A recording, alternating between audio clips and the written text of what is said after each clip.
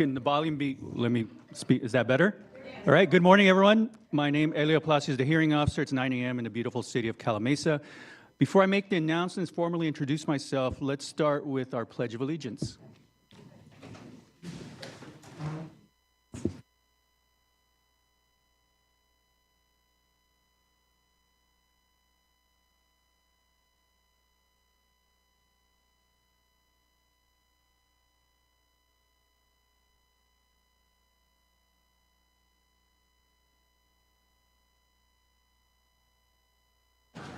All right, thank you, everyone.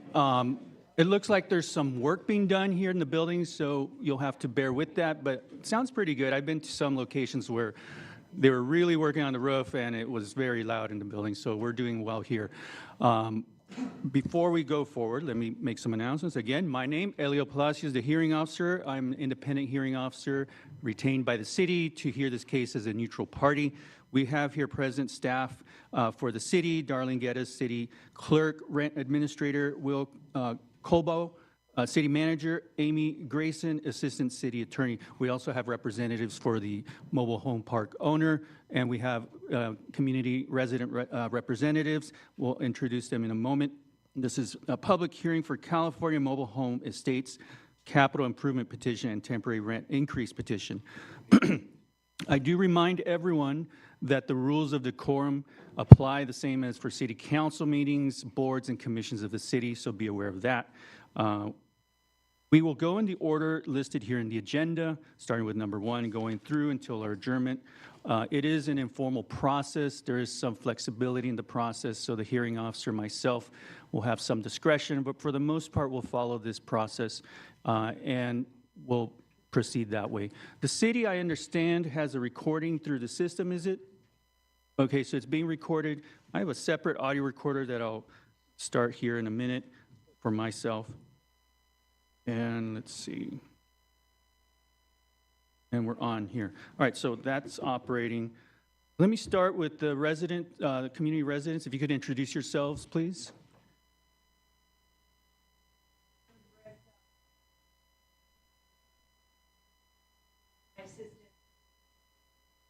Thank you all for being here.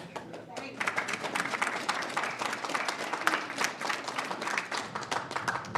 Thank you, Ms. Johnson. And I do advise those who will be giving public comment when you come up to the lectern, make sure the microphone is switched on and you speak directly into the microphone. Let's get introductions on the petitioner side. Good morning. Microphone's red, or is it on? It's on green. Okay. I turned it on. Thank you. Yeah, I heard you. Okay. My name is Mark Alpert. I represent the park owner. I'm here with Peter Wong, who is a park owner representative. Thank you both. All right, let's go ahead and watch our rules of decorum. Thank you. So let's go ahead and proceed. Open the public hearing. We're open. We're on the record. Administer oath to all witnesses. If you're providing testimony as a witness, meaning you've been called by either Ms. Johnson or Mr. Albert as a witness, please raise your right hand. This is not for public comments. This is for witnesses that are being called. That means you'll be called to witness at the lectern and have questions after you've testified. Mr. Albert may have questions. Ms. Johnson may have questions. I may have questions. So there'll be 3 parties that will be posing questions. So if you're providing testimony under penalty of perjury, raise your right hand. Do you each promise and affirm under penalty of perjury that the testimony and evidence you provide today will represent the truth, the whole truth, and nothing but the truth? All right, we have affirmative response from all witnesses. If you're providing testimony today, you'll be doing so under penalty of perjury. So let's move forward with our agenda. Oath has been administered to the witnesses. Presentation of staff report. Let's start with the presentation of the staff report. Thank you, Mr. Hearing Officer. Okay. What I'm going to provide is a summary of the processing of this capital improvement rent increase petition and temporary rent increase petition. So it might be a little lengthy, so bear with me, but we want to make sure we get all the information out there. On April 8th, 2025, Peter Wang, or Wong, is it Wong? Wong, okay. Of Wisman Management, LLC, submitted a capital improvement rent increase petition on behalf of the current park owner. the Californian Mobile Estates Calamasa Limited Partnership under Section 9.05.090 of our ordinance. A copy of the April 8th, 2025 capital improvement rent increase petition is enclosed in the packet as Exhibit Number 3. Mr. Wang's submittal also included a temporary rent increase petition on behalf of the petitioner requesting a $2.37 per month over a 5-year period to recover the petitioner's cost incurred in preparing the capital improvement rent increase petition and attending the public hearing. A complete copy of that is also in Exhibit 3. So the following provides a summary of the processing of the petition for capital improvement rent increase and temporary rent increase petition. The City Manager's Office reviewed the capital improvement rent increase petition and temporary rent increase petition in accordance with our ordinance, which is included as Exhibit 1, and the rules as Exhibit 2. The ordinance and rules require submittal of a completed capital improvement rent increase petition, including all documents demonstrating that the resident meeting and the resident vote took place for each claimed capital improvement, including but not limited to the notice of resident meeting, proof of service of the notice of resident meeting on all residents, the ballots submitted to the residents, and the election results. Required documentation also includes all documents supporting each claimed capital improvement, including but not limited to all invoices, billings, checks, code violation notices or citations, governmental approvals, documents demonstrating the health and safety reasons for the work if management contends the improvement was necessary for health and safety reasons, and all other records demonstrating the need for the work, the specific work performed, and the cost for such work as explained earlier. Park management must, upon request of the city manager or hearing officer, show to city staff or the hearing officer the original document form which any photocopy was made, and all documents, papers, or written memoranda which support or are evidence of claimed expenses of any nature. City staff also reviewed all information and documentation submitted in support of the proposed temporary rent increase. As a result of the city's review of the petitions, the city notified the petitioner by letter on May 8, 2025, that the petitions were incomplete due to the lack of supporting complete information or documentation that supports the proposed 4 capital improvement rent increases or temporary increases in accordance with the requirements of the ordinance and the rules. On June 30th, the petitioner submitted additional documents totaling 90 pages. The city manager's office reviewed the new submittal and determined that the petition was still incomplete. On July 30th, 2025, the city notified the petitioner of the need to submit additional information and documentation, and that was included in Exhibit 6. On August 11th, 2025, Mr. Alpert forwarded a letter to the city responding to the city's request for additional information and documentation, which is included in Exhibit 7. On September 4th, 2025, the city notified the petitioner's attorney, Mark Alpert, that the capital improvement rent increase petition and temporary rent increase petition were complete. The city's letter informed Mr. Alpert that the hearing officer scheduled the public hearing for November 10th, 2025 at 9 a.m. and requested confirmation from Mr. Alpert that the public hearing date of November 10th, 2025 would be an available date. Mr. Alpert subsequently informed city staff that the petitioner's owner representatives would be available on November 10th, 2025. Upon the city's determination that petitions were complete on September 4th, 2025, the city manager's office also sent notices of determination of complete petition to the park residents. That is in Exhibit 9. On September 29th, 2025, the city received an email from Donna Johnson in which she advised the city that she sent a request letter to Peter Wang seeking financial documentation in conjunction with a capital improvement rent increase petition. Ms. Johnson also sent the city a copy of the email that she sent to Mr. Wang the same day, and that is also in Exhibit 16. On September 30th, 2025, Mr. Alpert, as attorney for the petitioner, emailed the city a copy of an email and letter he sent to Ms. Johnson in response to her request for documents. Mr. Alpert did not provide any documents to Ms. Johnson or the city in response to Ms. Johnson's document request. On October 1st, 2025, the city received an opposition to the capital improvement rent increase petition filed on behalf of the park residents. That is Exhibit 12. The city also received emails in opposition filed by various park residents, which are included in Exhibit 13. On October 1st, 2025, the city forwarded a notice of public hearing to Mr. Alpert as the petitioner's representative, to the park residents, to Donna Johnson as park resident representative, and to the hearing officer, confirming the scheduled November 10th public hearing for all participants. Following the scheduling of the November 10th, 2025 public hearing, an administrative error was found regarding Ordinance Number 410, which amended the municipal code pertaining to the implementation of a hearing officer process and repealed the Mobile Home Rent Stabilization Board. Due to the administrative error, it was necessary to have a new second reading of ordinance number 410, which then required the scheduled public hearing to be rescheduled. On October 21st, 2025, resident representative Donna Johnson submitted a second request for documents via email to Mr. Wang, in which she requested full and complete financial disclosure in connection with the upcoming rent stabilization hearing. On October 23rd, 2025, Mr. Alpert, attorney for the petitioner, provided a letter of response to Donna Johnson's second request for documents. Mr. Alpert did not submit any documents to Ms. Johnson or the city in response to her records request. On October 28, 2025, the city forwarded a notice of rescheduled public hearing to Mr. Alpert as the petitioner's representative, to the park residents, to Donna Johnson as the park resident representative, and to hearing officer Palacios of the rescheduled date of December 9th, 2025 public hearing, and that is Exhibit 11. A request was sent to Mr. Alpert on behalf of the petitioner on November 6th, requesting that the petitioner submit a deposit toward the estimated cost of the public hearing in the amount of $22,854.15, due no later than November 24th, 2025, as required by Section 9.05.090L of the ordinance. That section of the ordinance provides that management shall pay any additional costs of the public hearing not later than 15 days prior to the scheduled public hearing, which such cost shall be based upon an estimate prepared by the city manager and as established and amended by resolution of the city council. A breakdown of the city's estimated costs, as determined by the city manager's office, is enclosed with the staff report.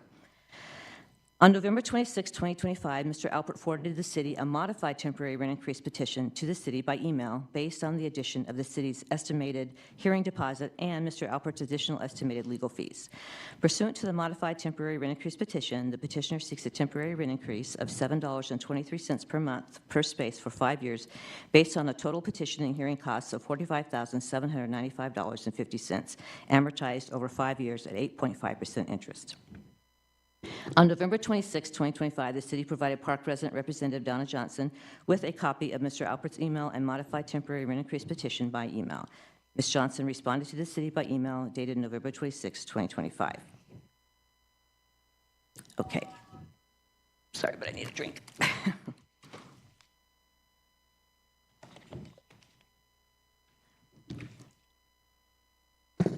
As indicated, a written protest of the capital improvement rent increase petition and temporary rent increase petition was filed by Donna Johnson as representative of the park residents on October 1st, 2025, in which the residents object to any increases requested by the petitioner. Again, this is Exhibit 12. In summary, the protest states the petition is not complete, that many documents are missing or are not legible or reproducible, photographs are not dated, and residents do not have access to all amenities. The protest further states that the residents already pay a yearly rent increase, and that is difficult enough for those on fixed incomes. The protest agrees that the streets were in very bad shape and in need of major repairs, but contend that the repairs are the responsibility of Mr. Wong, according to Title 25, Section 1116. The protest further agrees that there was insufficient lighting in the park, but contend that Mr. Wong is required by Title 25, Section 1108 to provide sufficient lighting. The protest contends that the pool and spa are already amenities that the residents pay for in their base rent. The protest contends that the clubhouse roof was not maintained as required by Title 25, and that Mr. Wong is not in compliance with the ADA for the office. The protest states that the remodel of the office took out the game room, lounge, piano, and library areas. The protest contends that the improvements made are not improvements, they are a failure to maintain his property, and the residents refuse to pay for them. The protest contends that the improvements are legally the petitioner's responsibility as the park owner, and the residents should not have to pay for them. The protest further states that the residents did not vote in favor of the improvements. The protest also contends that the clubhouse roof and improvements were completed by the prior park owner, and the residents will not pay for those improvements, adding that the petitioner received the cost of the roof replacement when he purchased the park, which includes improvements and fixtures. The protest contends that there is no need for immediate monetary compensation to Mr. Wong, adding that future annual rent adjustments are adequate under the rent regulation process. The protest states that in summation, the residents do not agree to the capital improvement pass-through. The protest contends that Mr. Wang has not submitted an operating budget and that he has lied consistently through his application, that he has not submitted proper documentation, and that none of the pictures are dated, and he already received value for the things that were included in the sale price. The protest further contends that Mr. Wong is not in compliance with the MRL, which is the Mobile Home Residency Law, nor Title 25 codes on numerous levels. Issues for consideration by the hearing officer. The hearing officer may wish to consider the following issues in reaching a decision on the capital improvement rent increase petition and the temporary rent increase petition. On the capital improvement rent increase petition, the ordinance requires that in order to approve a capital improvement rent increase, the hearing officer must determine that the petitioner met its burden of proof, and the hearing officer must make all of the findings set forth in the Calumet Municipal Code, Section 9.050090, for each alleged capital improvement. Therefore, the city recommends that the hearing officer consider whether each of the following findings may be made for each claimed capital improvement: street project, solar park lighting project, pool and spa project, clubhouse and roof project. Finding number 1. Does each project satisfy the definition of capital improvement set forth in the Municipal Code 9.05.030 and the administrative rules? In considering this finding in connection with the clubhouse and roof project, one issue the hearing officer may consider is whether the petitioner entitled to a capital improvement rent increase for work performed by the prior park owner, California Mobile Estates LLC, before the petitioner's purchase of the park. Is the petitioner entitled to a capital improvement rent increase under CMC Section 905.090 on the grounds that the cost of the clubhouse and roof work were included in the purchase price of the park? Or should that type of claim be raised through a special rent increase petition, which is not before the hearing officer? Finding number 2. Did 51% of the occupied spaces in the park with 1 vote per space consent to each claimed capital improvement? In considering this finding, did the petitioner submit documentation reflecting that it complied with all of the ordinance provisions relating to the vote and submitted all documentation showing that at least 51% of the spaces consented to each claimed capital improvement? Also, with respect to the clubhouse and roof project, the hearing officer may consider whether the petitioner was required to and did submit documentation reflecting that the park owner complied with all of the ordinance provisions relating to the vote, including all documentation showing that at least 51% of the spaces consented to the clubhouse and roof project prior to the prior park owner carrying out for the work. Finding number 3. Have any prior rent increases been charged based upon or include the costs of each claimed capital improvement? In considering this finding, did the petitioner submit documentation establishing that the petitioner did not impose any rent increases to recover the costs of each claimed capital improvement? For the clubhouse and roof repair, which were performed by the prior park owner, California Mobile Estates LLC, did the petitioner also submit any documentation demonstrating whether the prior park owner had charged any rent increases for the costs of the clubhouse and roof repairs? Finding number 4, is the petitioner currently registered and current on payment of the required monthly registration fees as required by Calumet Municipal Code Section 9.05.060G? Finding number 5, has the petitioner provided all documentation and other information required by Chapter 9.05 and the administrative rules pertinent to each requested capital improvement rent increase? For example, did the petitioner submit complete competent information and documentation to reflect who carried out each project, that each project was performed as claimed, that the costs for each project were incurred as claimed, and that only those costs that constituted capital improvement were included in each calculation of the proposed capital improvement rent increase?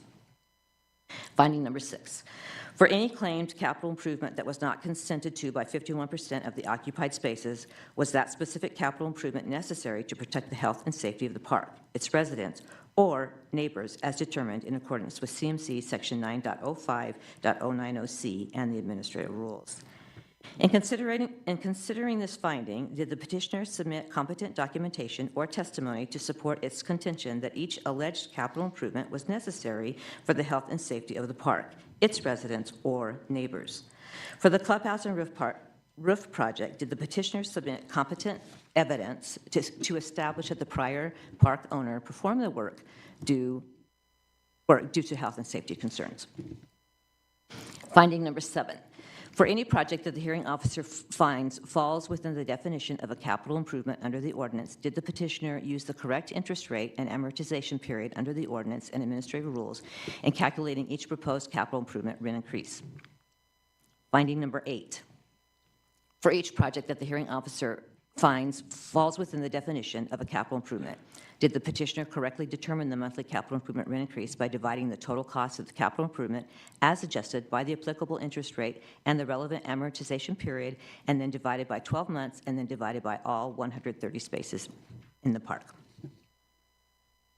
On the temporary rent increase petition, if the hearing officer decides that the California Mobile Home Estates is entitled to a capital improvement rent increase, the hearing officer should also determine whether the California Mobile Home Estates is entitled to a temporary rent increase to reimburse the petitioner for the petition and the hearing costs. The petitioner is not eligible for a temporary rent increase if the request for a capital improvement special rent increase is denied. The ordinance requires that in order to approve a temporary rent increase, the hearing officer must determine that the petitioner met its burden of proof that the petitioner is entitled to a temporary rent increase. The hearing officer must make all of the findings set forth in the Calamasa Municipal Code, Section 9.05.140, and therefore the city recommends that the hearing officer consider whether each of the following findings may be made for the requested temporary rent increase. Finding number 1, is the petitioner the prevailing party on the petition for capital improvement rent increase?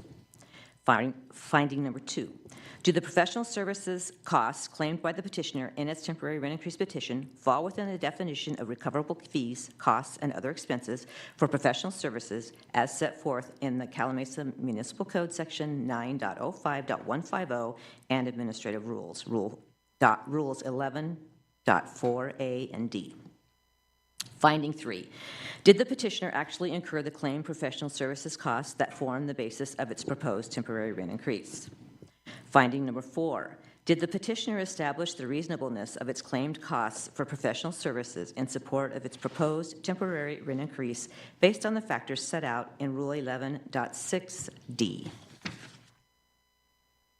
Finding number 5, has the petitioner provided all documentation and other information required by the Calamasa Municipal Code and Rule 11.6e pertinent to the professional services and related costs allegedly incurred to justify the requested temporary rent increase? Finding number 6, did the petitioner establish the amount of the temporary rent increase it is entitled to under the ordinance and rules, and if so, what is the amount?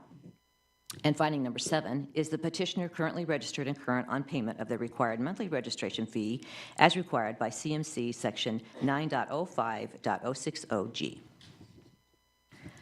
General provisions regarding findings. The petitioner bears burden of proof to establish that it is entitled to a capital improvement rent increase and temporary rent increase. Rule 8.6 provides quantum of proof and evidentiary standard. The petitioner shall have the burden of proving entitlement to the rent increase sought. The decision of the hearing officer shall be supported by substantial evidence in light of the entire record of the proceedings. Evidence is substantial when it is relevant, credible, and reliable and provides enough information, together with the reasonable inferences from that information, to support a conclusion, even though other conclusions might also be reached. No decision may be supported solely by hearsay evidence. In addition, with regard to hearsay evidence, Rule 8.6c4 also provides the hearing need not be conducted according to technical rules relating to evidence and witnesses. Any relevant and credible evidence, as defined in these administrative rules, shall be admitted by the hearing officer if it is the sort of evidence on which responsible persons are accustomed to rely in the conduct of serious affairs, regardless of the existence of any common law or statutory rule which might make improper the admission of such evidence of objection in civil actions. Hearsay evidence may be used for the purpose of supplementing or explaining other evidence, but shall not be the purpose of but shall not be sufficient and in and of itself to support a finding unless it would be admissible over objections in civil actions. The rules of privilege shall be effective to the extent that they are otherwise required by statute to be recognized at the hearing and irrelevant and unduly repetitious. Evidence shall be excluded. The evidence received shall be relevant to the specific rental increase, which is the subject of the petition as provided in subsections 5 through 11. Okay, options for the hearing officer regarding the capital improvement rent increase petition. Based upon staff's review and analysis of the petition, including the supporting documents and the opposition filed by or on behalf of the park residents, staff provides the following options that may be available to the hearing officer with respect to the capital improvement rent increase petition and the related temporary rent increase petition. Option 1, approve a capital improvement rent increase in the amount of $49.05 per month per space for 15 years based on a project cost of $646,453 pursuant to Section 9.05.090 for street work as requested by the California Mobile Home Estates LP in its April 8th, 2025 petition. Option 2 be to deny that same capital improvement rent increase in the amount of $49.05. Option 3, approve a capital improvement rent increase in the amount of $2.44 per month per space for 15 years based on a project cost of $57,160.59 pursuant to Section 9.05.090 for solar park lighting as requested by the California Mobile Home Estates in its April 8th, 2025 petition. Option 4 would be to deny that same capital improvement rent increase at the $2.44 per month. Option 5, approve a capital improvement rent increase in the amount of $4.80 per month per space for 15 years based on a project cost of $112,374.02 for pool and spa modifications as requested by the California Mobile Home Estates in its April 8th, 2025 petition. Option 6 would be to deny that same capital improvement rent increase in the amount of $4.80 per month. Option 7, approve a capital improvement rent increase in the amount of $4.38 per month per space for 20 years based on a partial project cost of $136,736 for clubhouse and roof modifications by the prior park owner, California Mobile Estates LLC, prior to the petitioner's purchase of the park as requested by the California Mobile Home Estates in its April 8th, 2025 petition. Option 8 would be to deny that same capital improvement increase in the amount of $438 per month. And option 9, take such other action as determined to be appropriate by the hearing officer. Conditions for any capital improvement rent increase granted. Staff recommends that the following conditions be imposed on any capital improvement rent increase granted by the hearing officer in his written decision. Number 1, each capital improvement rent increase shall not be included in the space rent and must be separately itemized on the monthly rent statement. Each capital improvement rent increase shall not be included in determining any future rent increase, including any annual permissive rent increase or any other capital improvement rent increase or any other special rent increase. Number 3, the decision granting any capital improvement rent increase shall not be effective until the occurrence of the earlier of the following: a final decision of the hearing officer on the capital improvement rent increase petition when no timely appeal to the City Council of the hearing officer's decision on the capital improvement rent increase petition is filed, or a final decision issued by the City Council on a timely appeal of the hearing officer's decision on the capital improvement rent increase petition. 4, each capital improvement rent increase shall cease once the designated amortization period ends with the expiration date set forth in the decision. Number 5, nothing in the decision shall authorize any increase or change in any rent or other charge imposed on the park residents not in compliance with the ordinance and or state law, including but not limited to any 90-day notice of rent increase required by state law. The hearing officer's decision shall be final upon the date of mailing of the decision by the city clerk by first-class mail, postage prepaid, to the petition and to the petitioner and to each park resident along with an affidavit of mailing. 7, either party may, and prior to commencing any action in a court of competent jurisdiction, shall appeal any final decision or order of the hearing officer to the City Council by filing written notice of the appeal with the city manager not later than 15 days after the date of deposit in the mail of the decision of the hearing officer to the petitioner and affected residents. Appeals shall be filed and processed and heard in accordance with the Kalamazoo Municipal Code Section 9.05.110 and the administrative rules. Options available based on temporary rent increase petition. As outlined earlier, only a park owner who prevails on a capital improvement rent increase petition is entitled to receive a temporary rent increase to reimburse the park owner for the reasonable preparation and public hearing costs associated with the petition. Consequently, if the hearing officer decides that the petitioner is entitled to a capital improvement rent increase, the hearing officer should also determine whether the petitioner is also entitled to a temporary rent increase to reimburse the petitioner for the petition and hearing costs. Findings. Based upon staff's review and analysis of the temporary rent increase petition, including the supporting documents and the opposition filed by or on behalf of the park residents, staff provides the following options that may be available to the hearing officer with respect to the temporary rent increase petition. If the hearing officer does not approve a capital improvement rent increase, then option number 1 would be to deny a temporary rent increase in any amount on the basis that the petitioner is not eligible for temporary rent increase because the petitioner is not a prevailing park owner, with the meaning of Section 9.05.140 of the ordinance. If the hearing officer grants any capital improvement rent increase, option 2 would be to approve a temporary rent increase in the amount of $2.28 per month per space for 5 years based on fees, costs, and other expenses totaling $14,991 as amortized over 5 years at 7% interest pursuant to Section 9.05.140, submitted in the April 8, 2025 temporary rent increase petition and corrected to use 7% interest rate. Option 3, approve a temporary rent increase in the amount of $6.97 per month per space for 5 years based on fees, costs, and other expenses totaling $45,795.50 as amortized over 5 years at 7% interest pursuant to Section 9.05.140, submitted as modified in the November 26, 2025 temporary rent increase petition and corrected to use the 7% interest rate. Option 4, take such other action as determined to be appropriate by the hearing officer. Conditions for any temporary rent increase granted. Staff recommends that the following conditions be imposed on any temporary rent increase granted by the hearing officer in his written decision. 1, the temporary rent increase shall not be included in the space rent and must be separately itemized on the monthly rent statement. 2, the temporary rent increase shall not be included in determining any future rent increase, including any annual permissive rent increase, capital improvement rent increase, or special rent increase.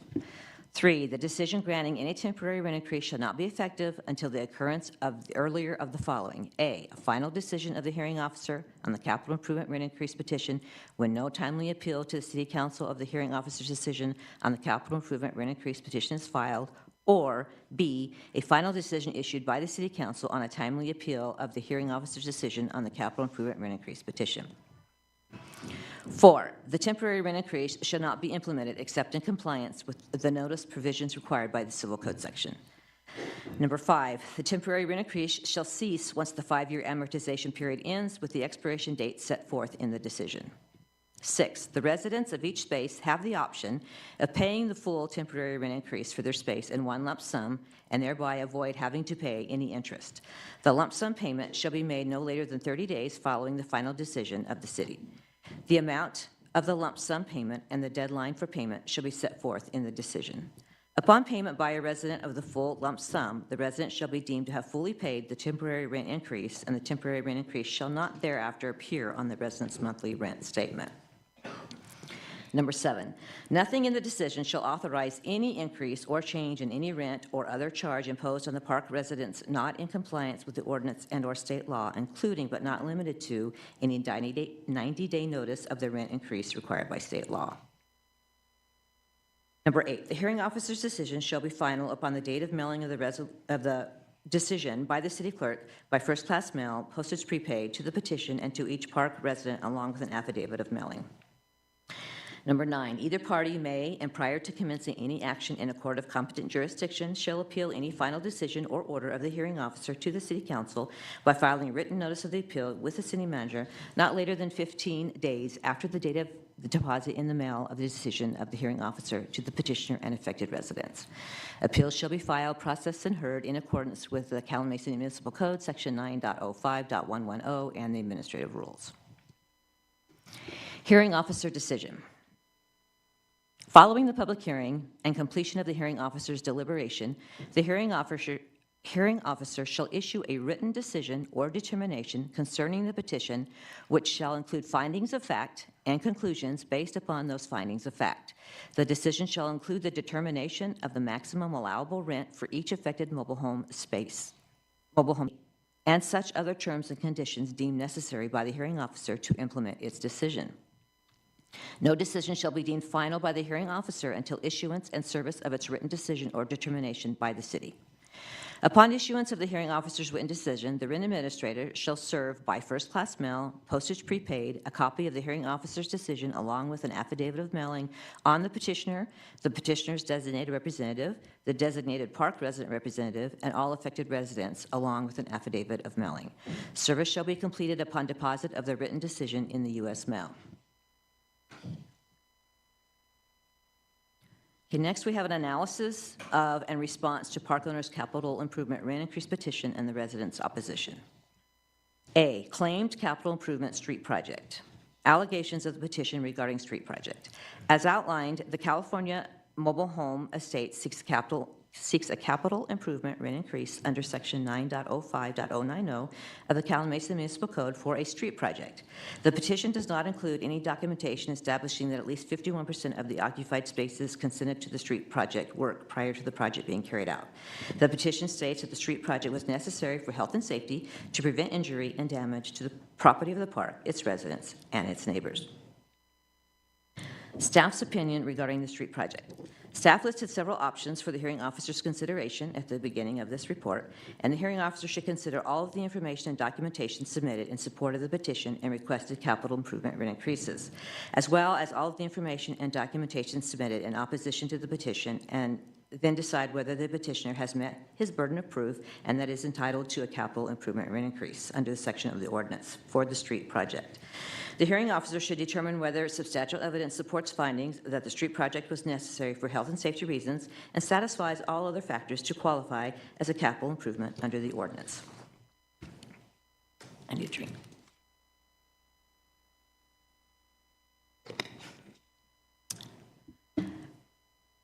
Park solar lighting. Allegations of the petition regarding park solar lighting. As outlined, the California Mobile Home Estates seeks a capital improvement rent increase under the Section 9.05090 of the Kalamazoo Municipal Code for park solar lighting along the park's internal streets. The petition does not include any documentation establishing that at least 51% of the occupied spaces consented to the solar street lighting work prior to the project being carried out. The petition states that adequate street lights are needed for safety, security, and to prevent damage. Staff's recommendations regarding the park solar street lighting. Staff listed several options for the hearing officer's consideration at the beginning of this report.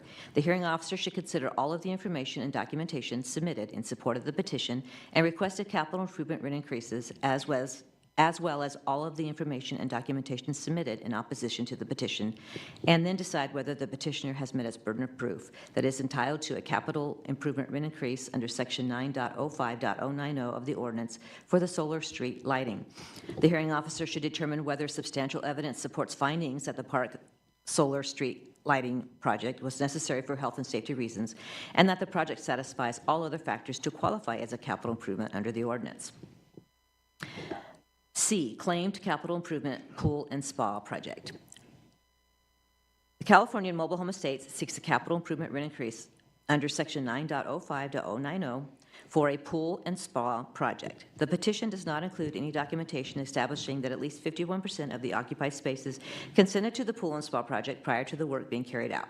The petition contends the pool and spa project was necessary to meet health and safety standards. The petitioner contends that the spa was 50 years old, deck was cracked and uneven, and there was a leak, and as such, replacement was necessary.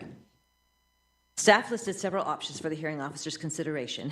The hearing officer should consider all of the information and documentation supported in support of the petition and requested capital improvement rent increases as well as all the information and documentation submitted in opposition to the petition, and then decide whether the petitioner has met the burden of proof that is entitled to a capital improvement rent increase.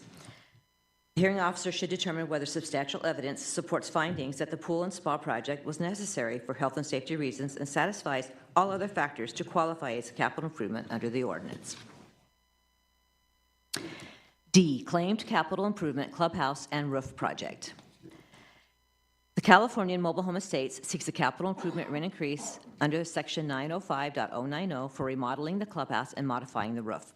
The petitioner did not carry out this work. The petition states this work was completed by the prior owner immediately before the park was sold to the petitioner. The petitioner contends that the clubhouse and the roof project were effectively paid for by the petitioner because the park's purchase price reflected the fact that the clubhouse and roof project had been completed.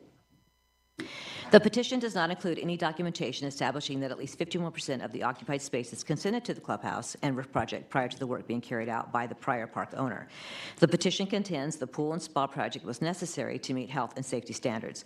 No documentation or information was provided indicating that the prior park owner carried out the work based on health and safety concerns.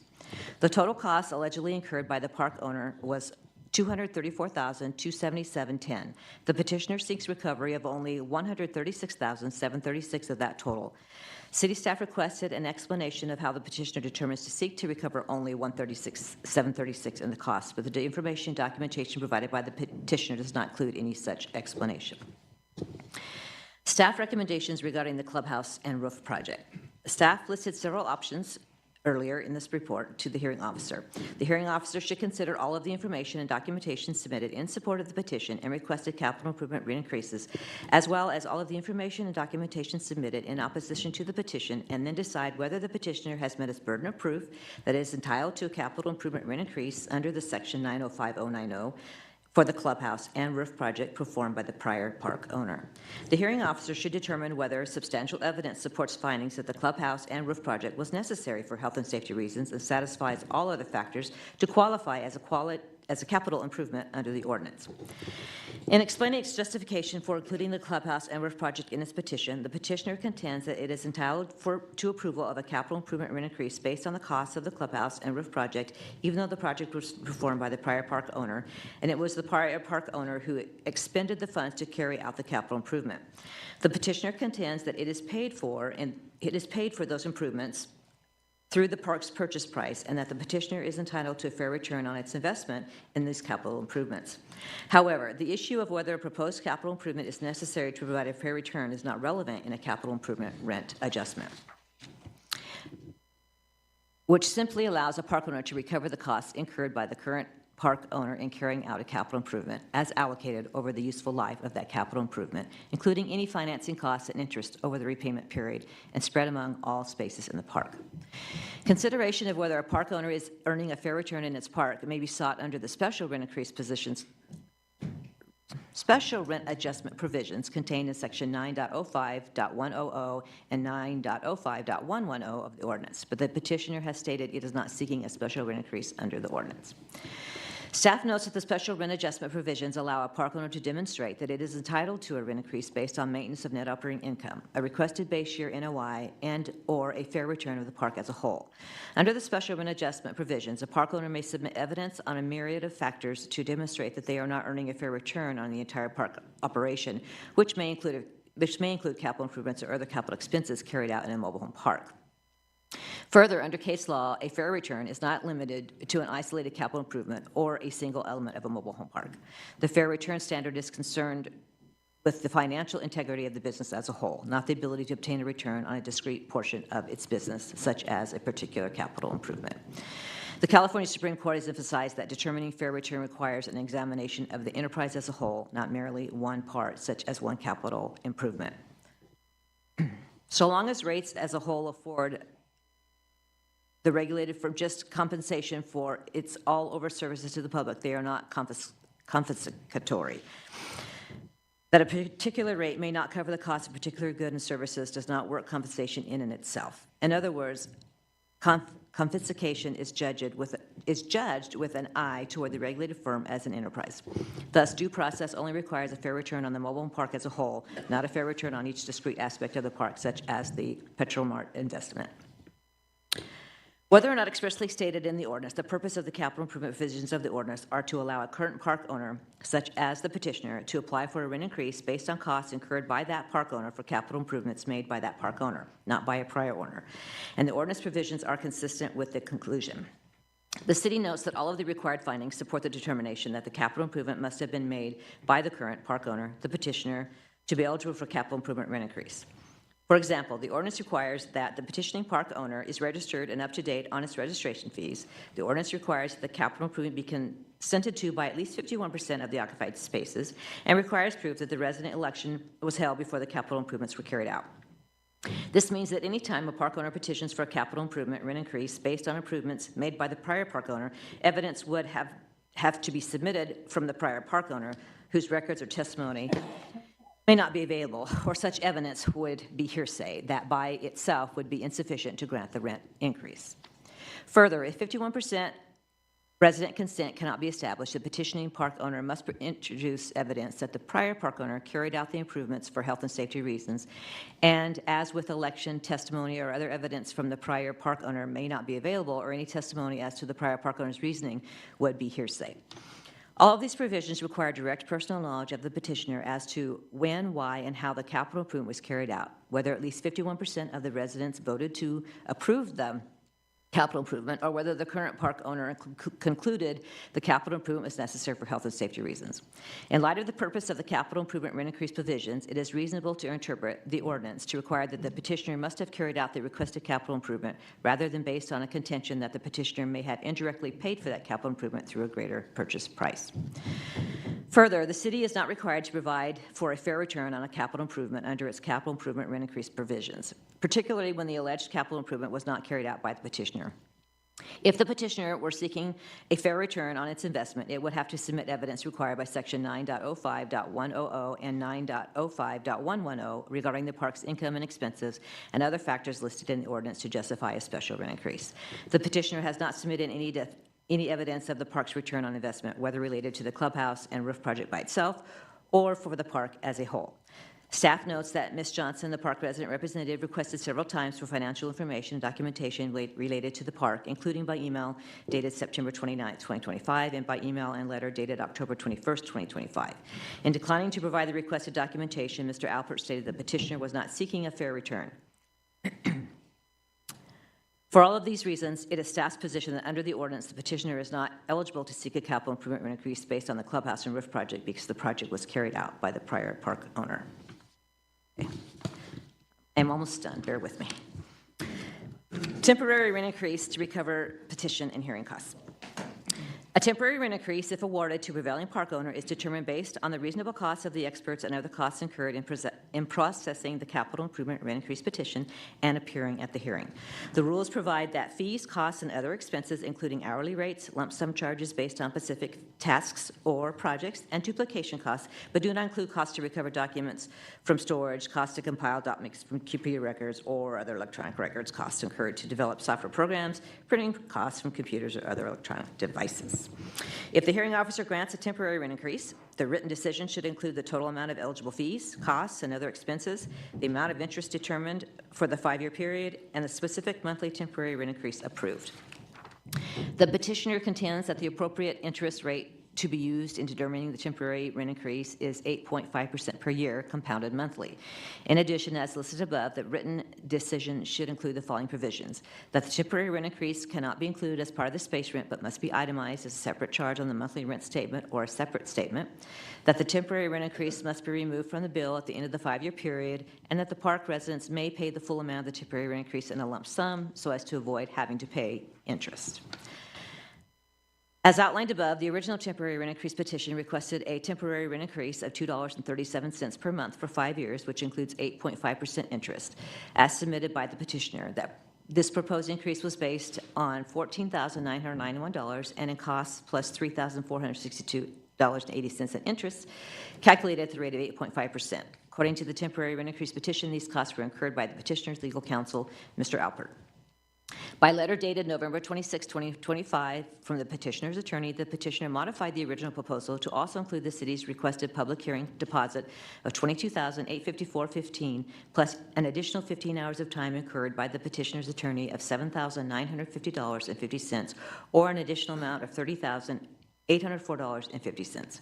According to the petitioner, these additional amounts result in a revised total petition and hearing cost of $45,795.50, and that sum amortized over 5 years at 8.5% interest, resulting in a total temporary rent increase of $56,373.89 over 5 years. The petitioner thus requests a modified temporary rent increase of $7.23 per month per space for 5 years. And then, as you saw in the report, we completed a chart that showed their original costs, their modified costs, and then the city also put the cost for the 7%. The ordinance, section 9.05.100, 140, which talks about the temporary rent increase, only allows for 7% interest, even though it's, in our rules, it states a different amount. The ordinance actually prevails over the rules, and there's a discrepancy in the rules and that amount. So the 7% is where the city has put those costs in a table. And I think that concludes my report at this time. So Amy had anything else she wanted to add? Thank you so much for the report. We'll give you a minute to catch your breath. Yes, thank you. So what I'll tell Ms. Johnson, Mr. Alpert, I'll give you an opportunity to ask questions of our city clerk. We'll start with Mr. Alpert, and then we'll go with Ms. Johnson. Any questions? And these questions are focused and limited to what she reported. So keep that in mind. Mr. Albert, do you have questions for Ms. Gertis? I have no questions. No questions. Ms. Johnson, do you have questions about the report? I think yeah, there you go. I looked at the packet, and I didn't see that there was 51% of the votes. Was that based on 127 spaces or 130 spaces? And so if you could rephrase your question, I want to make sure I'm clear on that, then we'll have the answer in a minute. Okay, You did not see that there was 51% approval? right. It's not my understanding from looking at the evidence that there was 51% of the approval. Did the report state that there was? Yes, the report does. It did state there was 51% approval in the report? I didn't catch that. Ms. Gertis, did the No. report anywhere state that there was 51% approval? No, it said that there was not 51% approval. Right, right. Okay, that's my question. Okay, great. I have a quick question. And the last part, under the clubhouse roof discussion in the analysis, I believe this might have been a typo, but I want to make sure we're clear on the record. You made a mention of the pool and spa being for public safety, and I think you're referring that the petitioner had alleged that it was for public safety reasons that work. I think you meant to say the clubhouse and roof. And that's under this analysis discussion for the clubhouse. You mentioned the 51% not being not receiving 51%, and that instead the petitioner was claiming it as a safety.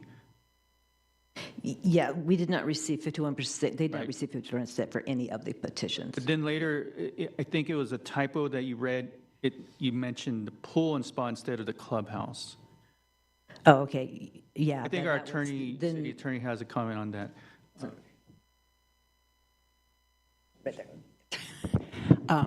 Our understanding, staff's understanding from the petition is that the park owner contends all of the improvements, the street, the solar lighting, the pool and spa, and the clubhouse and roof were due to health and safety reasons.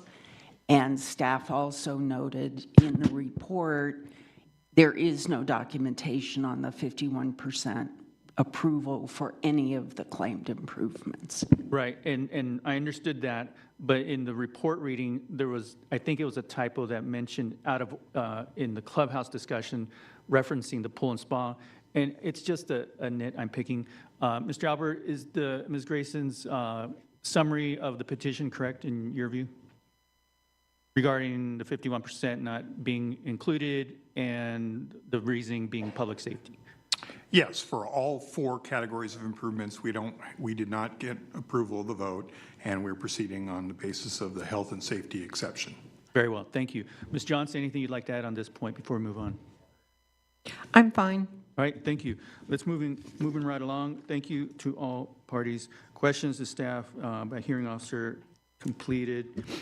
Petitioner representative presentation, including sworn witnesses. Go ahead, Mr. Albert. Thank you, hearing officer. Thank you, Ms. Gertis, for, I don't know, maybe you got the short straw, you had to read that whole thing. I want to start out with kind of a preliminary discussion or request. We have a representative for the residents, and we have a bunch of residents here. I know many of them want to speak. There really should be two sides, and I'm hoping that the two sides can have equal time. So what I would propose is that we have an agreement, we can finish our side in 90 minutes, and that the residents, whether it be through their public comments or through their representatives, they be limited to 90 minutes.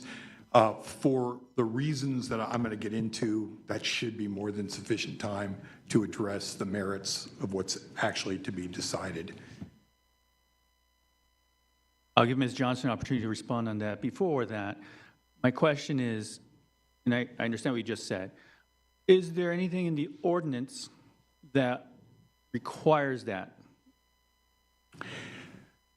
Equal time, I would submit as kind of a due process issue.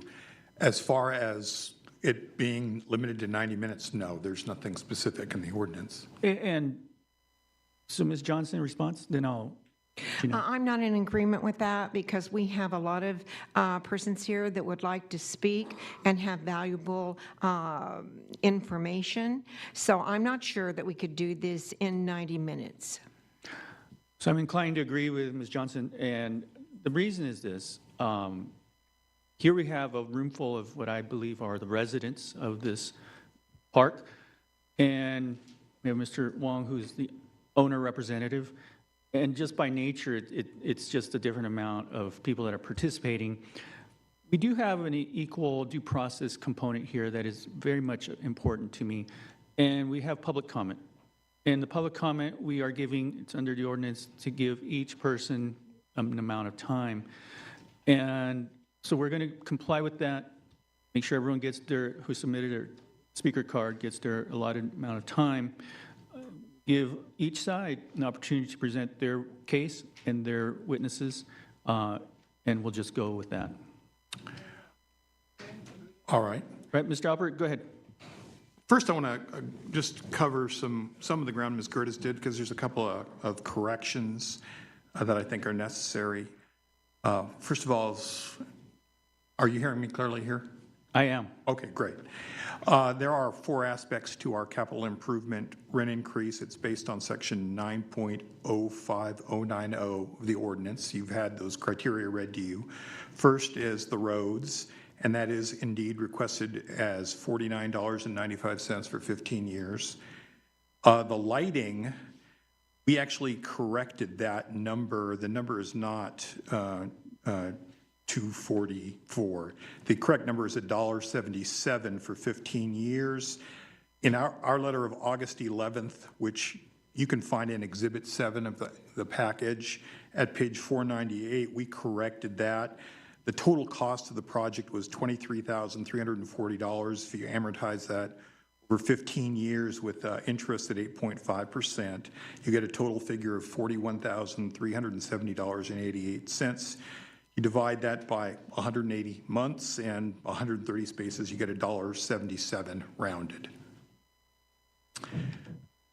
The pool and jacuzzi, I think they used the figure of $4.80 a month for 15 years, and that's correct.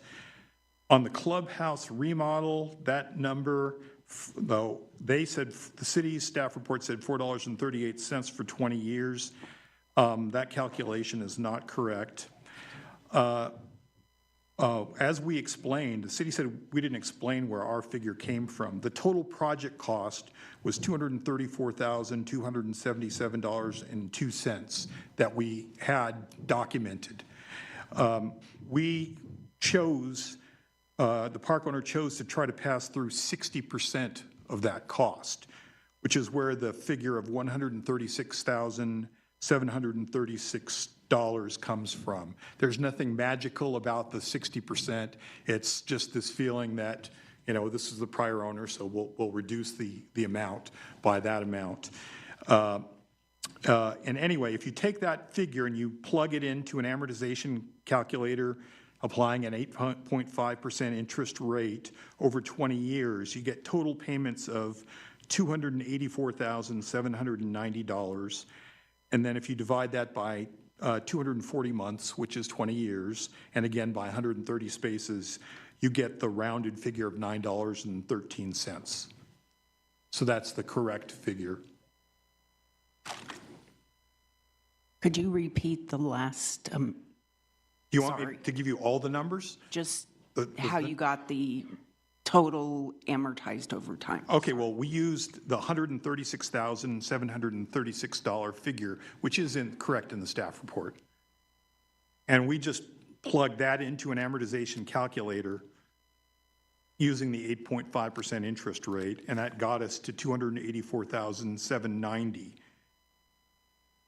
And, you know, I'm a lawyer, so I had to redo my math and check it, because I'm not far from perfect. But you divide that by 240 for 20 years, 240 months, and then again by 130 spaces, and that gets you to $9.13, or it should. I don't think there's any disagreement on the 136,736 being the basic number we're requesting. Anybody else can just plug it into an amortization calculator and confirm whether that's right or not.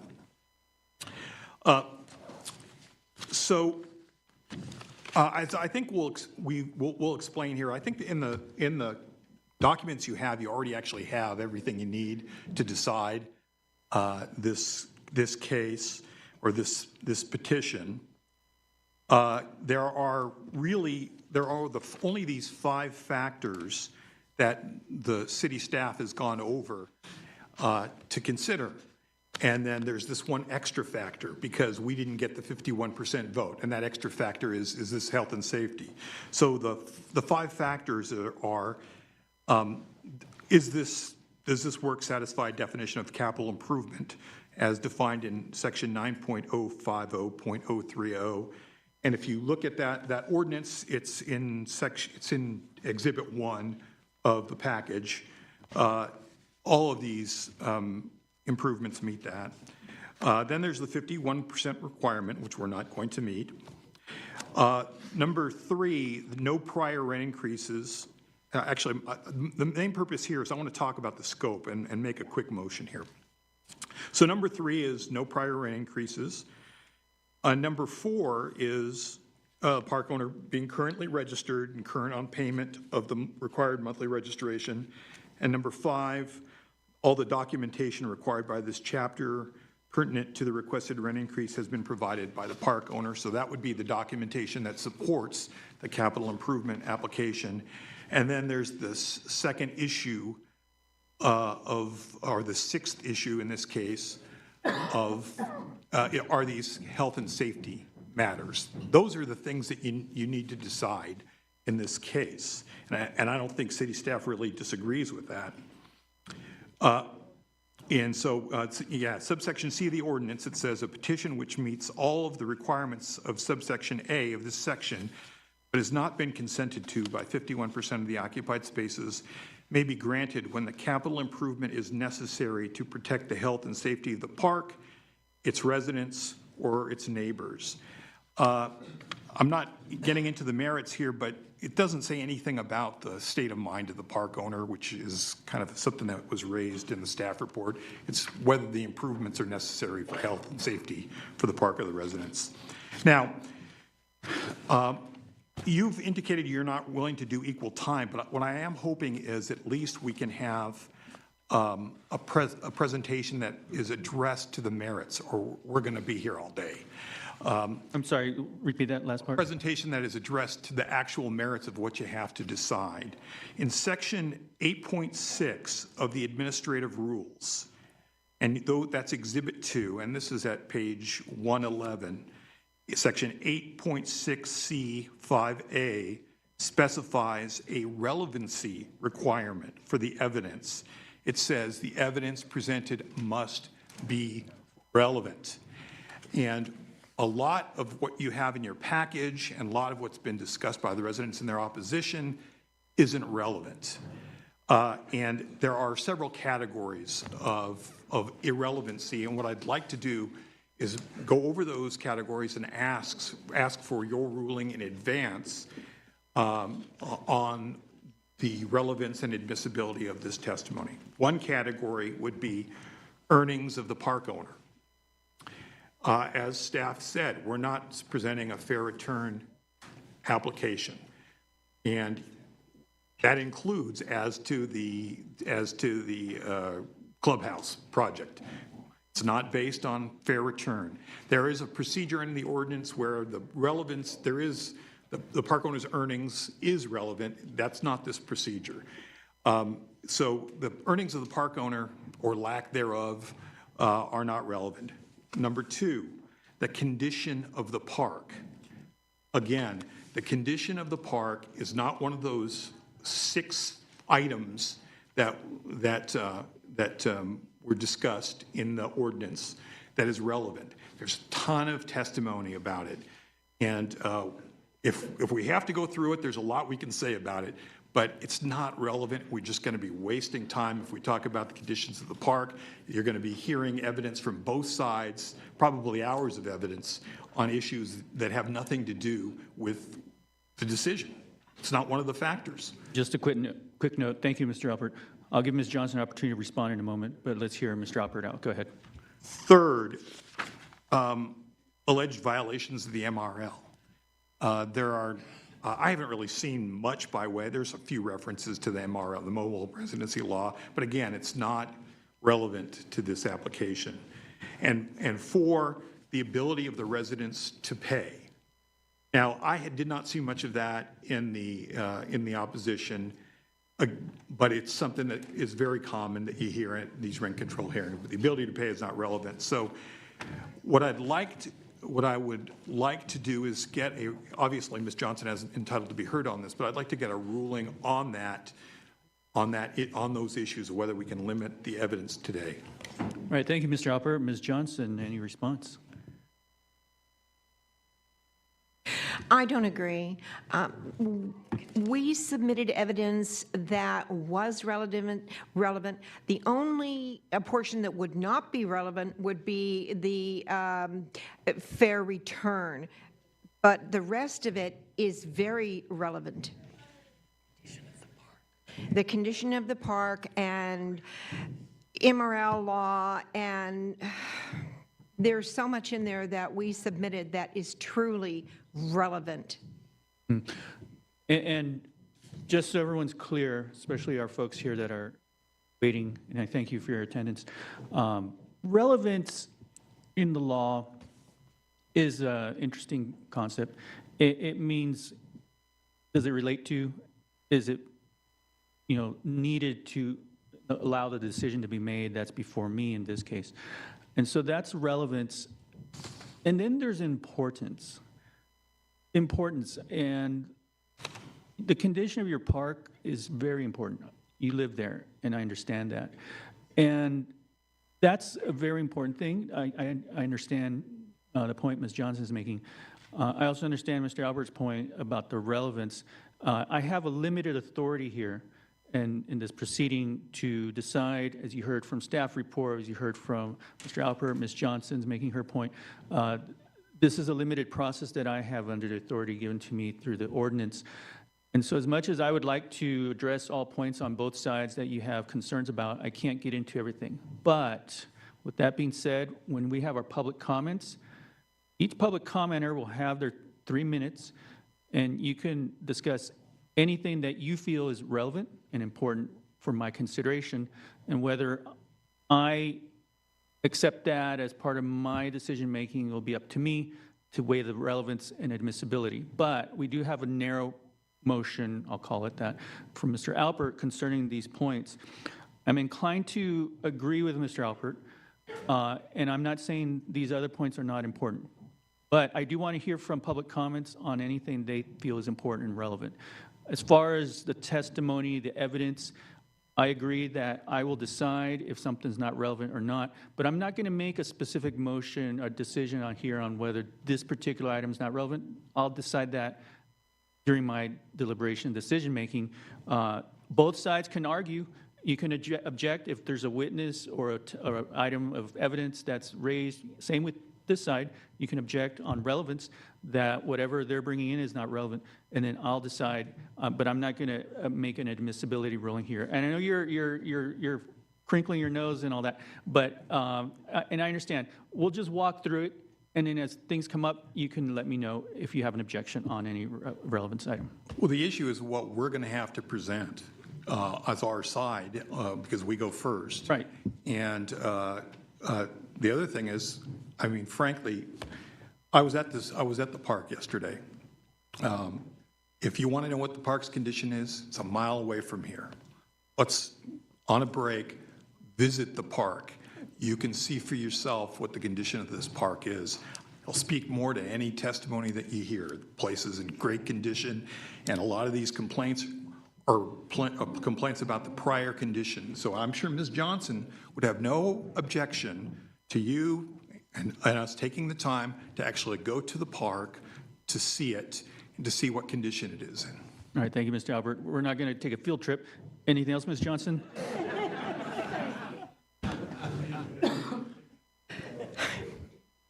I believe that everything that has been submitted and everything that our residents have to say is relevant. The park is not fully maintained. And just Thursday, we had to have HCD out to take care of the picnic area. We had a resident fall because the bricks on the ground tripped him and he hurt his ankle. There are many things in the park yet to be taken care of and his obligations to be fulfilled, Mr. Wang. And the lighting is still very poor. So I think what we have to say is relevant, and I do not think a field trip is necessary. No. And all right, so I will decide here on I do agree, Mr. Albert, that the condition, and again, I emphasize to all our residents here, I'm not saying it's not important, especially if you have someone that tripped, that's something very important I'm sure Mr. Wong wants to know about and take care of. But for my purposes, again, I'm not going to decide whether the condition, because in the ordinance, it doesn't provide for that consideration. So we are going to exclude anything having to do with evidence as far as the testimony and evidence that's received by me. But again, for our public commenters, you can talk about that, your experience, what you know about the park that you feel is relevant and that you feel is important to my consideration. So I will allow it in public comment, but as far as testimony elicited and raised, we're not going to allow anything on the conditions. Anything else, Mr. Albert? No, I'm ready to proceed on the All merits. right, go ahead and proceed, then we'll come back to this side. Yeah, we can do that. Wait, hold on, but that'll be for time and place, okay? I'm sorry. So we have our 5 categories of findings, and plus our 6th one for health and safety, so I want to get into that. So the question is, does the work satisfy the definition of a capital improvement as set forth in CMC 9.050.030 and any rules and regulations? So if that particular code section is set forth out on Exhibit 1 and page 34 of your record. Oh, yes, here it is.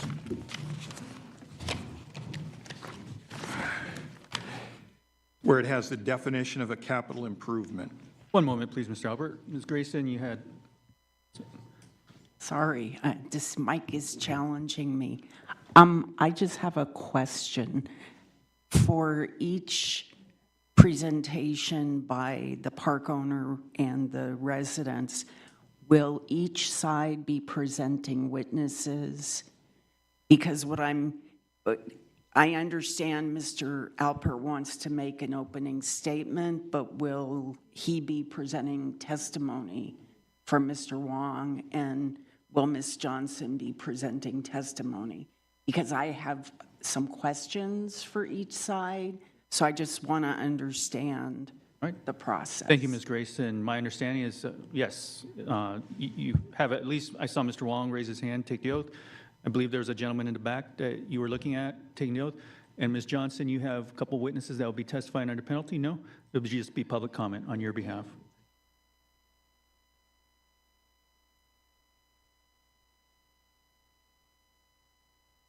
One. All right, so we have one, I think 2 on this side, as far as testimony under penalty of perjury. And so I'll make sure that you are given an opportunity to question the witnesses when that comes up.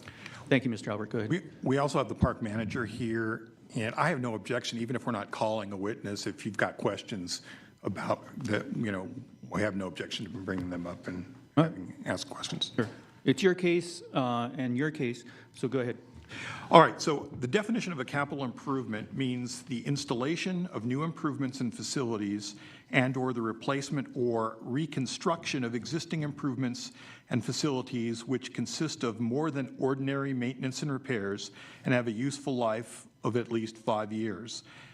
Capital improvements include, but are not limited to, improvements which would qualify as capital improvements rather than ordinary repairs and maintenance pursuant to the applicable regulations of the IRS or California State Franchise Tax Board. If you look at all 4 categories of our projects, they meet the definition of capital improvement. These are not ordinary repairs. As part of our submission, we've presented evidence of the useful life. In fact, we're amortizing these things over 15 years and 20 years based on their actual useful life. So I don't think there's any serious question that as to all 4 categories, we meet the definition of a capital improvement. Item 2, 51% of the occupied spaces in the park have voted to consent. No, we don't meet that requirement. What I find is interesting about the situation, but it's kind of a human nature thing. There are all kinds of complaints about the things that were repaired, like the roads and the lighting, and yet almost nobody voted to approve a pass-through for it. Now, one issue raised during the staff report was, when does this vote take place? There's nothing in the ordinance that says that the vote has to take place before the project was constructed. That's not in there. So that's a provision that's basically being constructed out of thin air. Now, number 3, no prior rent increases have been charged based upon or including the cost of the capital improvement. That should be easily met as to all 4. I think in the staff report, the staff raised a question about whether it's possible the residents are already paying a rent increase for the clubhouse and roof remodel. Well, that would be part of their rent right now. That was done in 2023. I can address that issue really quickly with testimony from Mr. Wong. Sure, go ahead. Mr. Wong, I remind you, you're providing testimony under penalty of perjury. First, state your name for the record. Yes. Just, are the residents paying? First, state your name for the record. Peter Wang, W-A-N-G. Thank you, Mr. Wang. Go ahead, Mr. Albert. Just one question. Are the residents currently paying a rent increase for the clubhouse and roof remodel? No. All right. So as to item 3, we meet all the requirements. Item 4, as required by CMC 905060G, the park owner is currently registered and current on the payment of the required monthly registration fees.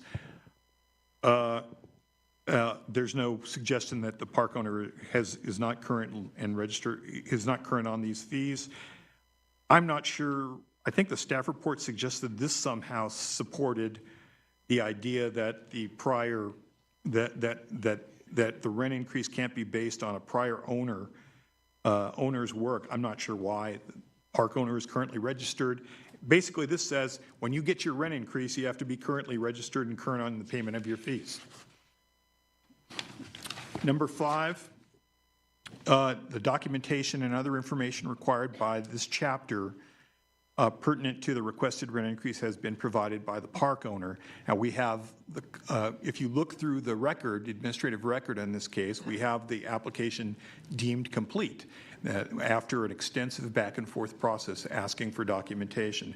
Now, I'm not saying we have every shred of paper as to that as to the remodel project, but we have a lot of solid evidence that's in the record showing how much was the $236,000 that was spent. So I think we meet number 5 also. So the real issue, I guess, that's also, it's already part of the record, is this health and safety requirement, whether or not all 4 of these items are necessary for health and safety. So let's go through the improvements in terms of the health and safety, and here's where I think we might get a little testimony. First, I would invite you to take a look at page 55 of the rules, which are bait stamped 122, where it discusses the health and safety provisions, and it lists some examples of health and safety matters under the ordinance on 10.6. One thing I will say about,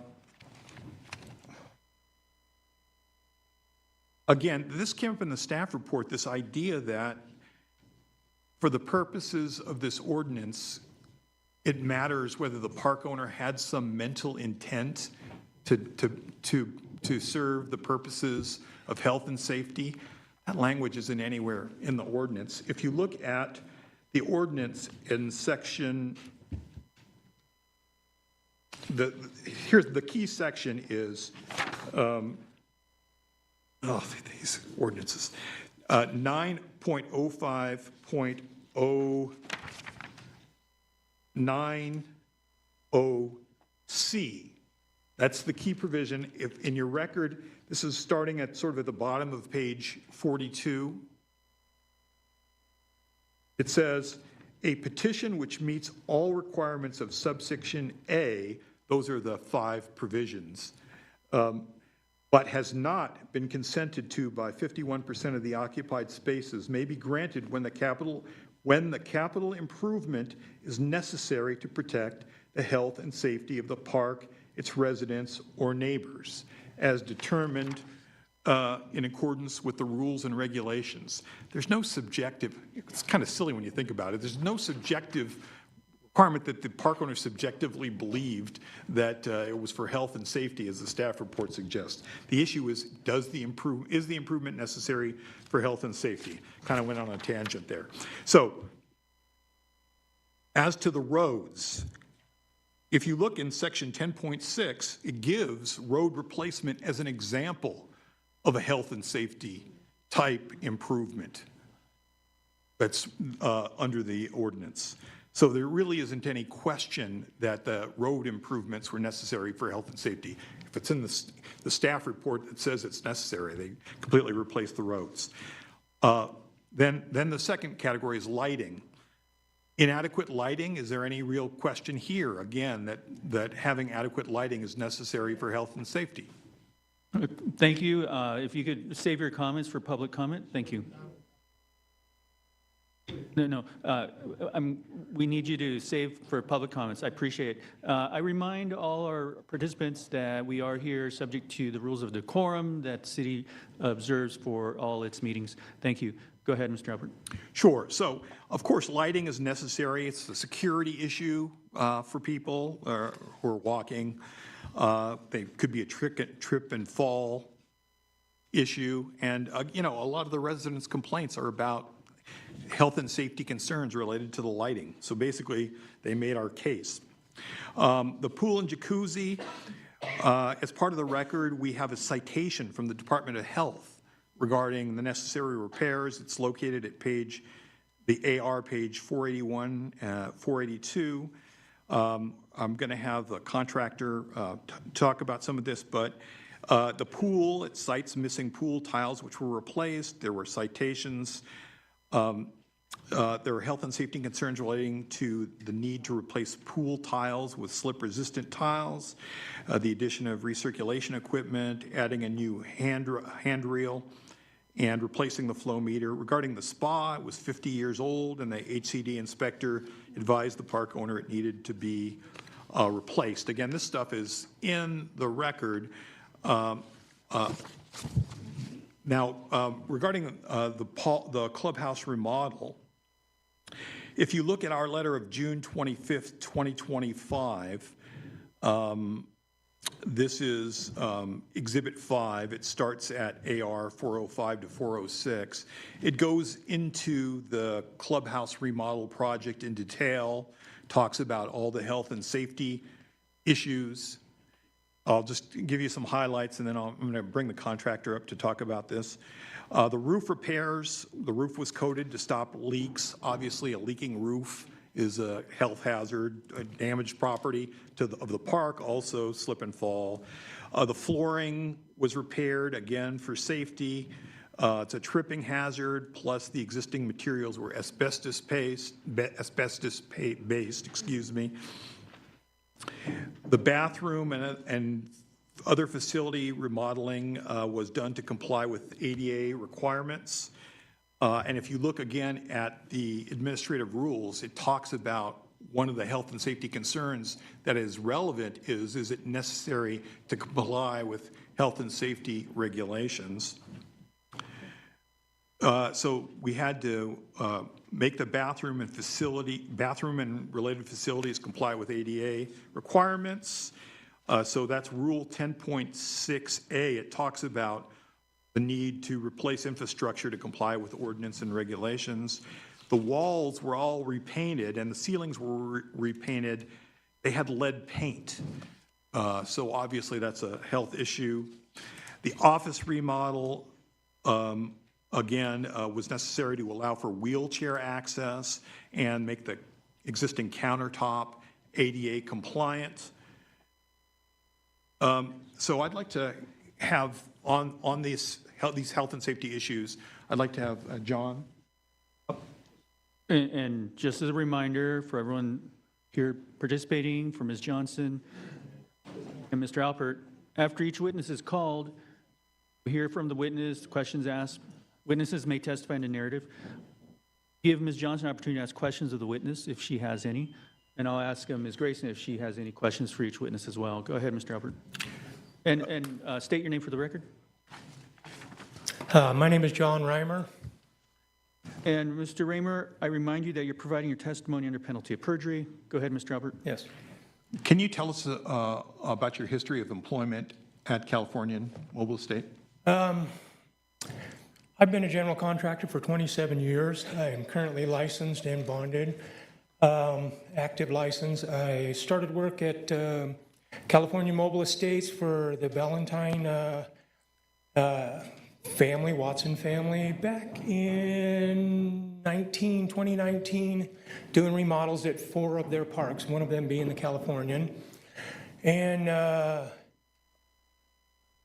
about August of 2013, I found out the park was being taken over and sold to Peter Wang, so I introduced myself to him, and You mean 2023? I think you said 2013.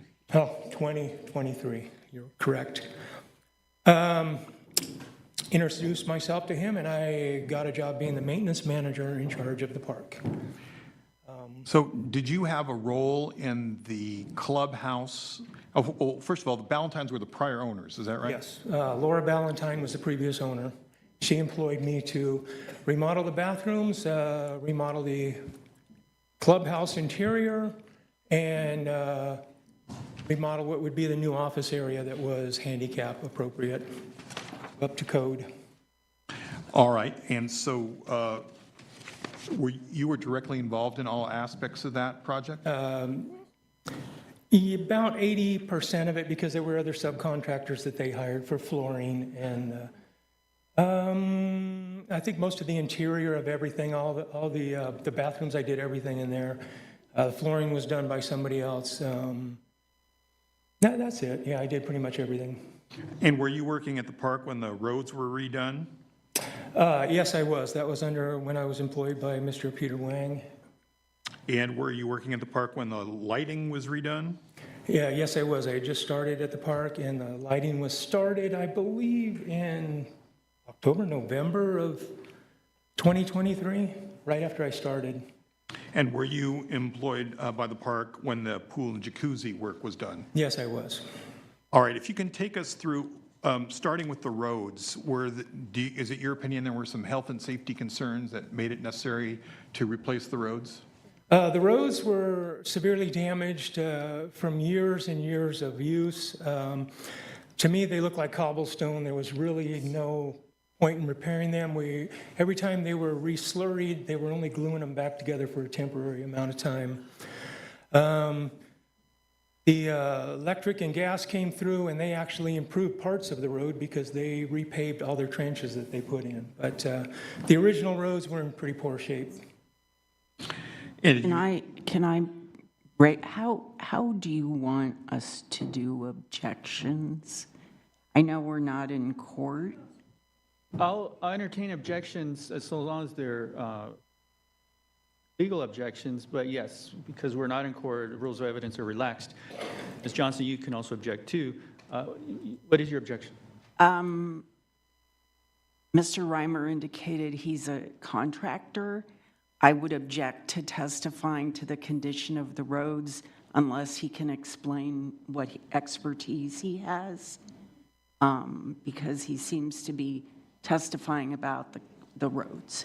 And so what I heard Mr. Reimer tell us is he was employed by Mr. Wong, and Mr. Albert's just asking him what he saw. But, so I'm inclined to allow it, but let me confirm with Mr. Albert. Is Mr. Reimer testifying as a contractor expert or as the employee of the owner who was there during these times? Well, he's a precipient witness. That's what his primary testimony is.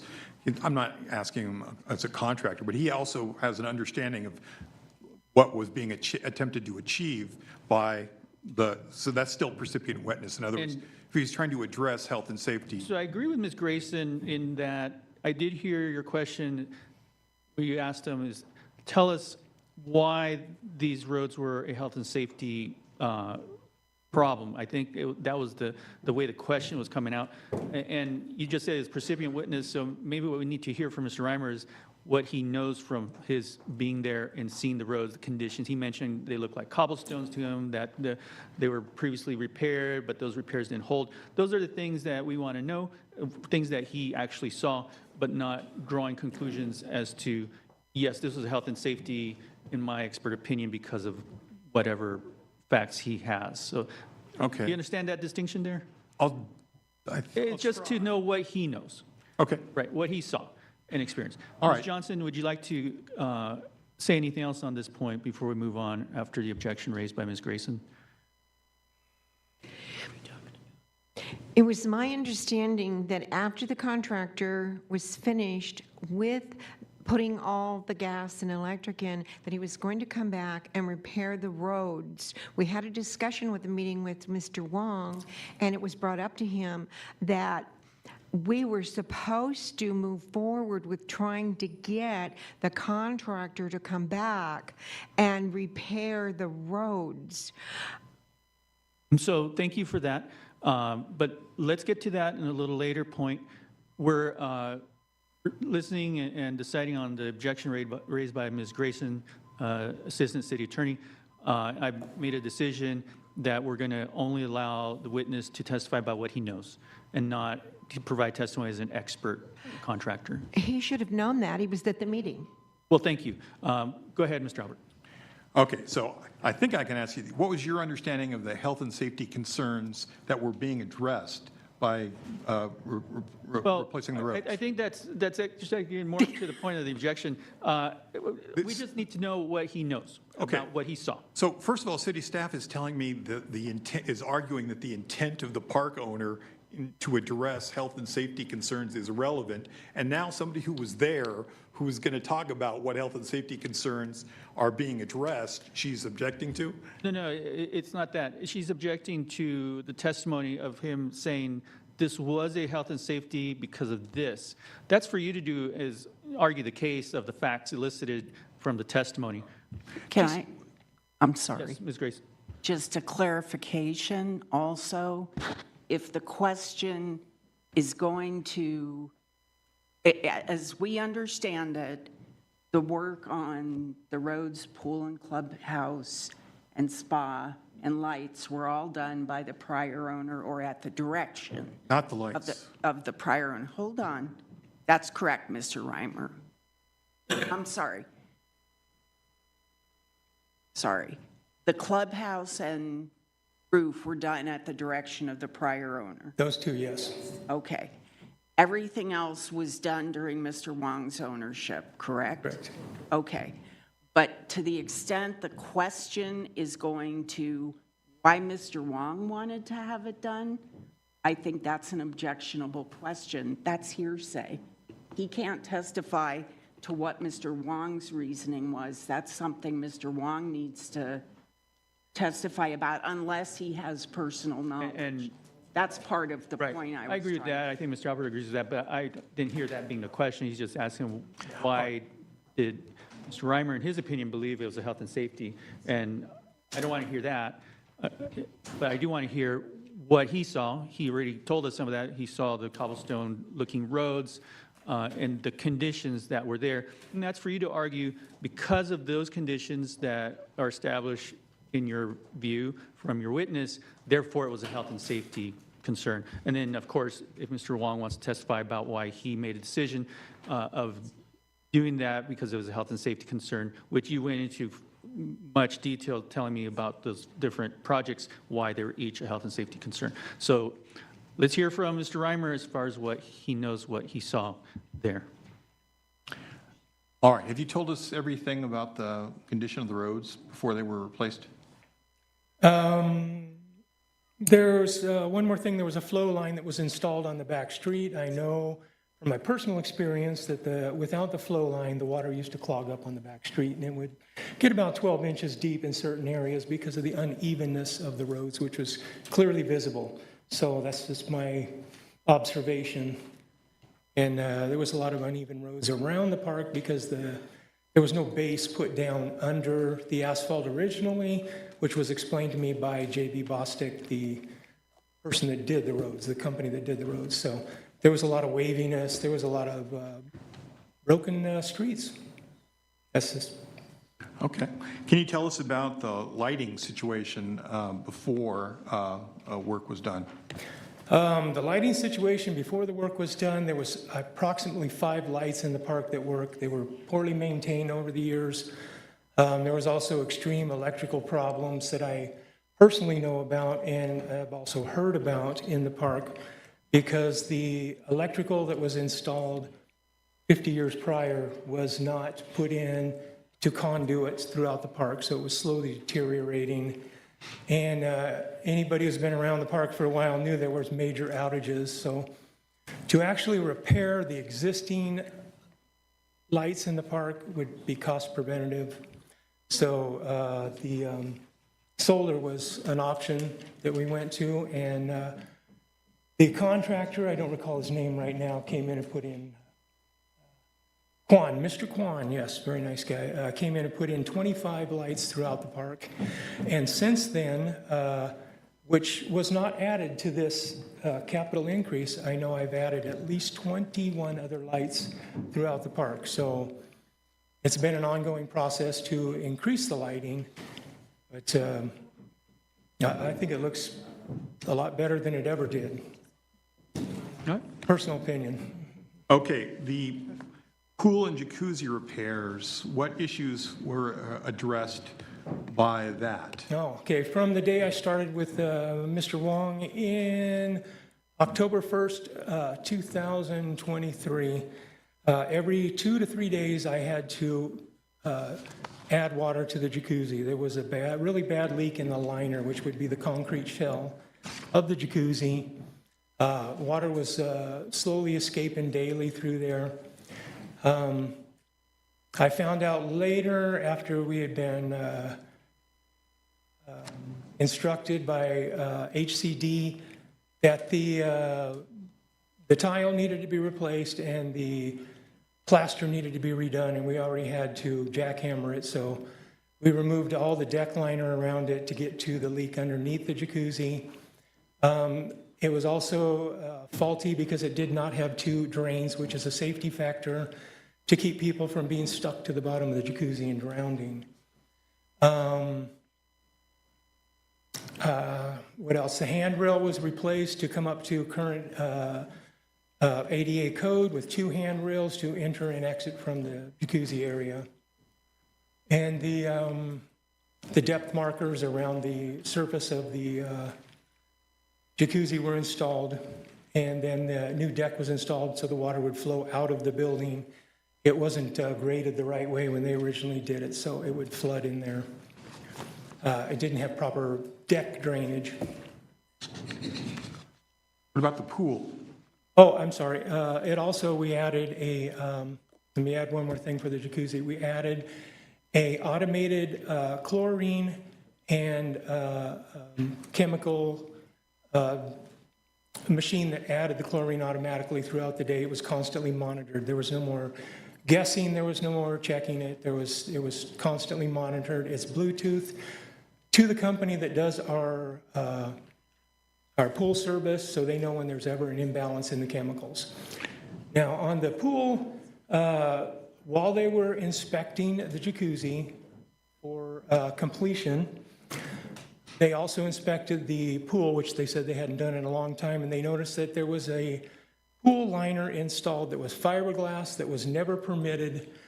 Now, the problem with the pool liner that's fiberglass is it's just a flat coating that's put around the pool, and it was never approved by the health department because it doesn't want to stick to the pool, which allows water to penetrate behind it, which creates bacteria that ultimately gets back into the pool. Also, it did not have the dual drains at the bottom that prevent people from being stuck to the bottom of the pool. It didn't have the markers around the perimeter that gave the depth of the water. It did not have what's called a drop line. So when you're walking into the pool, it's 4 feet deep. And then at some point, it starts dropping off into the deep end. So there's a black line across there now. There's black lines on the pool steps. Those are drop lines. And a new handrail was installed that was put into the proper position so it wouldn't pinch people's legs against the step. It was too close to the step. There was a lot of violations. And then the handrail to get in and out of the deep end was not attached properly, so a new one had to be installed. Okay. And the chemical system was also added to the pool at that time. What does that mean? That means that there was no more guesswork on whether or not there was enough chlorine or acid in the pool to prevent bacteria buildup. It was constantly monitored by the pool company, and they it's computerized, basically. That's all I can say. I'm not an expert in that. They just explained how it worked. All right, let's talk about the clubhouse remodel.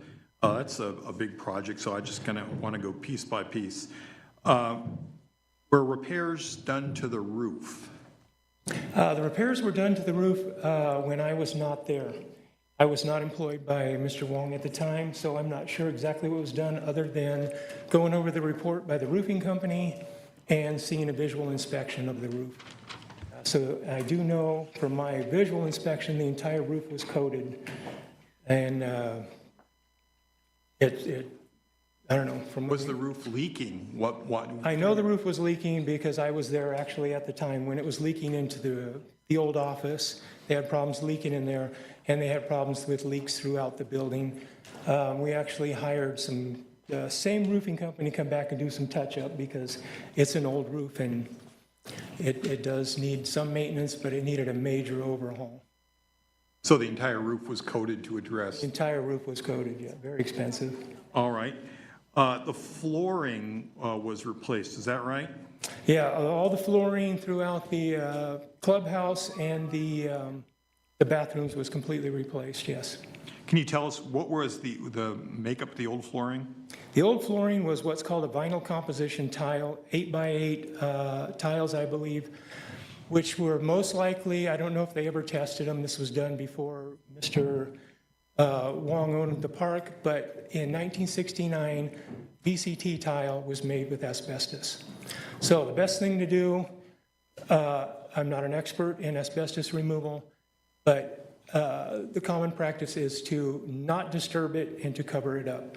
And that's what they proceeded to do by covering the floor with a flooring similar to what's in this room. What was the condition of the floor before it was covered up? The floor was, it was in fair shape. It was a lot of cracking, a lot of peeling, some uneven areas. Like I said, it was over 50 years old. Was some work done in the bathrooms? Can you tell us Yes, the about that? bathrooms were in pretty poor shape. The urinals for the men were not code compliant. They were much too high. The toilets, again, were the opposite. They were much too low. They had 1969 style toilets still in there that were only, I don't know, 15 inches off the ground. We brought them up a little bit higher to be more code compliant for people in wheelchairs. The countertops were in poor condition. They were original, I can't remember the name of the product they used, but it was a cast product that was very absorbent. So there was a problem with that absorbing bacteria and stuff, keeping it clean. And after years of scrubbing, of course, it had no shine left on it. That was pretty bad. And cabinets all needed to be repainted.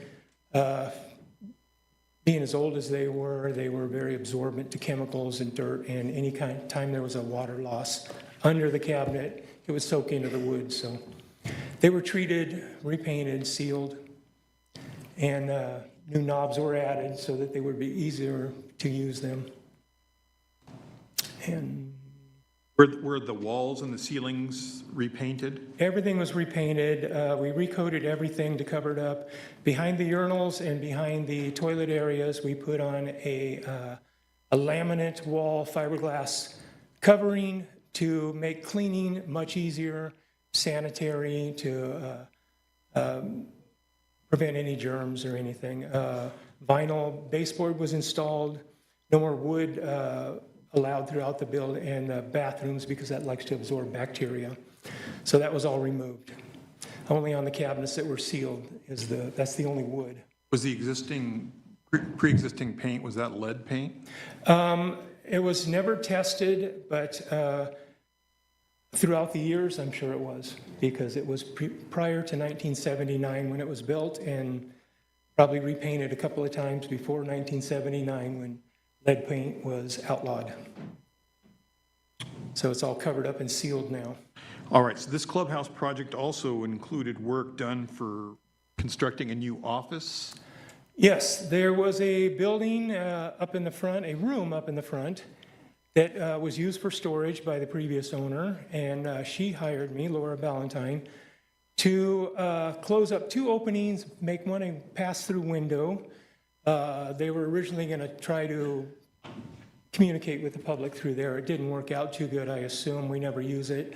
The other one is a door to a new office area that is clean and bright and handicap accessible. The other room was not handicap accessible. It was, I think, a 12 by 12 room with a huge desk that was kind of like a bar counter that prevented wheelchairs from even entering the room.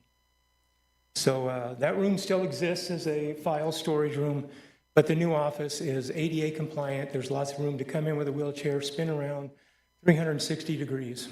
And was a countertop added that was at a more appropriate height? Countertop is added because they can roll up to Kathy's desk, and which is 32 inches high, which is the required height for somebody in a wheelchair.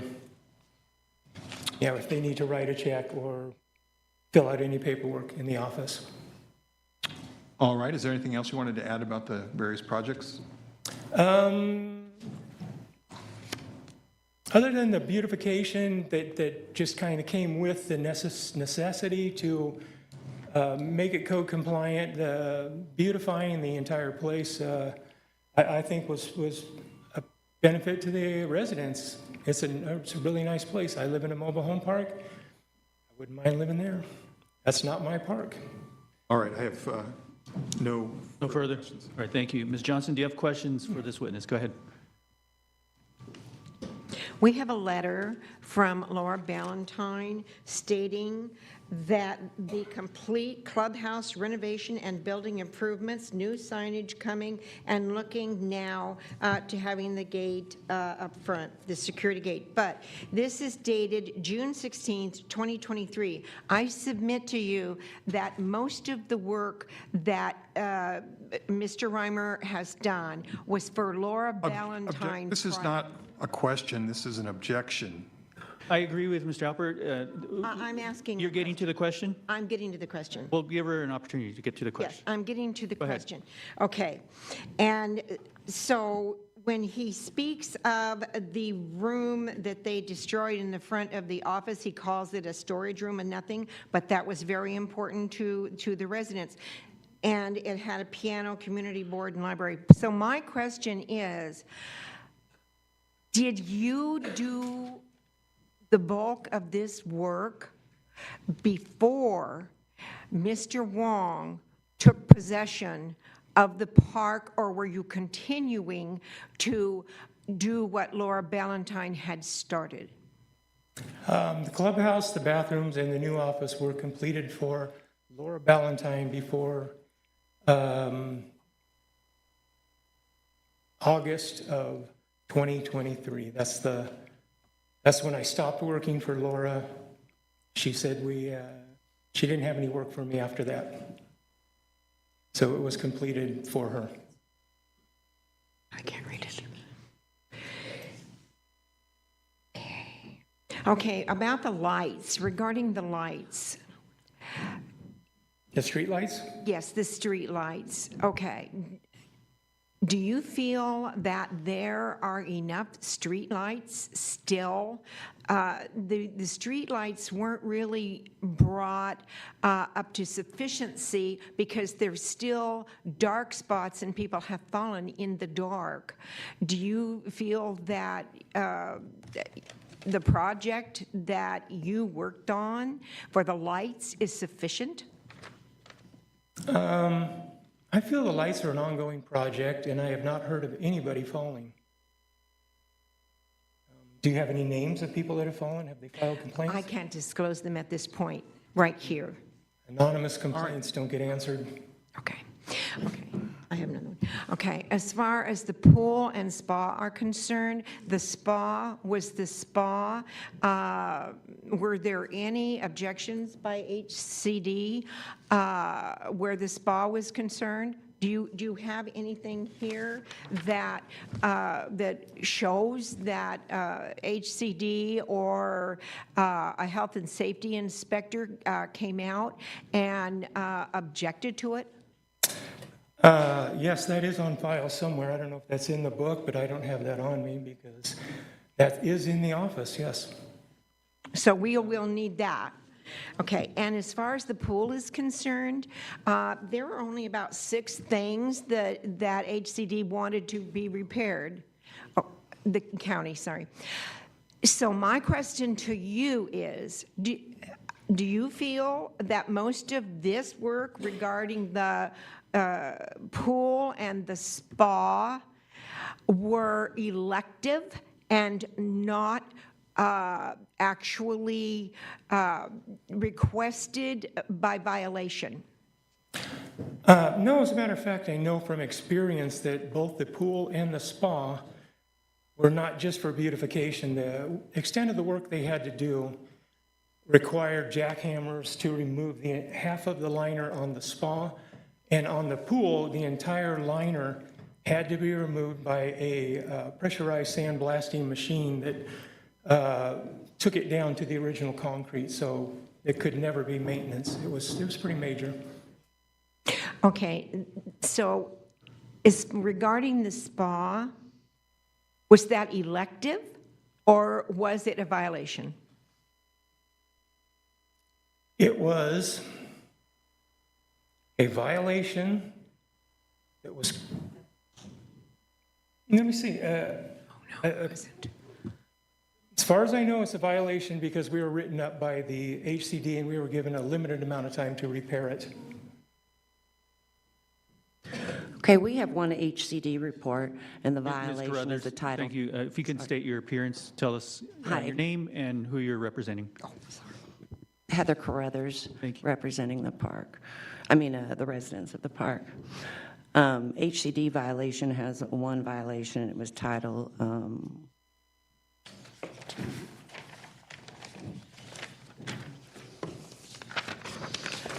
Are we going to have? Title Two examining 1102A. Pardon, excuse me, Ms. Carruthers, Mr. Albert? There should only be one person conducting the I'm exam. going to allow this, a little bit of flexibility on this side because they're not legal counsel and they're representing the residents, but I understand your point. You can raise that, but we'll continue on. Go ahead, Ms. Carruthers. Okay, we have one inspection report from HCD with a finding of a violation on the jacuzzi observed violation, Title 25-1102A. Do you have any other inspection reports that claim there's a leak or that the spa needed to be replaced? You claim in these documents that it needs to be replaced and there's a leak, and I have 0 reports. Do you have a report that's It on was here? never Your Honor, replaced. there's no is he responsible for collecting these records? There's no foundation for this question. We submitted the records that we had, and he's asking a contractor to talk about what records the park owner has. So The question I'll is, allow the question Right. only because, again, we have lay people on this side, but you can argue and ask, I'll give you a chance to ask questions of your witness to respond to that. I'm also going to give Ms. Grayson an opportunity to ask questions in a moment. But Ms. Carruthers, if you want to focus the question a little more, Sure. then we'll give Mr. Reimer an opportunity. Mr. Reimer, Well- I remind you that you're here to answer questions to the best of your recollection. If you just don't know, you don't know, or if you don't feel comfortable making a conclusion that you're being asked to make, you don't have to make a conclusion. It's just what you know about the conditions there is what we're getting at. Go ahead, Ms. Carruthers. Okay. okay, well, Mr. Reimer's claiming he repaired leaks, he had to go in there and put in water, yet we have no spa inspection reports stating such. So my just question is, what evidence did you go on to repair these things, or that you're claiming you had to do all these things, but what inspection reports or what did you base that off of? I didn't do any of the repairs. They were done by a professional pool company who, in their report, might be in the book. I'm not sure because I'm not in charge of that, so as much Okay, as I we'll know. move on to the clubhouse. Did you, you claim there were ADA compliance issues, asbestos issues. Did the Department of Justice come out and do an ADA compliance before you did any of this work? No, they didn't. We didn't need them. As a general contractor, I know what ADA compliance involves. Well, the regulatory board requires you to have it. If you want to claim that you used this for ADA, that wasn't compliant, we have. He is arguing with this witness. I agree. Okay. Misstatements Just of law. asbestos. Ask the questions. Did you get AQMD or EPA to come out regarding the asbestos? No, I didn't handle that part of the project, so I know nothing about that.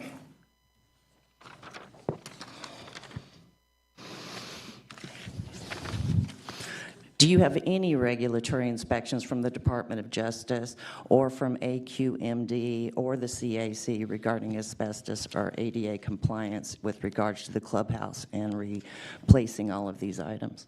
No, as far as I know, you can voluntarily do ADA compliance. All right, thank you.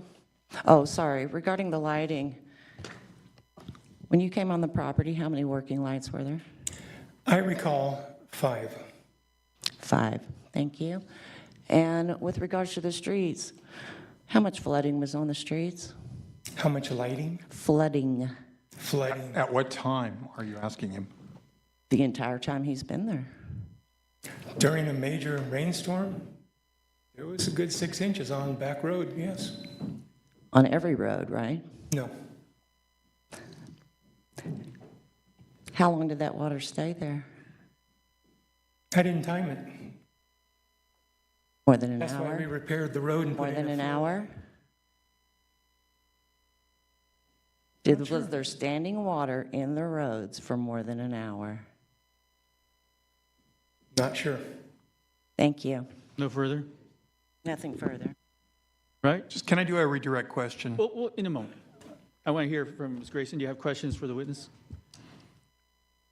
When you were working on the clubhouse, were you involved in buying any furniture, cabinetry, things to hang on the walls, machinery?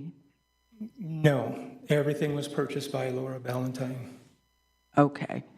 So if there are invoices for things like coffee table, end tables, TV stand, bookcase, frame print, rug,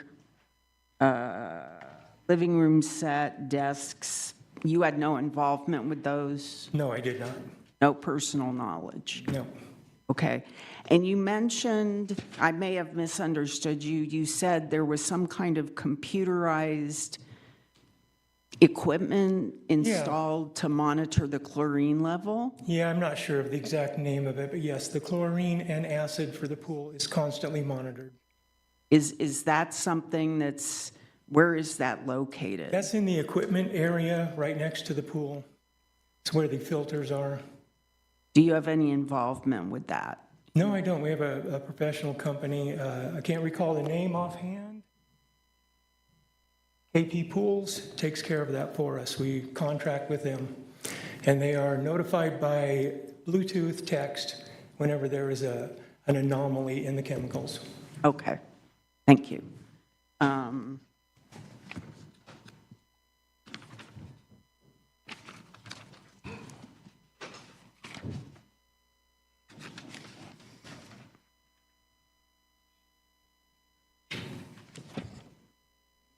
And just for clarification, do you have your own company, or were you directly employed as an employee of the prior owner? I was a contractor. Reimer Construction is the name of my company, and self-employed for 25 years. Okay. Well, you're asking about a particular time period or during the I clubhouse? said, I think my question was before Mr. Wong took over. Before, yes. General contractor, self-employed. Want to clarify that because I think the status has changed, so. The status changed when I became employed for the last 2 years. So now you currently work for Mr. Wong? Yes, Okay, since October 1st, 2023. okay. Okay, thank Go you. further. Go ahead, Mr. Alpert.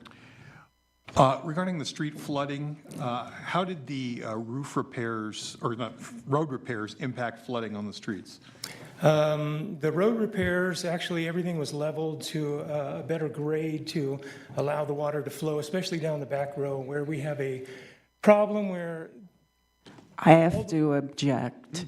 If he can, my position is he can testify to his not personal observations, but as far as what was done on the roads, he didn't do the work. So I would object that he cannot testify as to that. okay. Mr. Raymer, that, I'll agree. Tell us what you know. My personal opinion about the roads is they function much better. Actually, can you just tell us, do you observe standing water the same? Only during severe storm. There's a couple inches on the back road now, closer to the drain. We put in a flow line which directs the water right down the back road where there's a problem. And is that different than it was before the road? It had no flow line and the road was uneven. Or was the flooding different before then? Flooding was much deeper, yes. All right, No further? no further. Ms. Johnson? I have a picture of puddling water. Objection. Let's hear, what's the question? The question is, I have a picture. That, a picture and evidence, is it in the packet? It is not. It is not. I will not allow that. Okay. Only what we have already in the packet. Okay. You, Mr. Reimer, you go around this park all the time. Did you not see this puddle of water between spaces 95 and 94 and 95 from where someone had used water and it ran into the street and it puddled and I saw it? Objection. Well, let's hear the objection. She is testifying regarding a condition of water that she says exists on that picture, and then asking this witness about not seeing it. If she has a specific question about Did you see water at a particular place and time? Fine. I agree with your analysis there. However, again, because we have a layperson here, I will remind you, Ms. Johnson, the point he's making, Mr. Alpert, is that you're basically testifying or giving testimony in the form of a question, which is generally, in court, that would not be allowed. And so here, I'm giving you a little latitude, but we're wanting to know what Mr. Reimer knows. And if you could say, oh, there was a puddle on this date between these two spaces, did you see that? That would be a good question. But if you just held up the photo and saying, oh, did you see this puddle, then that's not a good question. Okay. Right? Okay. If you could rephrase. I'll rephrase. Okay. Mr. Reimer, did you see a puddle of water on December 6th at 1:28 p.m. puddled in the middle of the street? What year are we talking? Right? 2025. Just not too No, long ago. I did not. I'm not even at work at that time. Okay. Mr. Reimer, you claim do you still see water after this huge rain? Did you still see water at the back row What that's time? not draining? Time Well, of day? you just testified that the back row still has flooding and it's still not draining, right? Yeah, when it rains. That still it does exists, feel- it right? does get wet, yes. So it's still flooding back Yes, there, and when- it's when it still rains, it standing gets water, is wet. that correct? Does it flood? Most of the streets in Calamasa do. Not asking about most of the streets, I'm asking about that last back row. You just testified that there's still standing water when it rains heavily, that it's not Standing? draining. Flowing water. Did you see standing water after this last rain on that back row that's not draining? No. Right? Thank you. May I ask one more question? I apologize.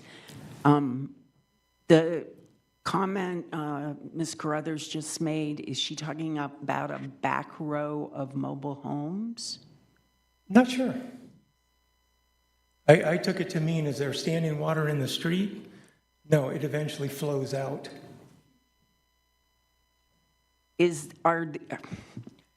I guess I would ask you to explain. I thought you initially said back road.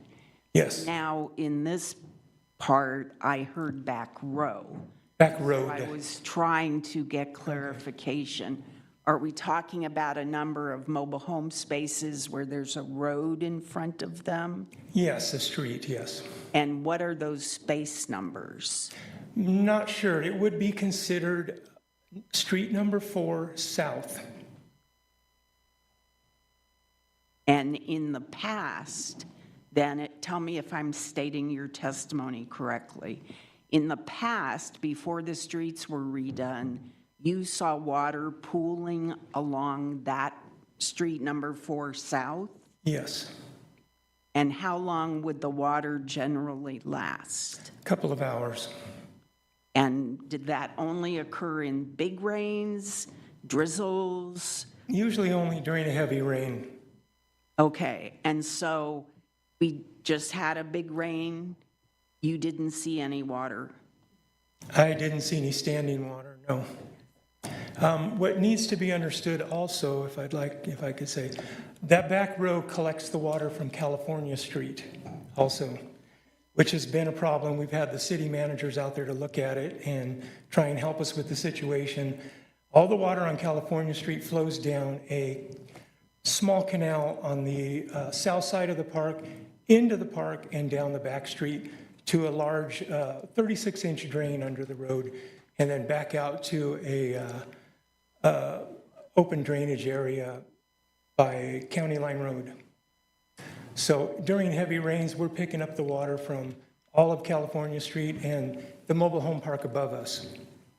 Which mobile home park is that? The Colonies, I believe it's called. They're on a slight hill, we're on a slight hill, everything flows down to us. And are you still seeing pooling Well, okay, never mind. Thank you. No further. All right. Mr. Albert, anything else for the witness? No, no more questions. Thank you, Mr. Reimer. Thank you. Right, next witness.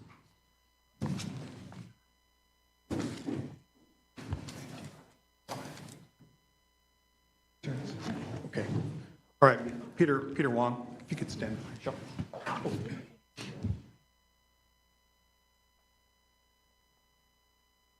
Thank you, Mr. Wong, please state your name for the record. Peter Wan. Thank you, Mr. Wang. I remind you, you're providing testimony under penalty of perjury. Go ahead, Mr. Albert. Mr. Wong, you were not the owner of the park during the time of the clubhouse remodel, is that right? Correct. All right. Can you tell us about the road situation when you bought the park and how you attempted to address it? One of the major first thing that I visited the park is became the road in a pretty bad shape. To me, it's health and safety, tripping hazard, and also trip and fall, damaging vehicle tires, all that, all. The road became one of the most conspicuous thing that I saw, the first thing. Okay, and how did you address that? I asked, of course, the brokerage who introduced me to this transaction about whether they have done anything in the past or whether they have any estimate for obvious, needed, urgent project. And did you get some bids for the road project? Previous ownership have provided me at least, I think, 3 to 4 different estimates from different vendors. So I reviewed them and then tried to figure out what would be the best approach to deal with this road issue. And did you ultimately go with Bostic? Yes, I did. Why did you choose Bostic to do it? All the 4 estimate, none of them say repair or sealer coating because that's just too superficial. There is every one of the estimate has to deal with redo the road, including all the way to the base rock, just the whole thing. So I reviewed. There's one estimate who's cheapest of the 4 by like $50,000, $60,000. So I tried to investigate their company, and then I find out from the web and internet may not be reliable. I don't think they have a fixed office. Maybe they subcontractor. Road to me is something you do, but you have to consider a very long-term hill because it may look the same, but 5, 10 years from now, the road workmanship will have a very serious impact on the I guess the life expectancy. The Bostic is being chosen because I have done, I don't know, maybe 10 different jobs with them in the past, and they are reputable. They're also, if you check it out, they are specialized in the mobile pump industry, and I know them quite well. So they became my second choice. And the third and fourth choices on the estimate, if I remember correctly, are similar. We're talking about $30,000 all with a $650,000 project. So I think I'm not really looking at the only the saving the dollar and cent, but more I'm looking at what would be the longer-term reliable solution so the park have a better road. All right. And did the work that Bostic did it address the issues in the streets? Yes, I did. I think I talked to multiple times to their estimator and how we address the, especially the last street that John mentioned, because that street seems to be the low spot of the park where the water flow.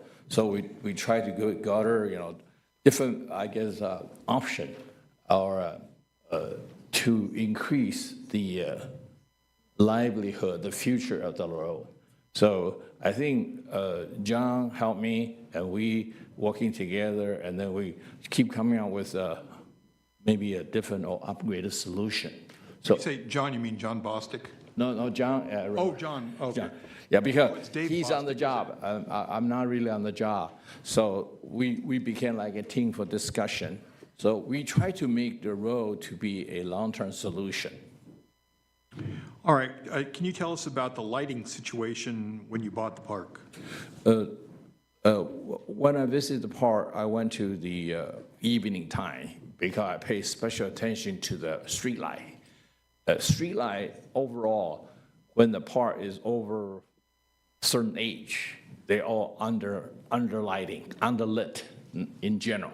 So I look at it, then I think I was informed that multiple lighting was not really working. If they have, this park have 130 spaces. I bet there's probably 18 acres of land. You have 5 walking lights. I mean, it's not, undersized is even not the right description. It's just total deficiency. As a result, I think triple fall, safety, crime, all that thing, animal, all that can be, you don't have lighting, it can be a problem. So I really start addressing lighting. I sent my first crew over, puts on the solar lighting, and then thereafter, the feedback is there's not enough. So John Emmer did the second mean continuous lighting. So I think there's 40 plus lighting versus 5. So the pass-through that you're asking for today was only for, what, 25 lights? I guess so. Well, the paperwork we submit to the city may not have enough time for us to catch the rest. But I had to submit not only the project, the invoice, but also the check payment. So I think I did not include it due to the timing of the application. Okay. Now, can you tell us whether the added lights have helped the health and safety issues? I visit the park again at nighttime. Let's say 18 acres of land. I think it enhanced tremendously from the health safety from my perspective. Okay. And pool and jacuzzi, can you tell us what situations you were trying to address with that work? Well, the obvious situation is when I got a citation from ACD, we realized the spa can be we try to evaluate whether it's fixing, repairing, or there's more to it. I guess I involved with spa and pool contractor. We try to evaluate what's the option. I think the option, both pool and spa at the end, has to be kind of replaced. Well, major thing for the spa to dig it out, I guess, jackhammer, everything. And whereas pool, I believe we did some kind of surfacing, and quite a bit of extra work, and that include maybe decking as well. And then the new equipment, such as, I guess, the computerized generating the chemical response, I think it's something I have been using other places, and I had pretty good result with that, because you see all those upgraded equipment were able to correctly monitoring the pool, whereas if you put in certain kind of chlorine at a certain heated date, it evaporated quickly. So the pool, again, it's half is government mandated. The other half is obviously when you're doing certain things with health department, with also housing community development, you have to comply with the current standard, whatever that may be. So we try to, we not only have to get a permit, but we have to pass our inspection. So I don't think we are doing anything extra to make a fancy pool, whereas we have to meet at least minimum standard that will help us in the long run. In the meantime, also provide a health and safety environment for the people to use that. All right. No more questions. No more. All right. Thank you, Mr. Wang. Ms. Johnson, do you have questions? Not yet. Ms. Johnson, do you have questions for Mr. Wang? Yes, I do.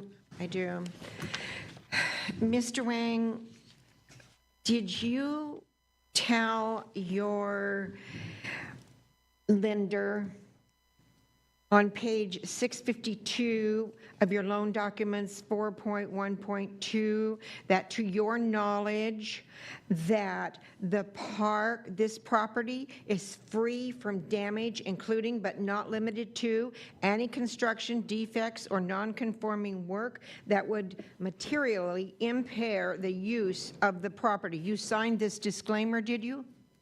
I don't recall, because how many pages are we talking about? Is it one page you're looking at, or there are multiple pages? Just answer the question. Did No. you sign the disclaimer from your lender telling them that the property was free from damage, including but not limited to any construction defects or non-conforming work that would materially impair the value or the use of the property? I just cannot recall this page. That's the answer. Okay. All right. You're saying, Mr. Wang, that the HCD came out for the spa? Yes, they did. Okay. Okay. Well, okay. Do you remember an activity report regarding that? Regarding HCD coming out? I recall the incident, but I recall that is a month, maybe 6 months after ownership, they did come out. I just can't recall the date, but I got informed the HCD came out. I think they sent me a copy of citation. Okay. Mr. Wang, is HCD a health and safety inspector? I cannot define that. HCD is Housing Community Development Department that have jurisdiction over mobile home park. Or whether they're a house inspector, I think they are. I can't, I'm not really HCD personnel. Okay, Mr. Wang, at the time of the investigation, did HCD say the only violation was a dirty jacuzzi, T25CCR, section 1102A? I did not recall the detail, but I do recall that we need to work on the spot, and their violation need to be addressed. That's all I can recall. And you don't recall the only violation being a dirty jacuzzi? I'm not sure what that means. What is a dirty, to me, there's a chemical deficiency, or there's, I really don't, to me, in my career, I don't know what dirty jacuzzi definition to be. Not clean. I cannot recall that specific language, because everything I think as soon as written is citation is language in there. So I would say that's their language. I did not put it in.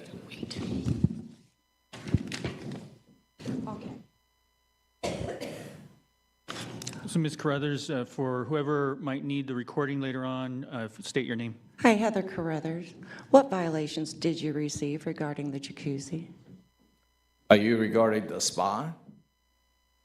Spa, jacuzzi, correct? Spa violation, there are some issues need to be addressed, such including, I guess there is some kind of a deficiency in mechanism. And then there are health and safety violation from their perspective. That's all I can remember. Okay, so what you're saying is you are not aware of any other violations other than what was found dated February 22nd, 2024. Objection misstates his testimony. May Allow I? it only because she's referencing this document. But maybe make the question, Ms. Carruthers, a little more specific. Okay, at the time, the findings from HCD says at the time of the investigation, a dirty jacuzzi was observed, violation T25 CCR section 1102A. Are there any other inspections by the Riverside County Health Department, by Health and Safety, by any other agency that said anything other than this one violation? You're referring to spa, am I correct? Oh, Okay, I don't remember.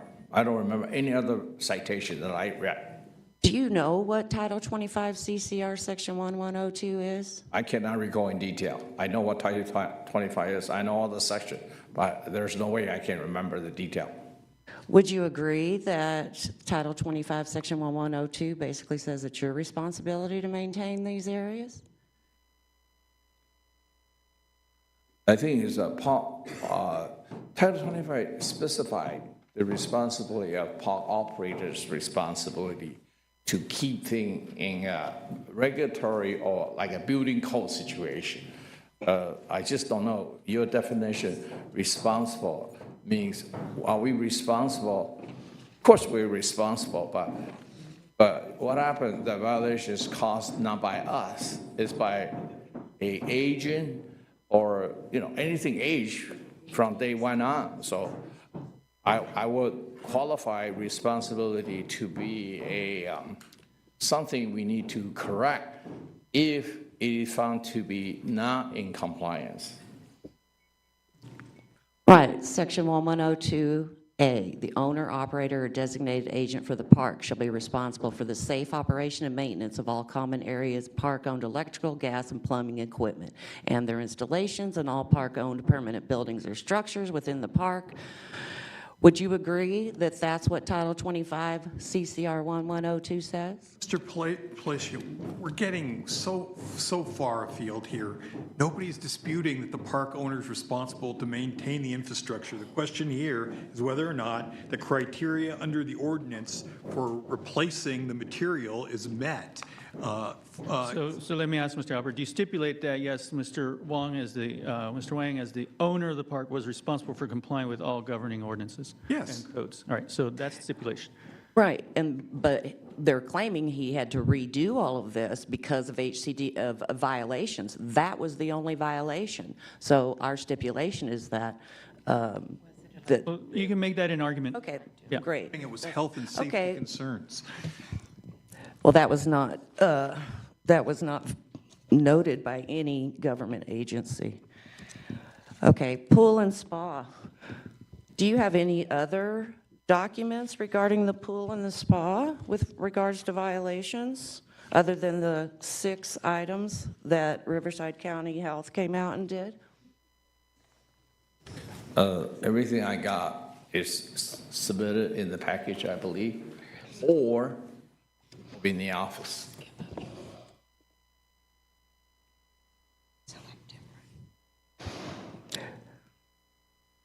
Did Riverside County Health tell you that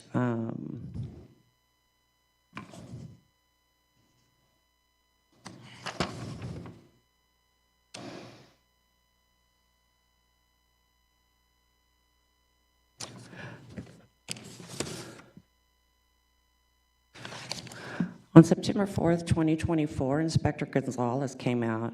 Do you recall getting in an email that you replastered without approval, that it had missing tile work? I do not. Is there any documentation that says there was a leak, structural failure, or replacement was requested by any government agency? Are you referring to the spa? Can you? The pool or the spa, either one. Spot. I think I recall the spot, not the pool. All right. With regards to lighting, you said when you bought this park, there was 5 working lights.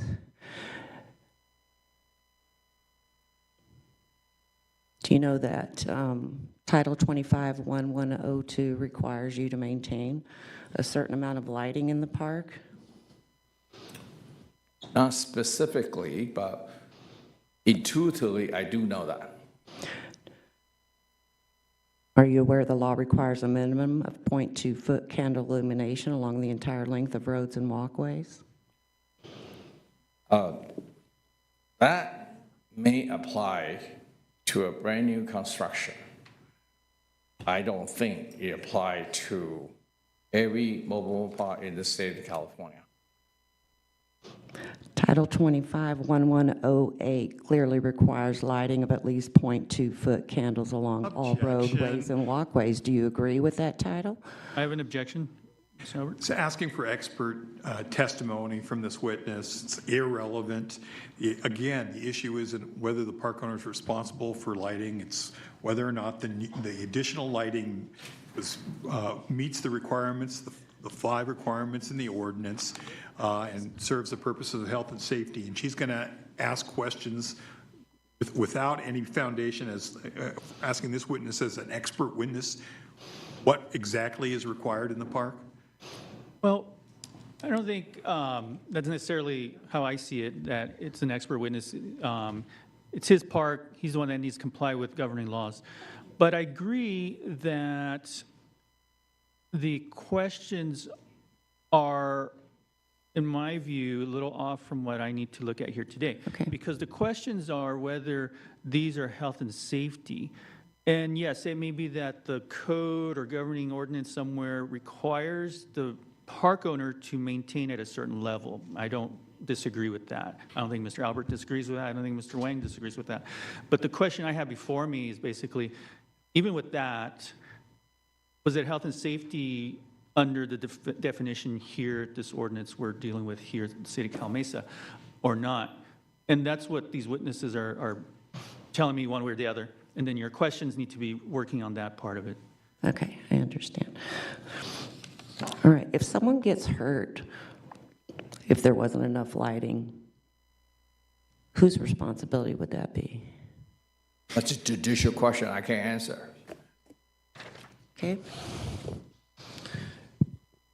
Regarding the roadways, you saw the park before you bought it, right? Correct.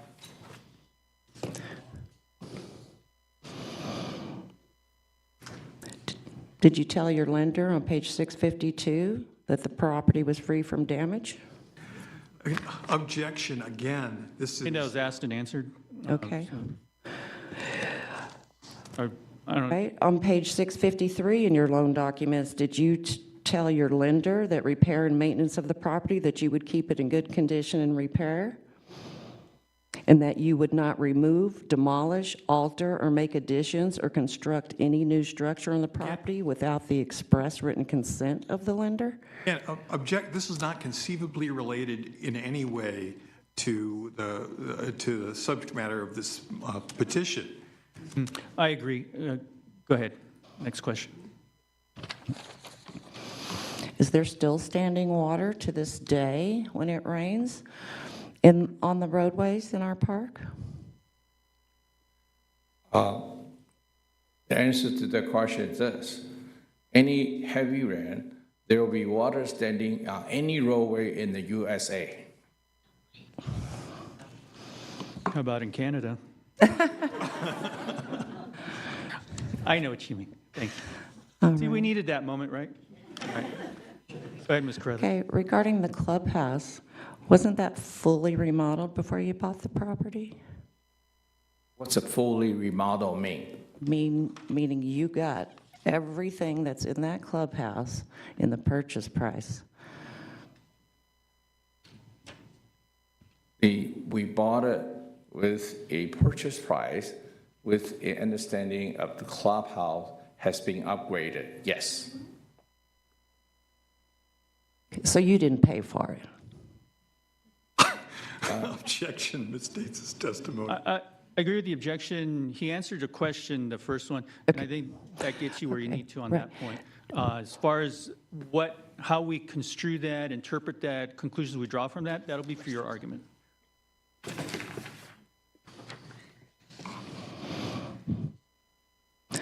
Okay, Mr. Wang, did you give the residents a letter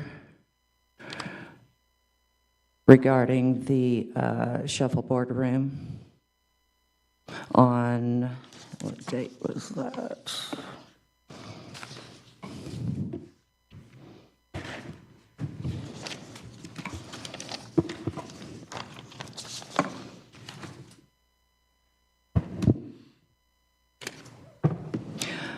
On page 790,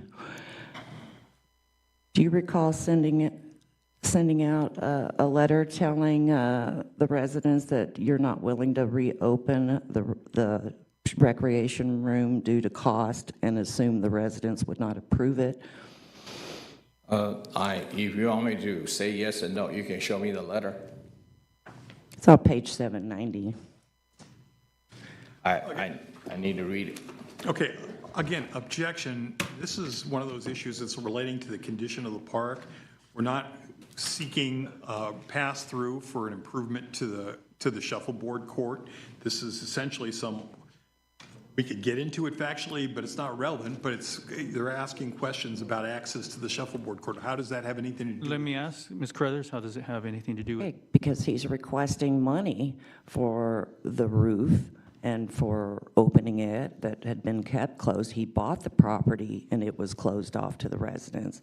So in this letter, he's basically telling us that if we want our amenity reopened, that cost would be well over $100,000. This is for the clubhouse. Well, they're running the two together, the clubhouse and the shuffleboard room. So they've got things in here for both projects, much like they've included the laundry room in with clubhouse stuff. So there's a lot of stuff in here where they're merging these things. Mr. Albert?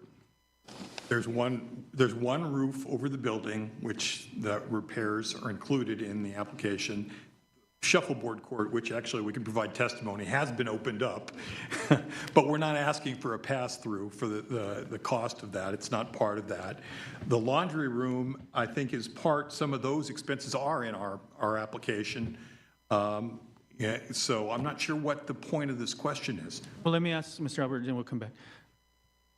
Your representation is that the roof is a single unitary roof that covers the shuffleboard, the clubhouse, and the laundry room, and I think there's an office. We have two big rooms. One is shuffleboard office, the other, shuffleboard and the spa and some kind of, and then the other building, we have two buildings. Second building is where the clubhouse and the office is located. Clubhouse and the office. Yes. And so is the petition that we're looking at today, does that include costs for the shuffleboard area? No. No. No, we did not include that. All right. Because of that, we won't get into the shuffleboard. Well, I do believe there is stuff in here where he says he wants cost return on the roof coating for the shuffleboard room and other things they did on the shuffleboard room. But again, he's calling it it's called many different things in here: a second clubhouse, a recreation room, a shuffleboard room. So it's very commingled in here. So I would just ask you to look closely. I will. So, all right, I appreciate that. What else? Clubhouse. Pavement, clubhouse, lighting. All right, I think that'll do us for now. All right. Thank you. Ms. Grayson, do you have questions for Mr. Wang? Yes. You purchased the park as of September 23? Correct. Okay. And did you attempt to get resident consent to the pool and spa, the roof, and the club, and the lights, and the clubhouse through a vote process in October of 2023? I attempt a vote and like a meeting, confirm meeting in the clubhouse to describe the project that we may undertaking. I think 24 is 23 maybe. It's been about almost a year, 10 months has gone by. I might need John or my manager to make sure that I say everything correctly, because let me tell I remember we talk about road, we talk about street. But at that time, I don't think we talk about pool or spa, because again, spa news was happened 3-4 months down the line in 2024. So the first meeting of Confer was taking place toward the end of maybe November of 2023. So the specific voting project I want to explain is really on the road, on the lighting, because that's all I see at that time. On the roof, I don't think so. Let me tell you what happened is, I remember that we do the contract negotiation, and then the roof was part of the project. Seller was willing to put up. That's all I remember. So I say, okay, that's what it is. That's great, because there's a mold issue or water issue. So I don't want to say I'm absolutely right. Managers behind me, they can testify if needed. So the topic that I refer to vote and communication is only on the light and the street. Okay, what I'm looking at, Can I mention something here? I've not heard there was any issue about voting. In this record already are all the surveys and the ballots and the correspondence relating to all the votes that took place that have all the dates. I'm not sure why you're asking him for his memory of when the votes were taken. Grayson? I'll get there. All right, get there. The park owner, your attorney, whoever, the packet submitted to the city on pages 413 to 422 includes what appears to be communications that were sent out to the residents about certain projects. And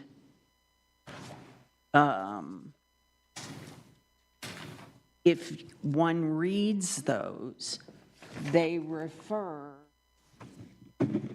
sorry,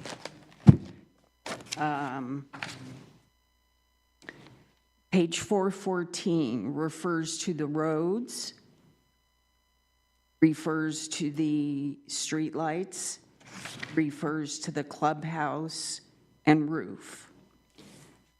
Page 415, same thing.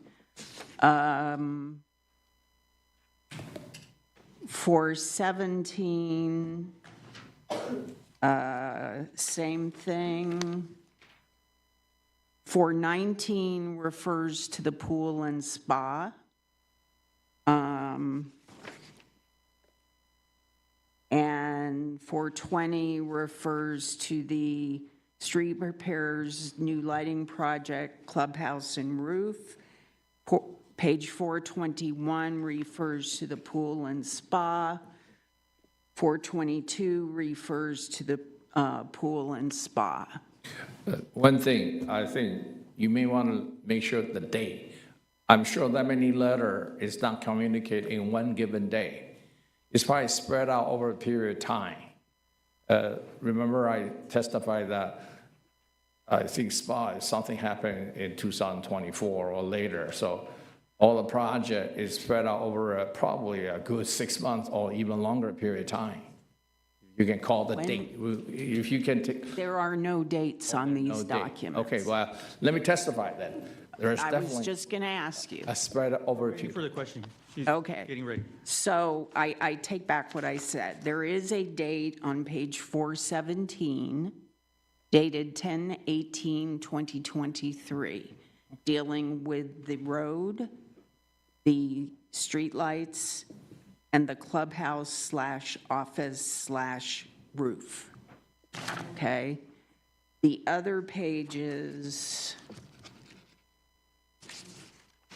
do not have dates, but Catherine Diddy's signed a proof of service, page 413, said she served the attached notice as Exhibit A to all park residents on or about October 10, 2023.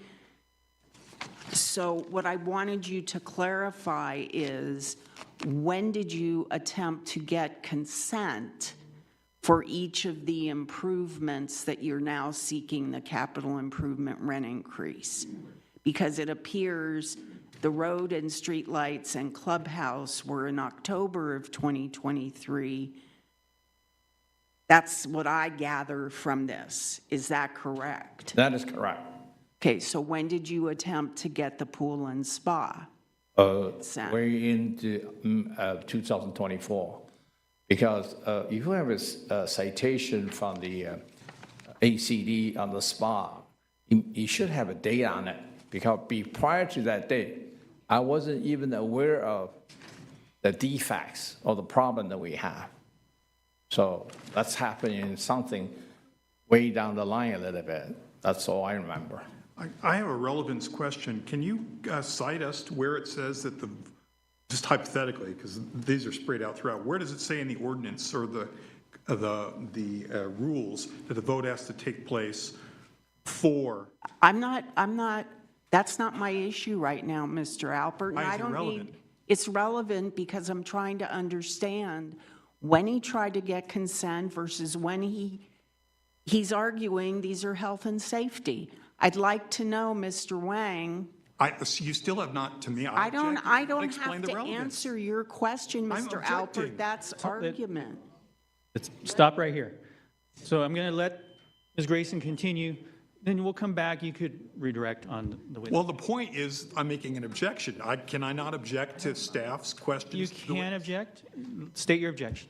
My objection is there is no showing of relevance to the date of when these approvals were taking place, because the ordinance and the guideline, the ordinance and the administrative rules don't require that the vote take place before the improvements. She's essentially conceded that and said there's some other reason. I'm sorry, please don't misstate what I said.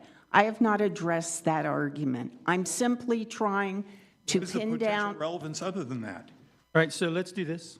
We're going to take a recess till 12 o'clock, and then we'll continue on with Mr. Wang's testimony. After we've concluded with Mr. Wang's testimony, we'll take a break and then continue on for the day. All right, thank you. More question? I'm done. I'm taking a break. We're taking a break. Yeah, just a break. And then they're going to take a break.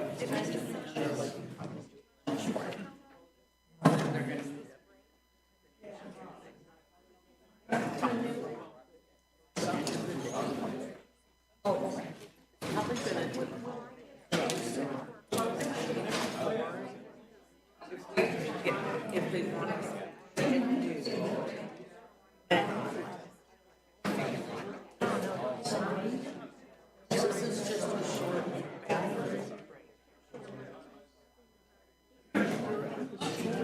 It's only a 15-minute.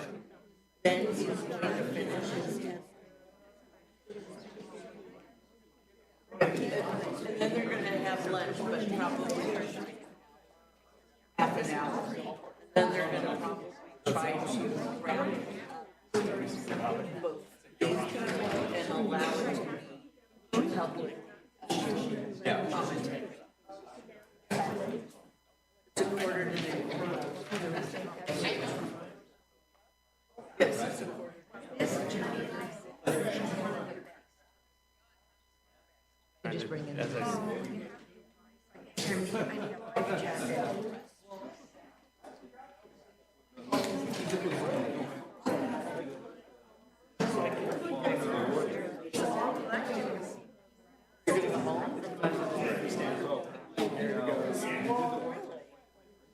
You're not going to stay. Well, you don't want to. Should stay. Debbie and CF are vacation. That was just, I think if they, that was just, I don't know. 3 months ago.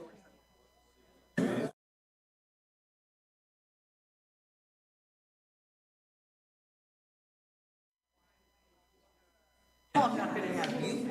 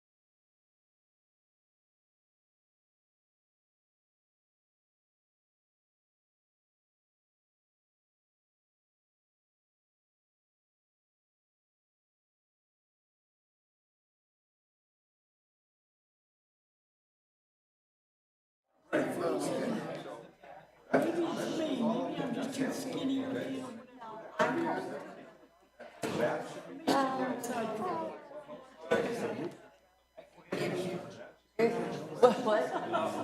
No, no, I'm sorry. I'm having back problems and sciatica, and I just,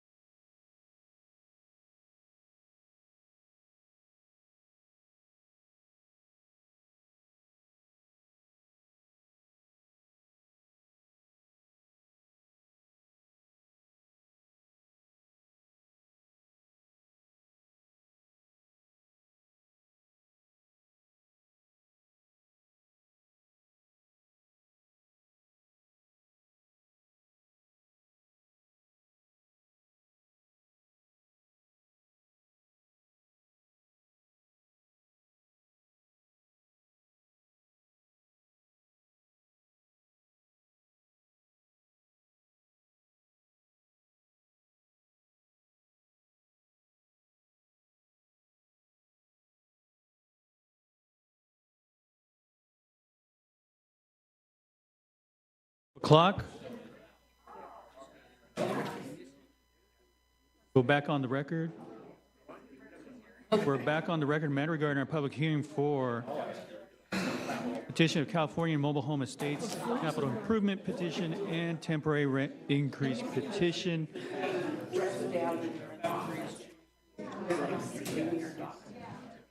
Mr. Wang, if you could come back up.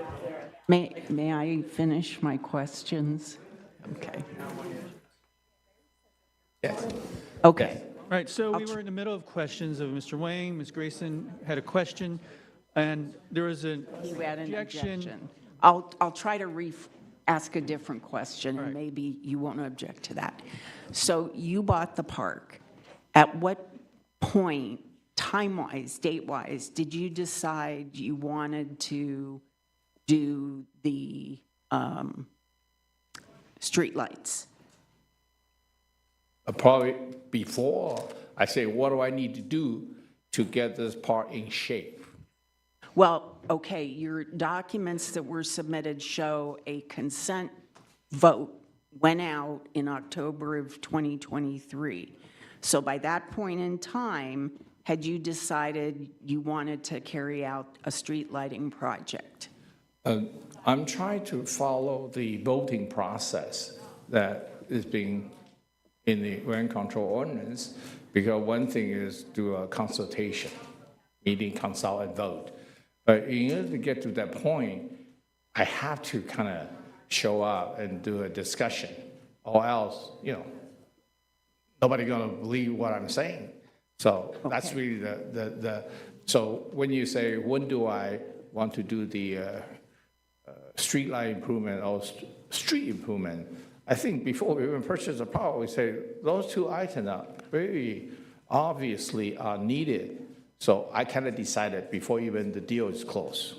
So did you conclude, in your opinion, the streets needed to be improved as a health and safety issue even before the purchase was finalized? Yes, And is that also the case with the streetlights? yes, And is that also the case with the clubhouse and other were already being done before you bought? And then the pool and spa, when did you believe there was a health and safety reason that those had to be worked on? I might have to answer what I know, plus I might have to borrow my manager, Kathy, and she's intimate because she's the one who distributed the survey. So do you mind I bring additional witness after I answer my part? Just answer the question she asked. Oh, okay, Yeah, if you have somebody who might be able to answer that, yeah. So that's up to you and your attorney to figure that out, and don't ask me or Ms. Grayson. Yeah, okay, that's fine. Mr. Albert, turn on your microphone. If the question is about when the survey was done, that's what I'm going to bring up Kathy, the manager, on that. As to the pool and the spa, if that's what the information you want, we can get that for you. Well, my question right now is, when did Mr. Wong decide there was a health and safety reason to do the project involving the pool and spa? Okay, let's start with spa first. The spa, I think we got a citation from ACD. All citation is very important to me. I want to correct it ASAP. During the process, we have our both spa and pool are maintained by an outside contractor. Okay, so the contractor got in. They not only doing the maintenance, but chemical, but also they do upgrade, repair, whatever's needed.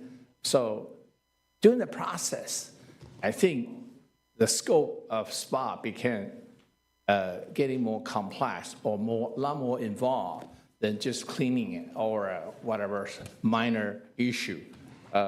As they get into it, they study, I guess my manager, John, testified there are multiple issues.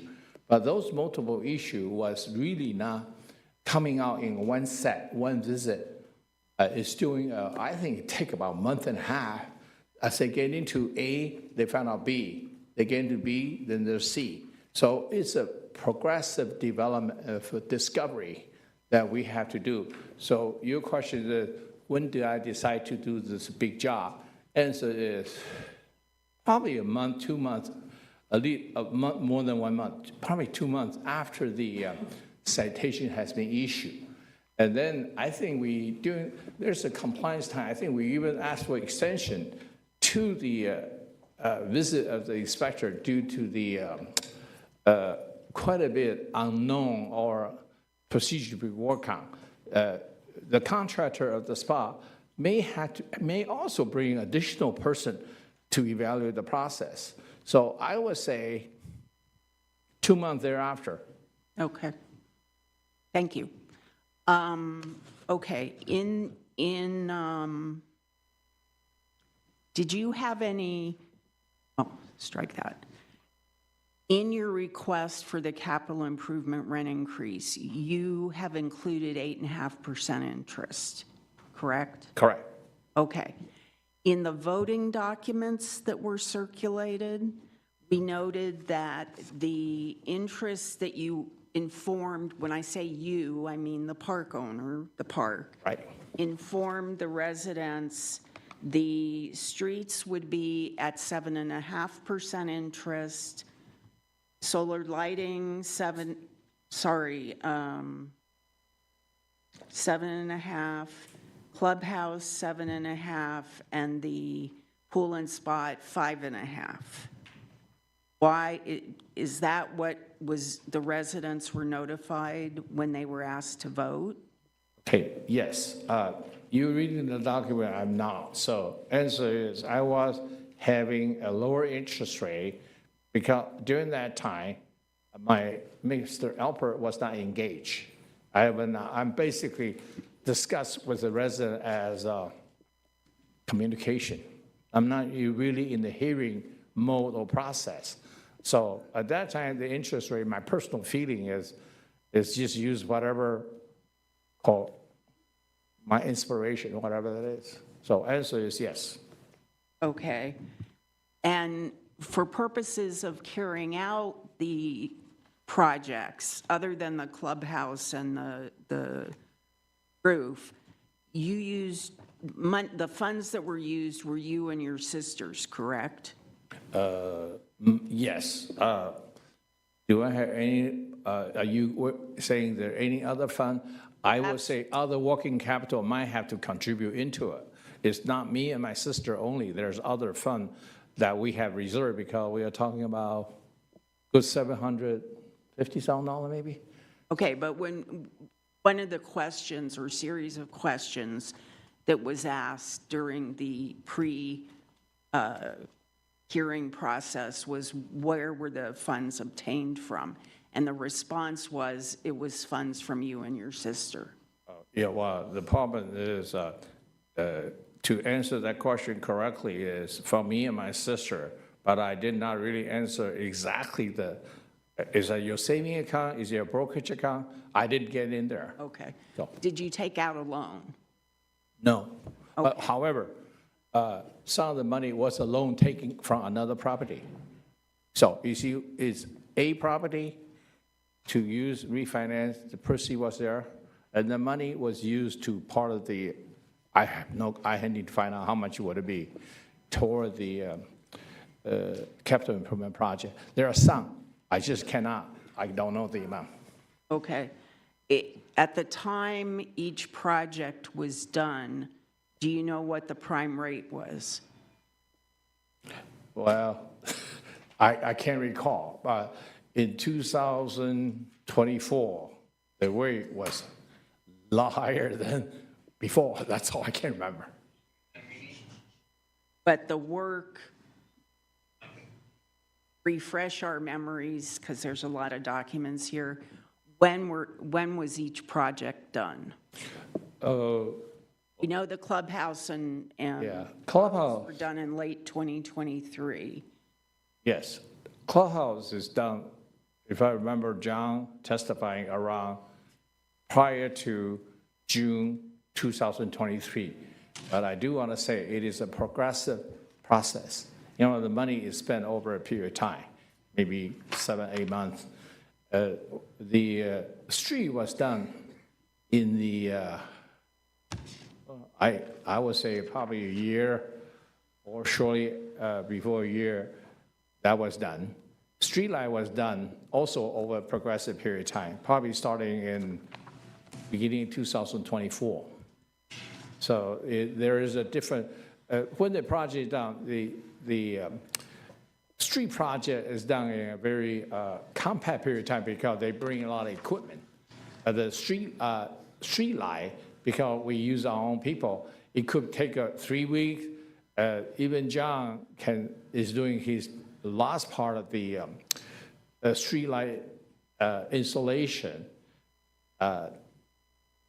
Before we couldn't even include it in our petition because we haven't get it done yet. So it's really depend on, I would say clubhouse is prior. I think the roof was done almost 2 or 3 weeks before the close of the escrow. And then the street was done, I would say about within a year after the closing, which is 2024. And then spa and the pool was also progressively building because both projects involve add-on. In our, you saw this is the contract price, then we need to amend it due to the extra thing we discover or extra challenge we have. Okay.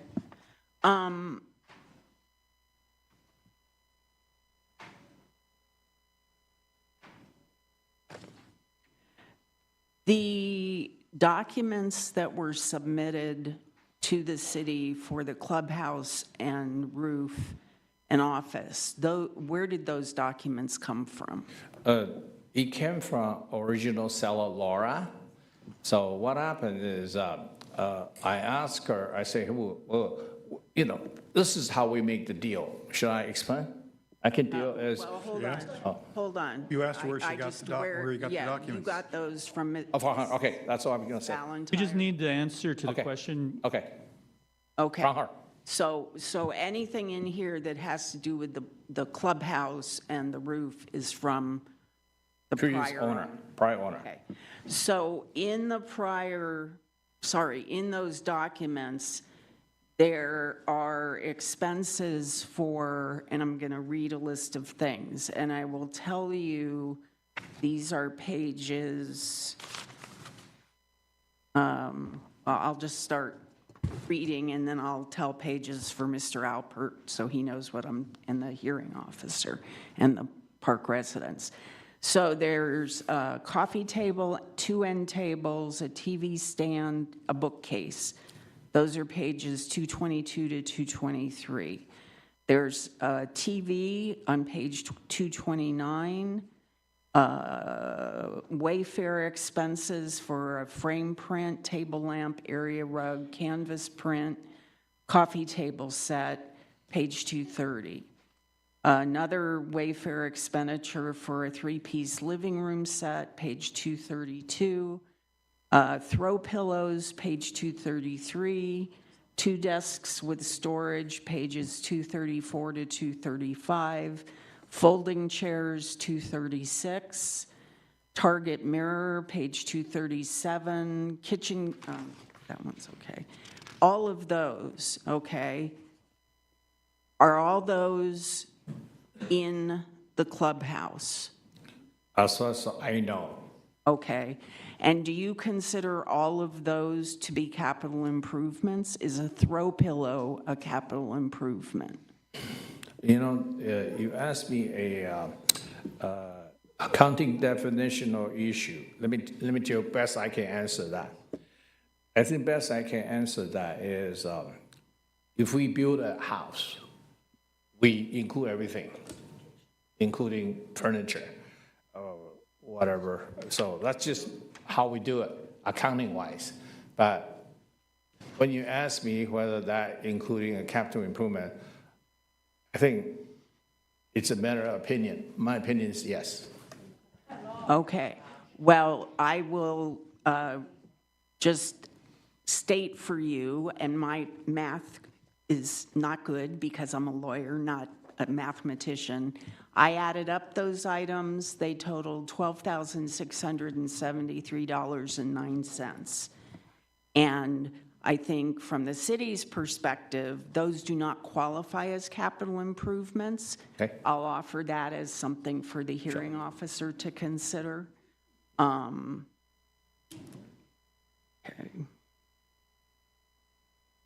When you were looking at the park or during the time you were thinking about doing the roads, were you given any kind of reports about car accidents where people drove down the road and damaged their car because of potholes or problems? No. Okay. Did you get any reports about people tripping or falling when they were walking on the road or any of the common areas in the park? No.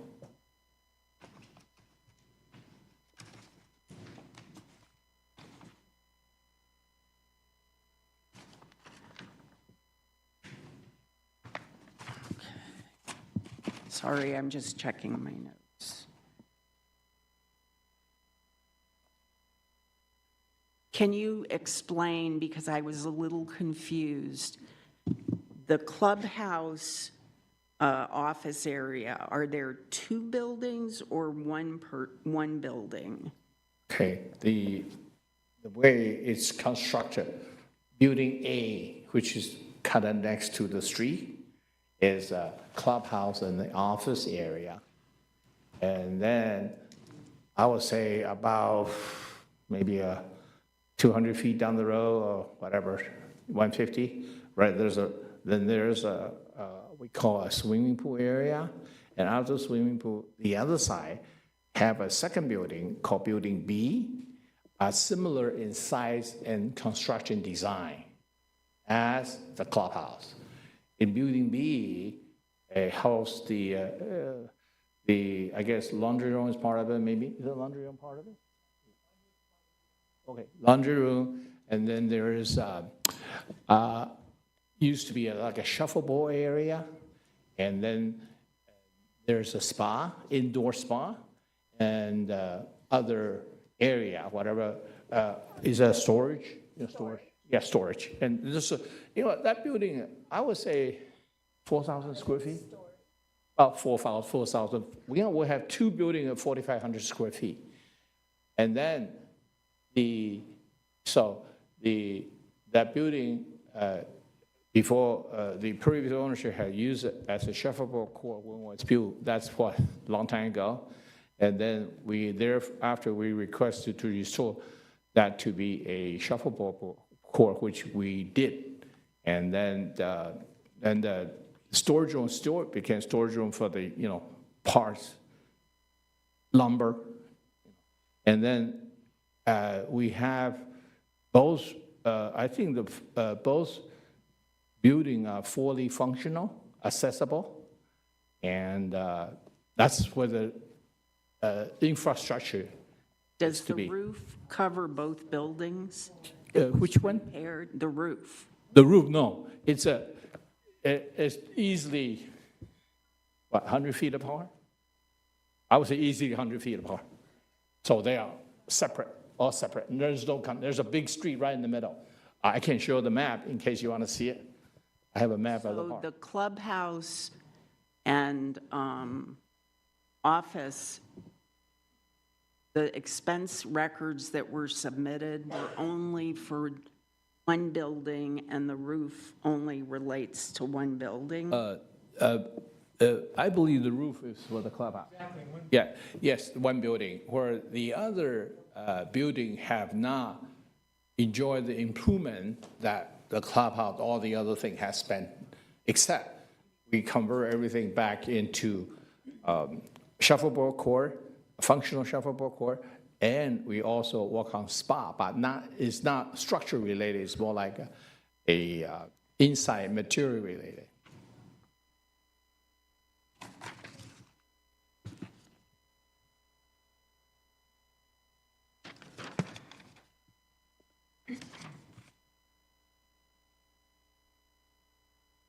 Okay.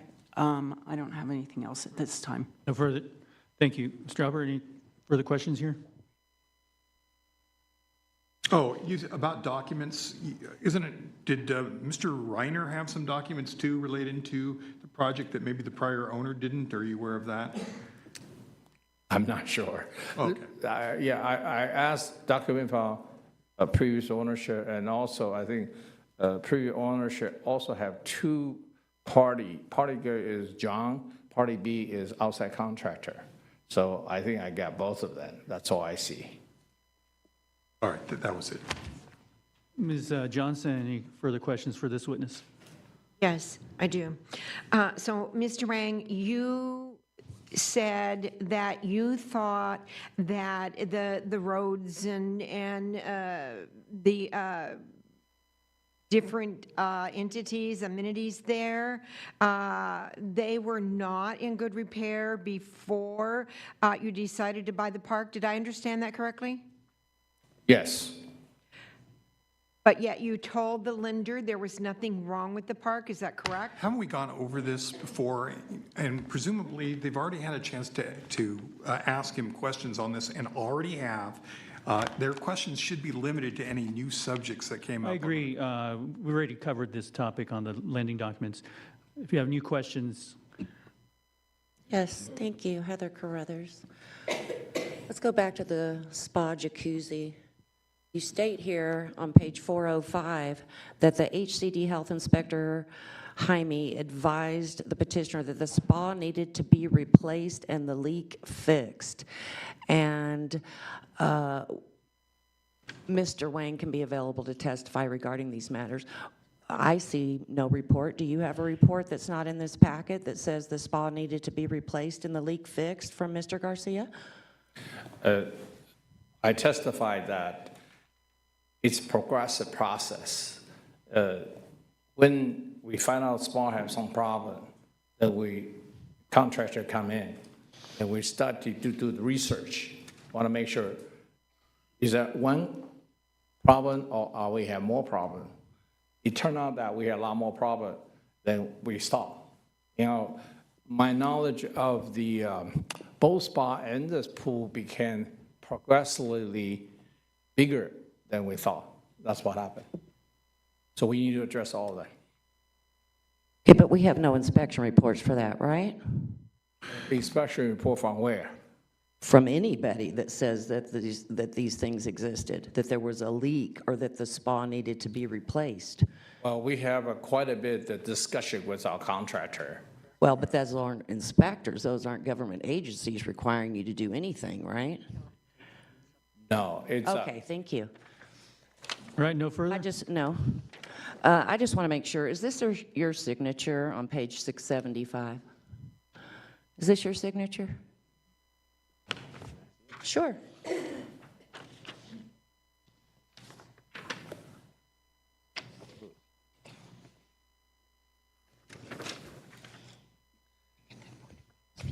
to tell the truth, it's not my signature, but I don't know why. What's it before? Thank you. Okay, are you aware on the page 334 from the HCD report that on number 8, it says no park manager was on site to discuss the violation, yet you say you spoke with Mr. Garcia regarding the spa needing to be replaced and the leak fixed. What day did you speak to Mr. Garcia? Is Mr. Garcia first name Jaime? You wrote Jaime. Okay, I never did any discussion personally with him. He's also a manager. Advise the petitioner. Is that you, Mr. Wang? Yes. All right, thank you. That'll be all. Right.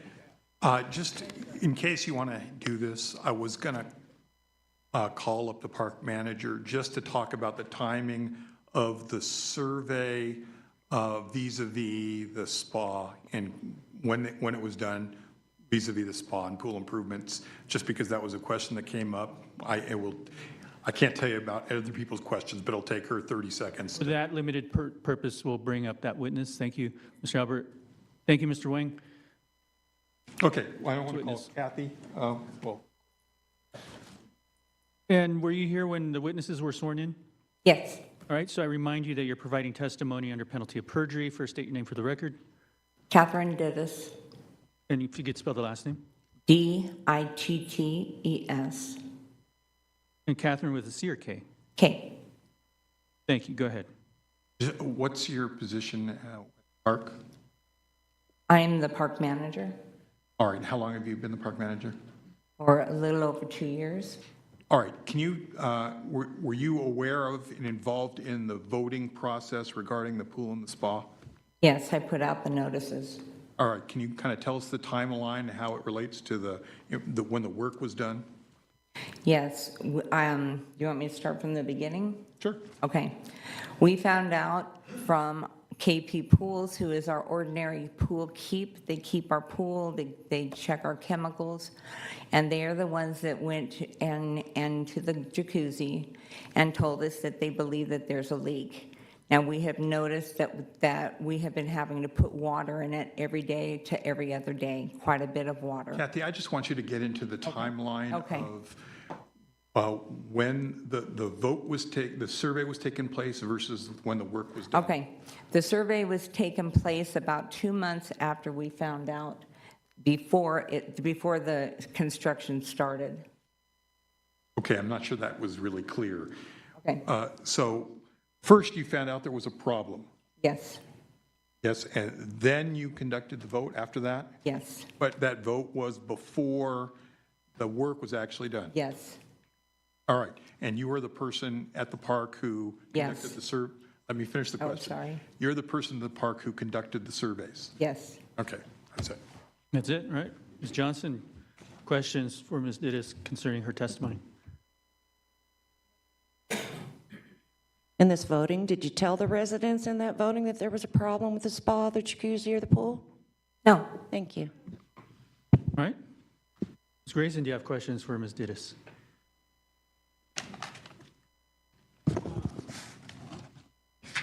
Sorry. Were you involved with the survey sent out about the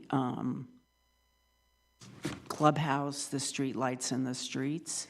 that was done in a meeting in person at a meet and greet. So you had the written document with you and gave those to the residents? Yes, they were given out to residents.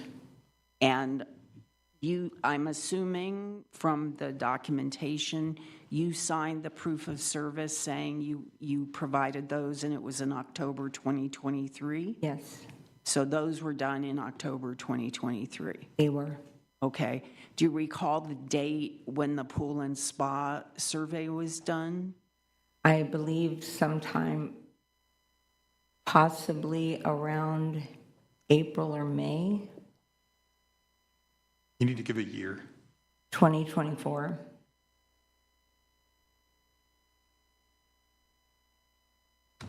Thank you. No further questions. Ms. Grayson? Anything else? Any other witnesses? I have no further witnesses, The witnesses. although I would reserve the right for rebuttal. Right. So here's where we're at. We're completed step 6, questions to petitioner. Next step would be 7, for Ms. Johnson to call, I believe you said 1 witness. Opposing party representation. That'll be your chance to present your case and then call witnesses. And then after that, we'll have questions for the witness or witnesses, and we go into public comment. It's 12:30, almost, a hair under. And so my recommendation would be to take our half-hour break right now, come back, and then start with Ms. Johnson's case, and then you can call your witnesses, and we'll go from there. Actually, Mr. Albert? clarify, because I kind of took things out of order. I do have some opening statements about some other issues, some of the other issues in the case, that'll take me about 10 or 15 minutes. 10 or 15 minutes. Let's do that when we come back, Okay. right? All right, everyone, we'll see you at 1 o'clock. It's 12:30. Thank you.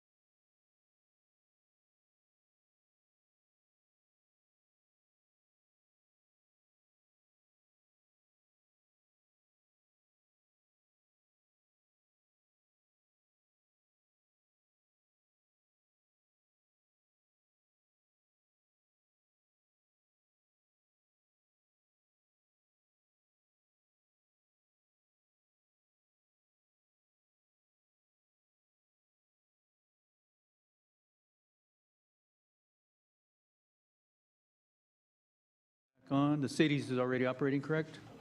On the system? All right.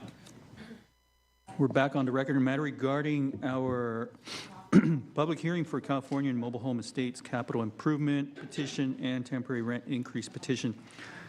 We had just completed petitioner's case. However, Mr. Alpert, before going on the break, you advised that you needed to present your case, that you did not do that at first. Well, I basically had not finished presenting my opening statement. I went ahead and called witnesses, which I hadn't even planned to do, but. Okay, so let's hear the rest of your opening statement, and then we'll switch over to the residents' side up and go with their case. I want to talk a little bit about this. Are we ready? Am I? We're ready. I'm ready. Okay. I want to talk a little bit about the specifics of the clubhouse remodel. As I noted, we requested $136,736. The city attorney was pointing out some items on there about $12,000 in value or so. I would agree those aren't capital items. They're not really necessary to be included in this. We estimated the total amount of the project to be $227,893 and only asked for 60% of that. So there's plenty of room to exclude those sorts of expenses. If you look at page, the record 291 to 292, there's a spreadsheet that summarizes the various categories of expenditures. And it actually shows a little bit of a higher total, $234,277.10. Again, there are a few items that aren't health and safety related. A coffee table was the example I'd noted, but the expenses that are capital items that are health and safety related, according to the descriptions that we've given today, exceed the $136,736. So we believe that the health and safety concerns support all four categories. Regarding the vote, again, I want to point out the ordinance doesn't say that the vote has to take place before the work was done. Regarding who the owner is, again, the ordinance doesn't say the petitioner had to be the party to pay for the improvement. And when you think about it, in this particular case, this was done in 2023. If the prior park owner had actually gone through the process, and it was approved, these increased payments would be made to the current owner for 15, 20 years. So it's obviously contemplated that the funds they're going to the park, not to the particular park owner. If otherwise, they wouldn't be carried over to a new park owner. In section 10.5 of the administrative rules, it says, the petitioner shall provide documentary evidence of the actual cost incurred for the capital improvement. We have done that. It does not say incurred by the petitioner. It says the actual cost incurred. So I don't think obviously staff feels like this current park owner shouldn't be able to proceed with this rent increase, but that's not what the ordinance says. In the staff report, and it was read today by Ms. Gertis, it says, whether or not expressly stated in the ordinance, the purpose of the capital improvement provisions of the ordinance are to allow a current park owner to apply for a rent increase based on costs incurred by that park owner, not the prior owner. When I see language like that, that says whether or not expressly stated in the ordinance, what it's telling me is they're trying to make up things that aren't in the ordinance. And we cited the relevant language. It is not limited. Now, they may not like that result, but that is the result that that is required by the ordinance that they prepared. And again, they make the secondary argument that the staff report, that they basically say that this requirement is somehow implied because the park owner needs to show that the improvement was necessary for health and safety by proving the intent of the park owner, which I think is just a silly argument. The intent of the park owner really isn't irrelevant. It's really whether the improvement serves that purpose. And if you look at the statutory language in the ordinance, it doesn't say anything about the intent of the park owner. It simply says, well, it's got the 5 criteria, and then the exception under 9.050.090C says a petition which meets all requirements of subsection A of this section but has not been consented to by 51% of the occupied spaces, that's where we are, may be granted when the capital improvement is necessary to protect health and safety of the park, its residents, or neighbors, as determined in accordance with the rules and regulations. So, is it necessary to help? If there's a leak in the jacuzzi, it's causing damage, is it necessary to do that to protect the park? Yes. But this says nothing about the intent of the park owner. So it's really what purpose does the improvement serve? So they're sort of using a made-up requirement of intent or purpose on the part of the park owner because they don't like what the actual ordinance says. So, staff doesn't get to rewrite the ordinance and rules for our hearing. Now, we also made the argument that the park owner effectively paid for these improvements when they bought the park. Now, we didn't do that because we're planning on presenting a fair return presentation. It's simply to point out there's nothing unjust about this result.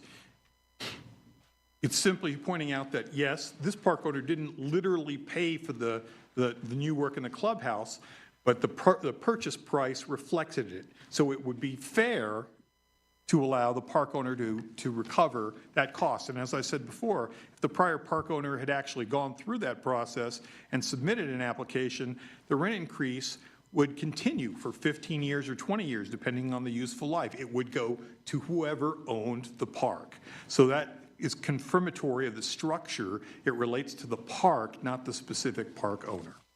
Now, finally, I just want to talk a little bit about the fee award. We really updated the fee award towards the end of this process because we had no idea there was going to be a large request by the city regarding the cost of this application. Our total costs are $45,795. Of that, above more than $25,000 of that is all city fees. So the lawyer's fees are around $20,000, and we'd submit to you that that is quite reasonable. I've been doing this practice for 25 years. And I'm very experienced.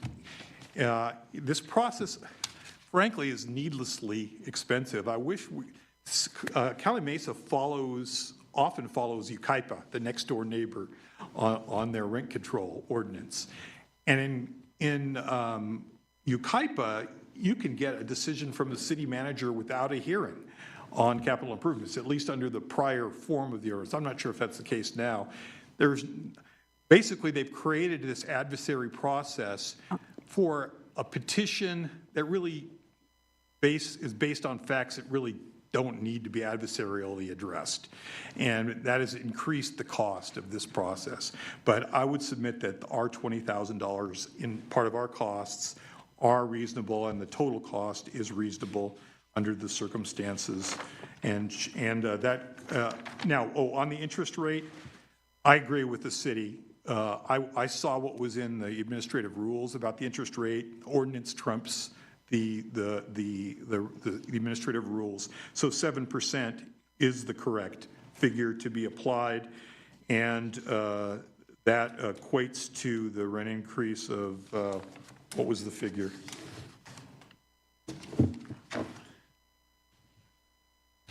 It's on page 30. On page 30? I'm sorry about that.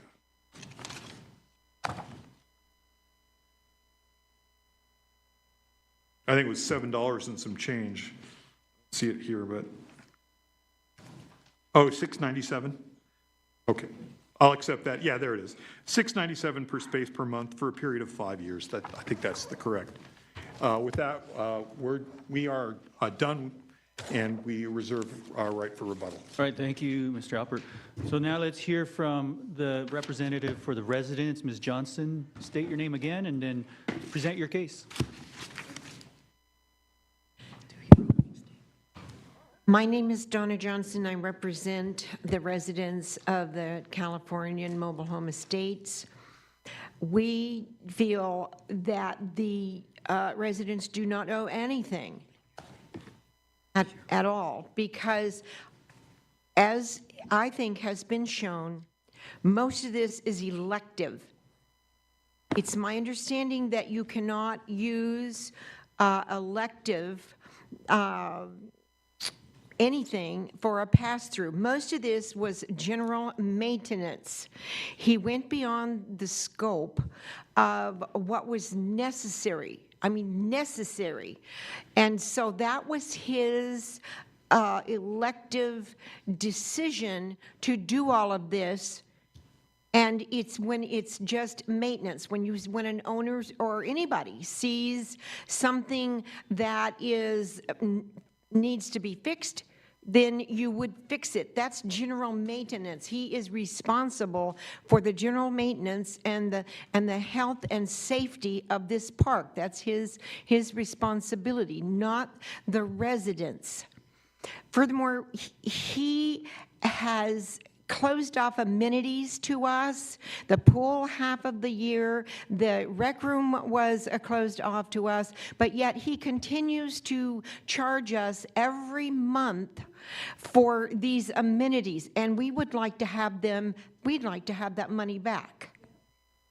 It's unfair to charge people for something that you don't get to use. And it's also unfair to try to pass on what the previous owner has already paid for. It's successor liability. Correct? Successor liability. He's responsible. He was responsible to inspect the park. He already admitted that he looked at everything and thought things needed to be fixed, but yet he told his lender everything was just fine. If everything is just fine, then we don't need to pay for anything. If this is all maintenance and it's an elective, it did not have to be done. It's not a life or death, as HCD would say.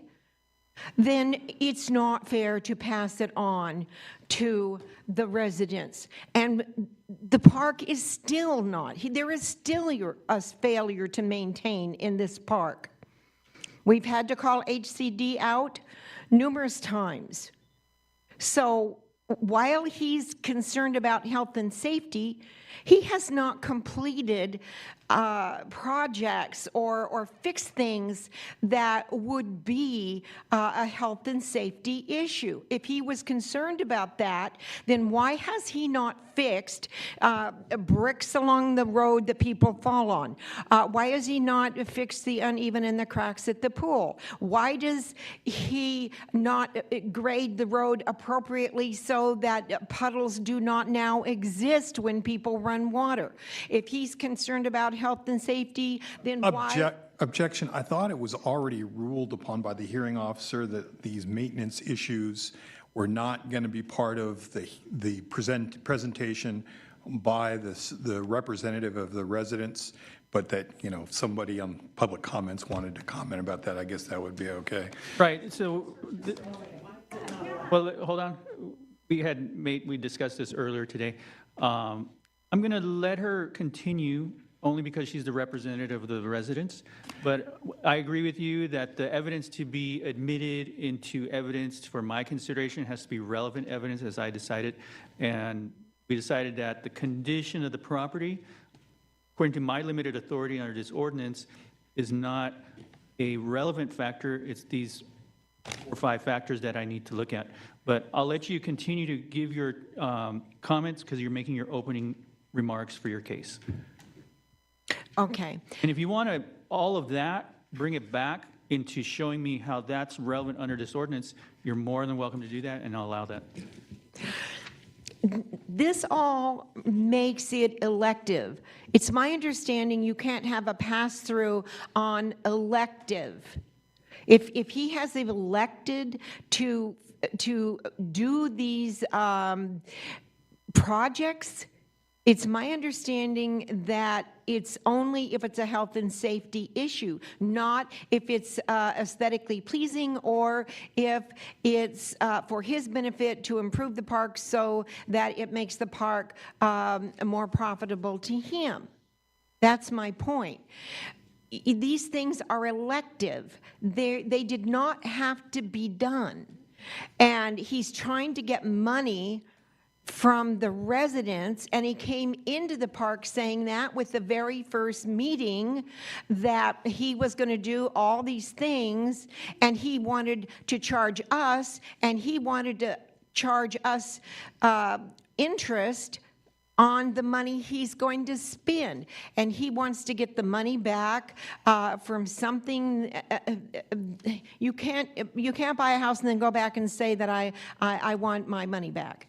And I think that it's just unfair to the residents for him to take on these projects that mostly did not have to be done.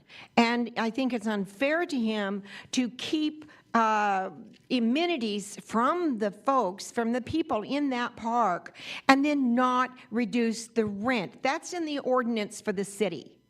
I think that's unfair. And so I do have a witness that looks at this park on a daily basis and can see what goes on a daily basis. May All right, I? and I will hear from the witness in a moment. I want to advise those who may have come in later or were not here earlier today that we will get to public comment. In the public comments, you will have your chance to tell me whatever you think is important and relevant. And I emphasize that I have not decided that the conditions at the park are not important. I didn't say that. I didn't decide on that. It's just that for these purposes here of this process, we have to stay with what's relevant to the determination under the ordinance. But for public comment, you'll have that ability to tell me whatever you think is important and relevant. Go ahead and call your first witness. Oh, we're not finished with opening. Okay. Okay, Heather Carruthers for the opening. The park owner certified in multiple loan documents that the property was in good repair, free of defects, compliant with all applicable laws, and that any changes, repairs, or construction would require written lender notice and approval. No such approvals were obtained. These certifications prevent retroactive claims against residents for alleged deficiencies. Under California Title 25 and the MRL, maintaining common areas in safe working order is a legal duty of the park owner. They define failure to maintain as a violation and a public nuisance.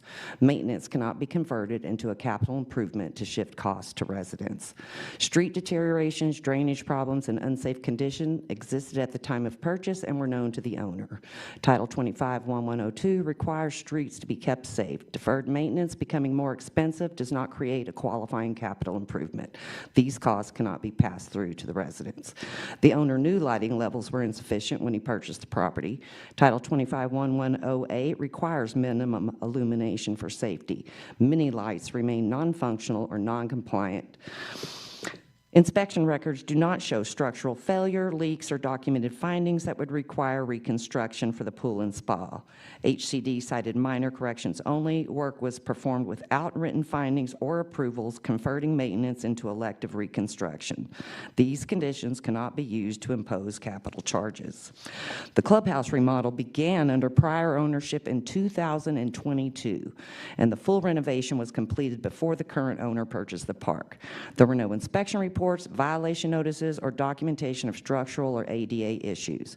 Because the work had already been performed before ownership changed hands, the current owner could not have identified or cured any alleged defects, nor can he retroactively designate pre-existing and fully completed work as a capital improvement. Costs associated with a fully completed remodel prior to purchase cannot legally or logically be charged to residents. All four categories, paving, lighting, the pool spa, and the clubhouse, represent maintenance, deferred repair, or elective construction performed without required authorizations. Title 25 and the MRL place maintenance responsibilities solely on management. Loan certifications confirm that alleged conditions were either known, unreported, or unsupported. Therefore, the requested pass-through must be denied in full. Failure to maintain is a violation and a public nuisance, not a capital improvement. Thank you. Thank you both.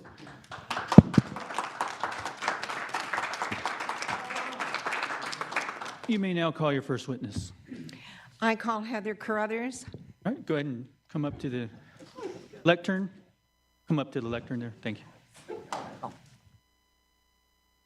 Ms. Carruthers, thank you. And let me ask, did you take the oath earlier today? I Right. don't recall. Your right hand. Do you promise and affirm under penalty of perjury that the testimony and evidence you provide today will represent the truth, the whole truth, and nothing but the truth? Absolutely, thank you. Thank you. Please state your name for the record. Heather Carruthers. All right, go ahead. Okay. Ms. Carruthers, can you tell us, when you get up early in the morning, is there plenty of light in the park at 4 a.m.? No, and I get up every day between 4 and 5 a.m., and this solar lighting is completely inefficient. Not only are the lights that are put in, some are still not working, nor do they meet the legal requirement of illuminating the roadways and walkways. Okay. Okay, Ms. Carruthers, have you personally seen any water puddling on the street when the streets were supposed to be graded so that they did not puddle? Have you seen this? Yes, and especially during this last rain, we still have the same issues. It's not draining, the water stands, it still goes from coach to coach. And I still have sandbags at my property, and I know other residents have sandbags on their property. So no, the pavement has not been corrected. The drainage problem still exists. Ms. Carruthers, did you see a puddle on the street between space 94 and 95? Yes. That it was just simply from someone watering? Yes, and I didn't check it today, but it was there for 2 days. Okay.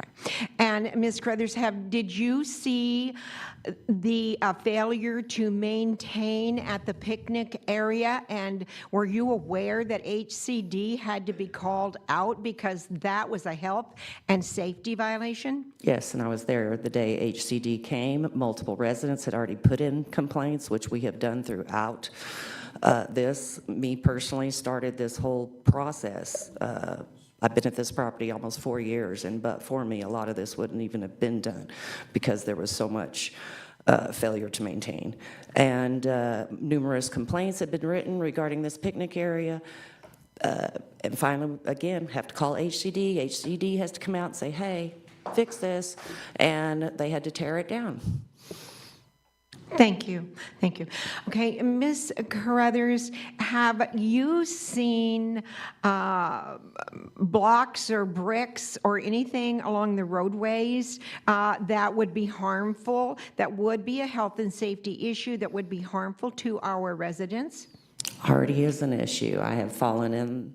There's holes on these bricks. I've already fallen in it. My dog has fallen in it. I've seen other residents' dogs fall in it. Objection. I just let it go for a while because I was hoping it would end. We just keep getting into maintenance issues that are unrelated to this petition.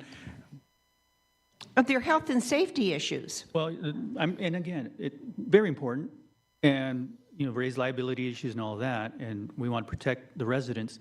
However, I agree with Mr. Albert that for purposes here, anything that's ongoing now and after the fact of the work projects were done, for my determination, is not relevant. Okay. Okay.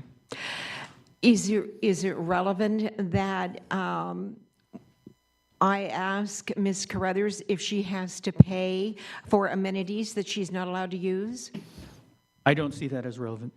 Okay, all right. I'm not saying it's not important, and there may be a different remedy that you have within the city's rules, but for this process, strictly to narrowly determine whether these improvements or projects that were completed are to be recouped through the process in the ordinance, I can't get into that.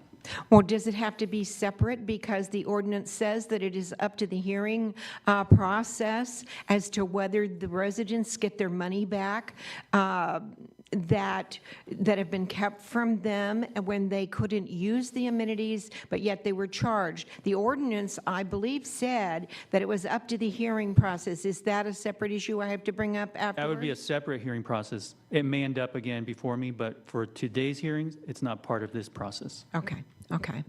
All right. Ms. Carruthers, do you have anything else to add? Just that the pool and spa, the pool is still closed half the year.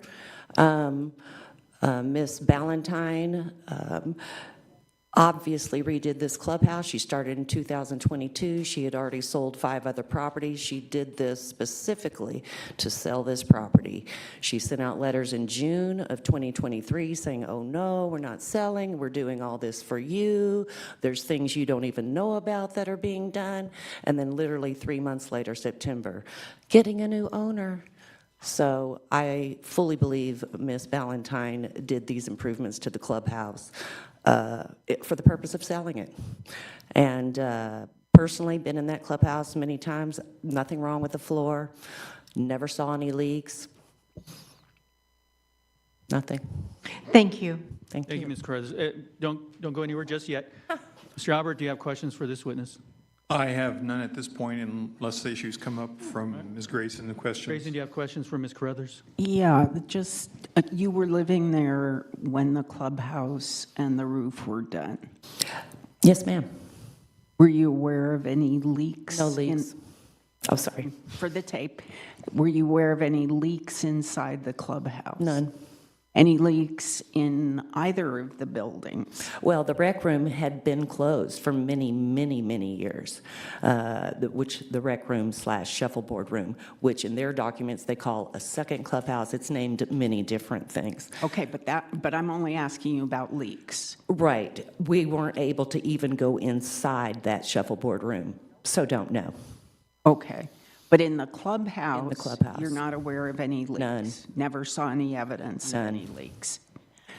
And you said there weren't, what was the condition of the floor before the work was done by Laura Ballantyne? It was nice. I bought in December 2021, and it was a nice clubhouse.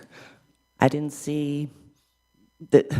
I mean, if I thought it was shabby, and believe me, went to a lot of mobile home parks when I was buying, so ours was nice compared to some others. Nothing wrong with flooring. Bathrooms were nice. The office space, it was small, but there were other amenities in there. There was a reading room, there was a little library, there was a piano, there was a lounge. There were a lot of other things that were in there that we were able to use that are no longer available to us now. They're gone. And were you ever told that there needed to be modifications to the restroom in the clubhouse to meet ADA requirements? None. Are you aware of anybody having difficulty maneuvering in the clubhouse because of trying to get in with a wheelchair and not be able to maneuver in the room or No, get ma'am. into the room? No, ma'am. The only problem that handicapped residents were having were with regards to the laundry room. There was no ramp for them to be able to get into the laundry room.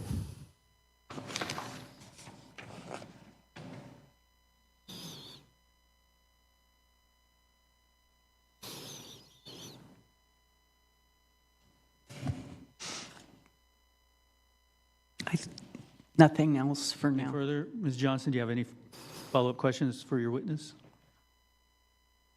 Ms. Carruthers, do you remember during a meeting that a resident brought up the ADA compliance with the pool, that they needed a lift to be able to use the pool?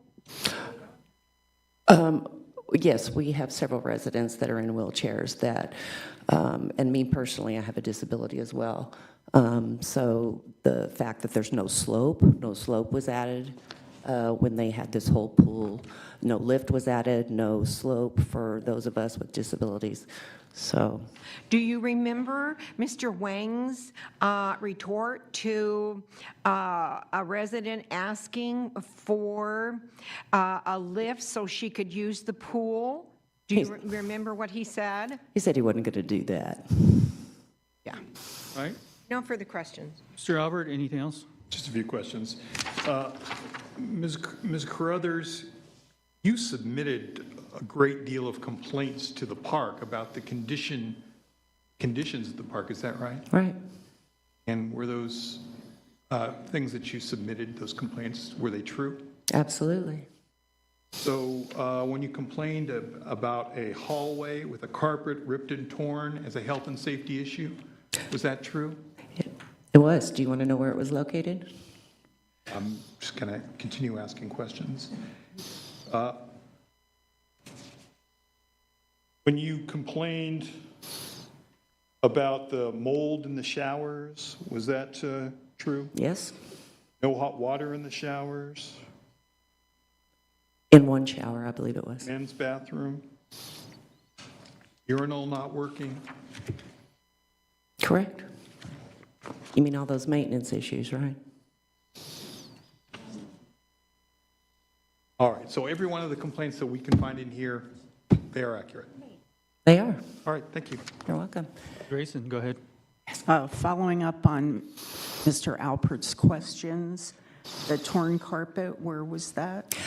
They had some, it was like AstroTurf. Outside, there's a jacuzzi room. There's a little hallway there that leads to the bathrooms and also to that shuffleboard room that was closed. And obviously hadn't been maintained, so it was where it comes together, it was frayed enough that when you walked, your foot would get caught in that little piece of, it was like indoor-outdoor carpet kind of thing. And was that in the pool/spa area? It's in the spa area. The pool is a whole separate section. The spa is off to the left of that. And the mold in the showers that he mentioned, where Right. was that located? All around the base, and let me tell you what they did. They couldn't remove it. They had a cleaner come in, put bleach, she did everything she could to try to get rid of that mold, and so what they ended up doing was just putting more caulk over it. And where was that shower? In the jacuzzi room, in the jacuzzi building. Were you told if that had been cited as violation? No. Were you told by anybody on behalf of the park that anything they did, any of these projects were because of citations from No. HCD No. or the health department? No.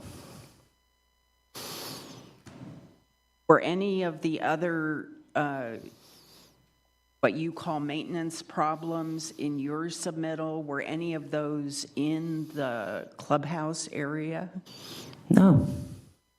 Were any of them on the roads? I don't believe we mentioned the roads in those complaints. There may be separate complaints regarding the roads, but I think what he's talking about, where her and I walked the whole property as far as all the buildings and wrote down everything that was working, not working, the mold, just like I said, maintenance issues. I don't believe we put the roads in that. And at some point, the park owner, you said, had a meeting right after he bought the park, 3 weeks. 3 weeks after, and then they came in proposing to do certain things? Is that correct? Well, the first thing he wanted to do was give every resident $20 to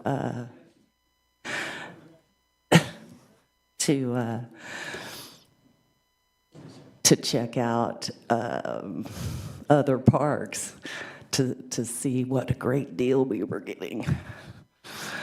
But did they give you, there's materials submitted where it looked like it was to survey the residents as he defined it, Mr. Wang defined it, to get the residents to consent to doing improvements. Were there any reasons given to at the meeting why those were being proposed? No. And you were specifically not told that it was for health and safety reasons? Absolutely not. I think we may have even recorded it. Nothing further at this time. Mr. Operator, anything else? Ms. Johnson, anything else? Yes, I do. Ms. Carruthers, Mr. Wang stated that he replaced the fencing around the pool. Have you seen new fencing? No, there's no new fencing. I see the diagrams in that book, but absolutely no new fencing. So he was incorrect when he put that in his, when he submitted that he actually did not replace the fencing, and that would be part of his pass-through. Yeah, no new fencing. 3 new gates, that's it. No further. Okay. Thank you, Ms. Carruthers. Thank you. All right, moving along. Thank you to all witnesses. We're up to our number 9 in our agenda.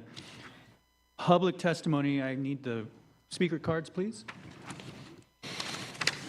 And do I call the speakers, or will you be calling them? I'll call them. Very well, thank you. Okay.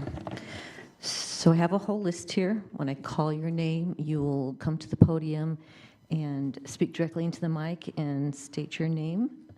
And I don't have them in any particular order, but we will start with Heather Carruthers. Oh, come on. And you will have 3 minutes, and I will have the timer set.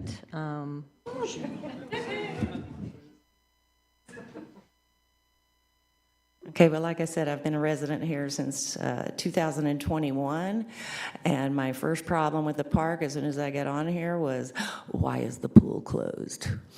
Didn't make any sense to me. So, and then ultimately, nobody gave me MRL laws. I wasn't given the book. Once I found out what was going on with that, my coach, I dug in, and then I started my complaining, and I've got 50 plus complaints at least regarding problems at this park. Not only health and safety violations, MRL law violations, Title 25 violations. I just kept pounding them. So, but what I'd like to say is he's gone beyond the scope. HCD did not violate that spa. One violation, and it basically said it's your responsibility.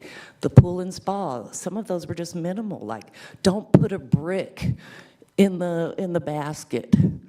You know, attach the handrail to the wall of the pool. Minor things. The only thing was the shell, and that Riverside County wanted them to set up a plan. And then he goes even against Riverside County Health and starts doing stuff without getting their approval. We still, to this day, have a failure to maintain on many items. We still have to call HCD. We still have to stay on top of them. I know in this packet, he's conjoining roof replacement and roof coating. Those are 2 different things. Roof coating, we all have to do. And yeah, it's expensive. It can be up to $500 a gallon for this stuff to coat the roof. We have to do it so our own coaches don't leak. How long had that roof not been coated on the clubhouse? Or I don't know. But yeah, do we have to do it? Yeah, is the usable life of that coating up to 5 years? Sure is. But we have to do it for our own coaches. And it's not a roof replacement. Let's be real clear on that. It's coating. You roll it on. We all have to do it in order for our own coaches not to leak. So the fact that they have to do it, yeah, got to. And I would also, like her, I'd like to state that, yeah, we want our money back. If anybody owes anybody here, it's this guy. He owes us money. So you can't keep things closed off to the residents. You can't take their money and not maintain your property.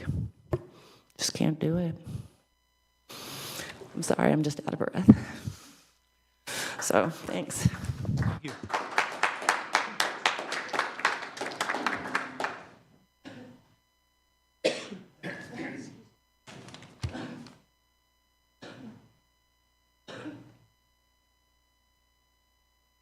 Next, we have Elizabeth Rohr, R-O-H-R, Rohr.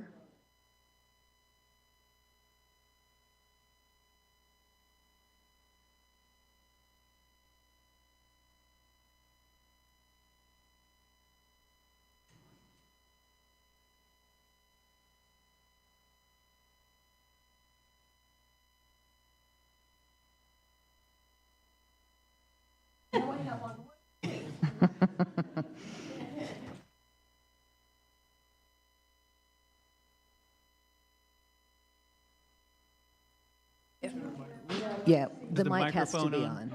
on. I can do it. Leaving them, There we go. pull it down, It's good. but then I'm too loud.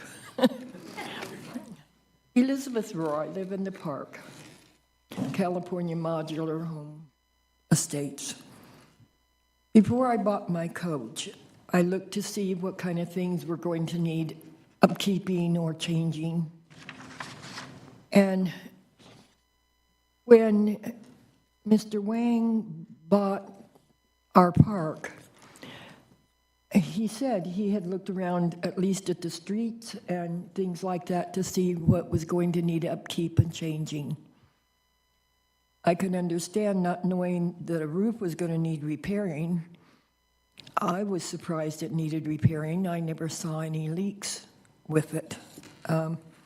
And I was in and out of the clubhouse quite a bit. The increases he's asking for are not temporary. It's a lifetime. This is a 55 and over park, and I think quite a few of us are really over 60 and probably 65. That's not a temporary increase.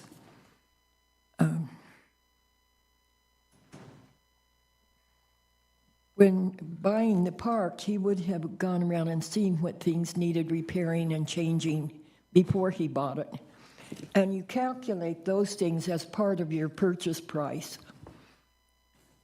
We knew that the clubhouse was being changed and repaired, and I'm sure he was aware of that before his final purchase price, and asking us now to pay for it when the previous owner had paid a significant amount of that cost, I'm surprised at. He owns other parks, and so he knew what kind of things would come up in a modular home park that could need repair or replacement. And so the things that he's repaired and replaced are not new, are not a surprise. And to ask us to shoulder that cost when that should have been part of his cost of doing business, part of his, that's what his profit is for in charging us space rent and the other charges we pay. The swimming pool, I can see him not knowing that it needed changing, but we can't use that pool quite a bit of the year. When I first moved in, I used the pool quite a bit, and my doctor said he wanted me to swim every day, year-round. And as the pool is closed part of the year, because it's cold, and he said, I don't care if there's ice floating in it, you should swim every day. Okay?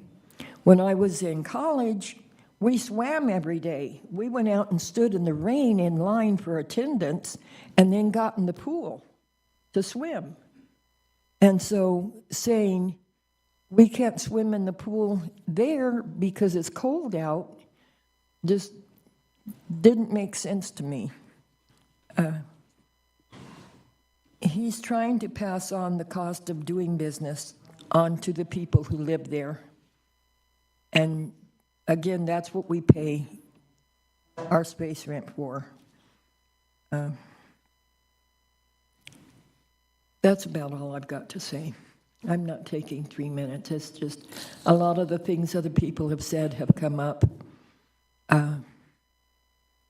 Thank you. Thank you.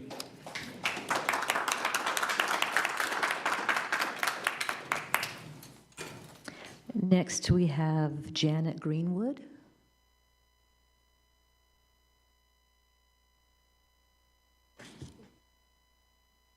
All right, we'll move on to Edward Quintero.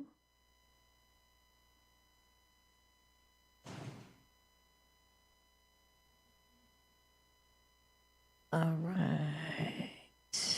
This one, last name is Chanveria?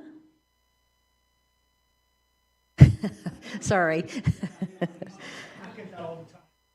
Okay, well, when you get to the microphone, you can say it right for me. Hi, good afternoon. My name is Mauricio Chavarria, and I've been living here since July 23rd, 23. And one of the reasons why we liked it, it was because the clubhouse looks neat, clean, really organized, nice, so that brought us our intention to buy the property. 3 months later, he introduced himself on the meeting. And something that brought my attention and made me, I changed my mind to keep living in this park is that he said that your intention were to bring our rent up to $1,000. Yes, you did. Now, yes. Neither you can judge, only God. Yeah, amen. And he's going to be a judgment. You say, my intention is to bring the rent to $1,000. The minute he said that, I told my wife and said, we should have stayed renting. But anyway, now, another issue, the lighting. Yeah, he has bought lights.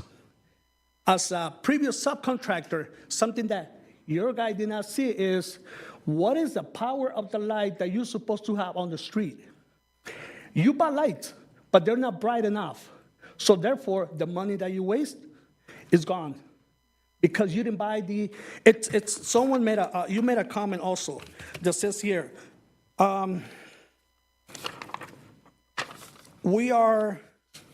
that you wanted the place to look neat, clean. No, it's not about looking. It's not about the looking. It's about the needing. If you know that you need brighter lights, that's what you need for the safety of the park. You also said that electrical wiring needs to be updated. By law, you have to change. There's updating every 20 years, so you have to update that. And so you just bought the building, you had to update to whatever needed to be work on the park. The streets, the payment, it needed to be done under your responsibility, because that's the reason why we pay the rent of the park. I don't know if you're aware, if you ever got the report, but at the swimming pool, my wife, she fell because, once again, I'm bringing this out again, as an ex-subcontractor, whoever worked in the swimming pool forgot to put a handrail by the gate. And remember, this is a 55 park. He forgot to put the rail by the fly. No sign that says 2 step down before you go in, and no yellow tape on the step. That was, ironically, that was fixed half hour after I called management on a Sunday saying my wife fell. Can you wrap up your comments? Your 3 minutes has passed. I'm sorry. That's it. Thank you. Thank you.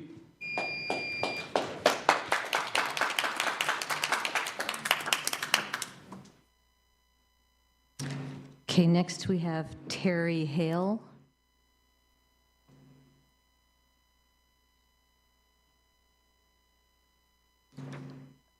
Deronda Sellers.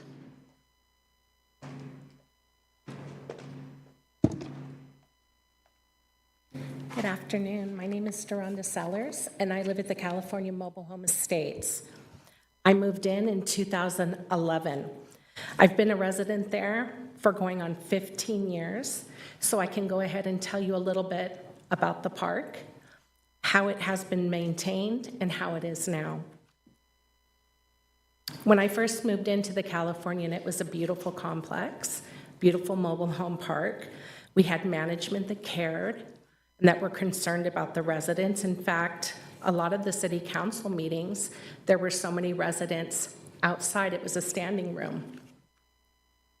Things have changed since Mr. Wang purchased the property. I can contest that the streets were not cobblestone in appearance. I've been there, I know. I can also confirm that the streets do flood. My home at Space 102 floods right in the front, and I have trouble crossing the street if need be, or getting my mail. It's close to impossible without soaking my feet. The lighting. I need to address that because it's very concerning for the seniors that live there. Our community, we like to walk our dogs in the evening and at dusk, especially when the weather isn't the greatest and we need to get the little guys out for a quick walk. The lighting that's there now is absolutely insufficient. If the sky is cloudy, if it's raining, the lights don't charge as if they should. It becomes a health and safety issue for the residents that live there. I personally won't take my dog out to the grass area or even along the walkway. It's just too dark, and we have a coyote problem as well that periodically come, and our animals have been taken. The clubhouse, we've lost a piano, a library room, a community board for residents that we were able to post events coming up, sometimes at our own homes. Sometimes HCD would post notes up on how to contact them, and that board is no longer there. It was taken down by current management. I have notified Peter Wang on numerous occasions. I have filed complaints regarding safety concerns, anonymity regarding complaints I have made where management has told the resident where I live. That caused me to file reports with the sheriff's department. These are things I'm not used to. I'm not used to living in a community where I feel monitored 24/7 with cameras and staff wear cameras and enter our backyards to read meters, excuse me. I want to note that out of all of the complaints that I filed with Mr. Wang, not one was ever replied to. And this has been going on 2 years. I did recently receive 3 letters from his attorney firm. I filed a complaint regarding safety and my concern regarding management. The first letter I got back from their attorney was to cease and desist, conduct yourself accordingly. That's what I was told as a resident that has been there close to 15 years. My concerns weren't acknowledged. Instead, I was indirectly threatened. I took that as cease and desist, conduct yourself accordingly, or else. The second letter, same thing. Thank you. Another report. Can you wrap up your point? Yes, with another report, same thing. Cease and desist, conduct yourself accordingly, stay out of management's way. Things have changed there, not for the better at all. It's for the worse. We're not being taken care of there. And these residents here, an increase would be detrimental to their finances. Absolutely detrimental. Thank you. Thank you.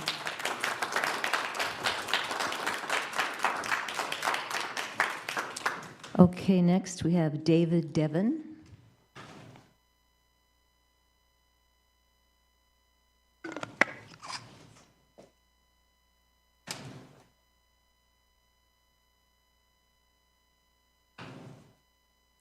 David Devon, mobile home resident.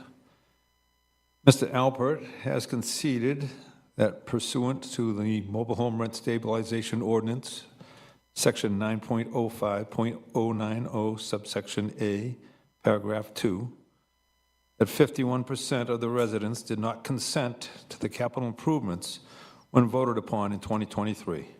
Therefore, the owner has attempted to invoke subsection C, where it states that a petition may be granted when the capital improvement is necessary to protect the health and safety of the park, his residents or neighbors. From what I can gather, the roof improvement was completed prior to the purchase of the park by Mr. Wang. Part of business is spending money. Does not meet the criteria of being necessary to protect the health and safety, and therefore should be denied. Again, it's part of doing business. The changes to the building were not done because of health and safety, and should therefore be denied. A jacuzzi can expect a normal loss of about 1 to 2 inches of water per week from evaporation and bodies exiting the jacuzzi, therefore requiring adding water. Request should be denied. Maintenance of loose tiles in a pool should not be considered health and safety, but regular maintenance request should be denied.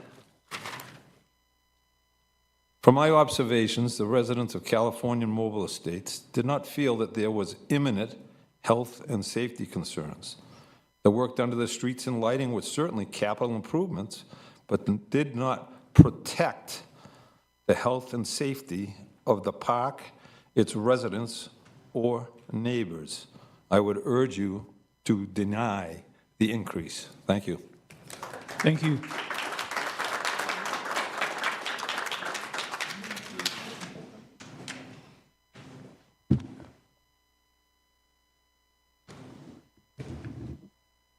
Okay, next we have Tandy Moreno. You don't want to speak? I just want to say, you'll have to come to the mic.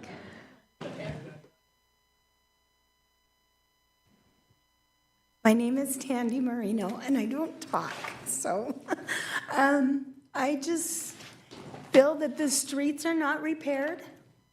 I still have flooding in front of my street. I've lived there for almost 9 years. 9 years. And when he first took over, he did tell us that he was going to raise the rent to $1,000 because he says that the other parks are charging more. So he needs to charge more. I don't agree with that. We're seniors and we can't afford it. We can't afford to pay for what he wants to beautify our park. We don't need beautification. We need safety. And he's all into beautification, I feel. He's always said it from day one when he first got the park in the meetings. And the lights are not working.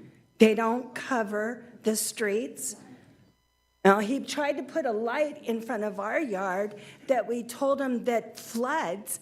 I've sinked in my yard up to my hip before, and he tried to put a light in my yard, and we told him, you can't do that. Sure enough, the light the next day fell out on the street. So if that's safety, these are not safety lights. They don't cover anything. It's dark on our street. And we don't walk our dogs because of it. We don't even let them out at night because I'm scared that there's coyotes. I've heard of coyotes, so I'm just not happy.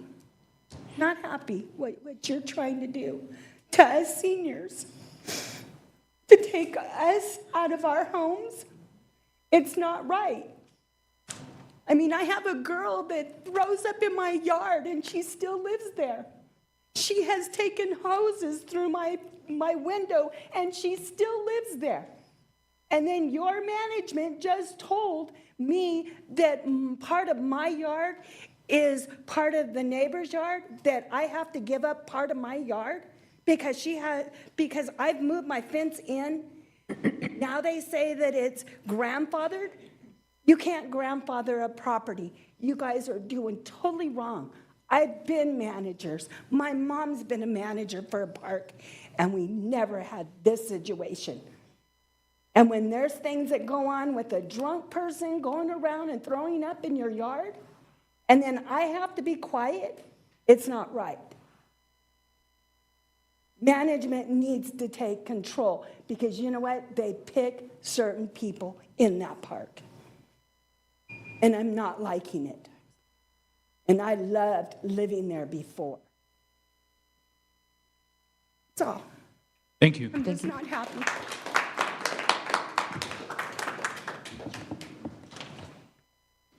Okay, next we have Richard Nava.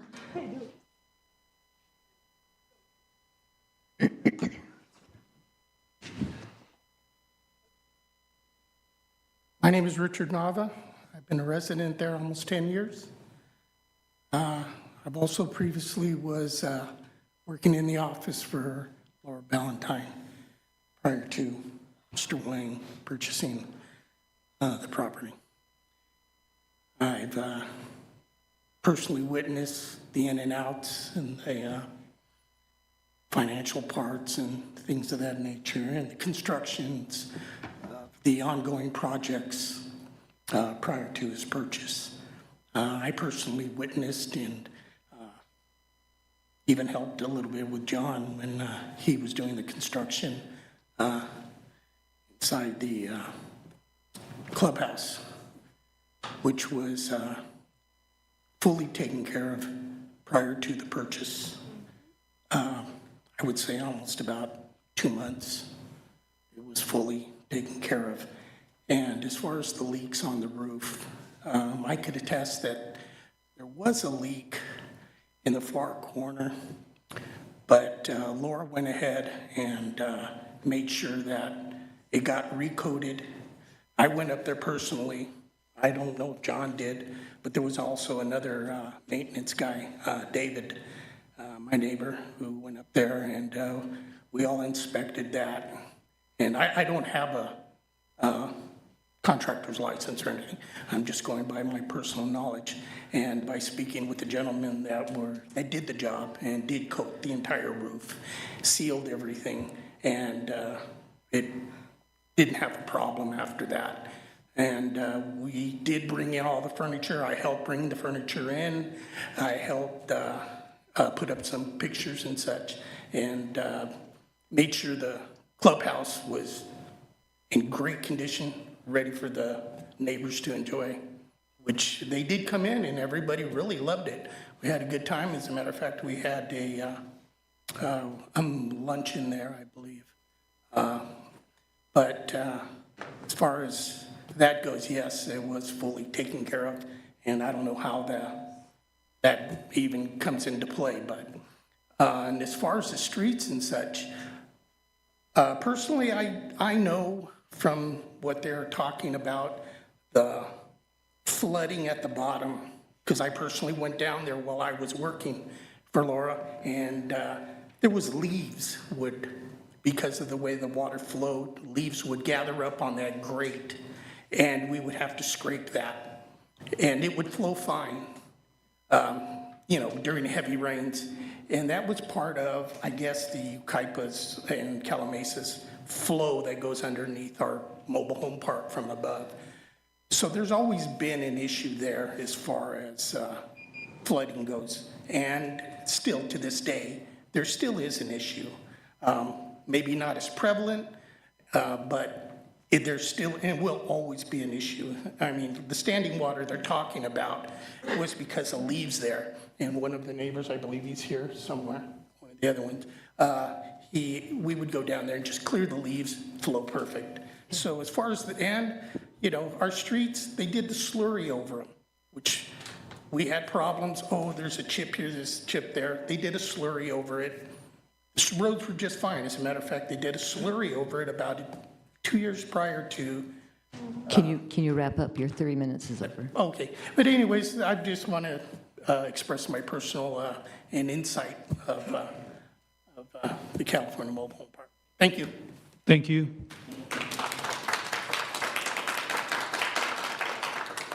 Next, we have Mary Terry. No? Okay. Patricia Hudson.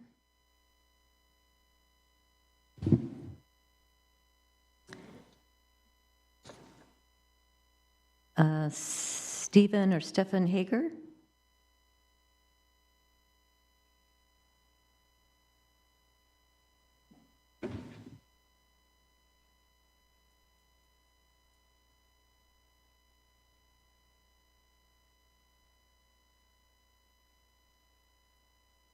Hi, I'm Stephen Hager, and you know, my biggest thing with this is that it's a blatant disregard for the rent control that we have for seniors. There's a reason why that was passed, and a lot of people can't afford it. And the fact of the matter is that this being a temporary thing, like it's been said, for a lot of us, it's not temporary, it's for the rest of our lives, because speaking personally, I'm dealing with cancer, and I don't intend to be able to live for another 20 years when this would be paid off. And so for me, it will be a lifetime thing. And I don't understand if when an owner buys a property, knowing that it's basically what we call a fixer-upper, there are costs that are going to be involved with that. And I have personally invested quite a bit of money in my mobile home to fix it up and to make it livable. And I can't pass my cost on to the owner, even though he benefits from it, because I'm on the front row and it makes the whole place look better. When my place looks nice, his mobile home park looks nice. But I can't pass my cost on to him, which if this goes through, I think I should be able to. I think he should have to pay for it. And so, yeah, I mean, if he gets money from us to pay for this stuff, and then when he turns around and sells it, he's going to get his investment back, and this has all been paid for. So the equity that we're helping him put into his mobile home park, he will benefit from when he sells it. So, you know, that doesn't make sense to me. So anyways, that's what I've got to say. Thanks, guys.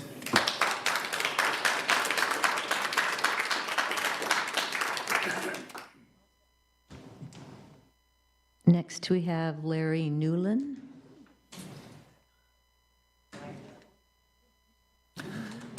Hi, my name's Larry Newland. I've been living there 10 plus years. I've seen Laura, the Watsons, then Laura Valentine, the daughter, take over. The maintenance in the park then was all in-house, done by whoever thought they could do it. And it wasn't done to a professional level. So when they bring in the pros, you're gonna have major issues that weren't addressed when just your neighbors working there. But my main concern is the economic impact that this is gonna make upon everyone here, because even a $50 increase can pretty much put a lot of people out on the street. Or have to choose between medicine and food and keeping you paid.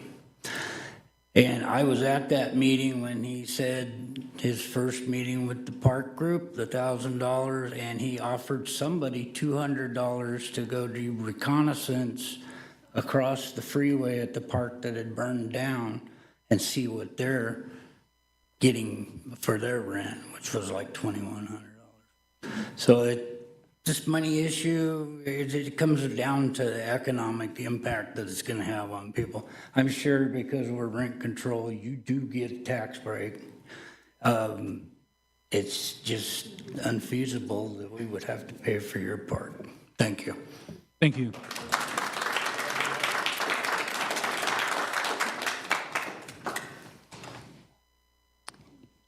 Glenna.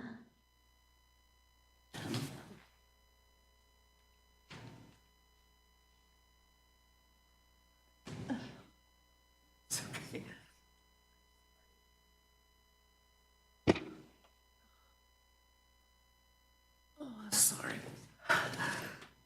Okay, I'm sorry. My name is Glenna Goss, and I live at the Mobile Home Estates. We moved in May of 2021.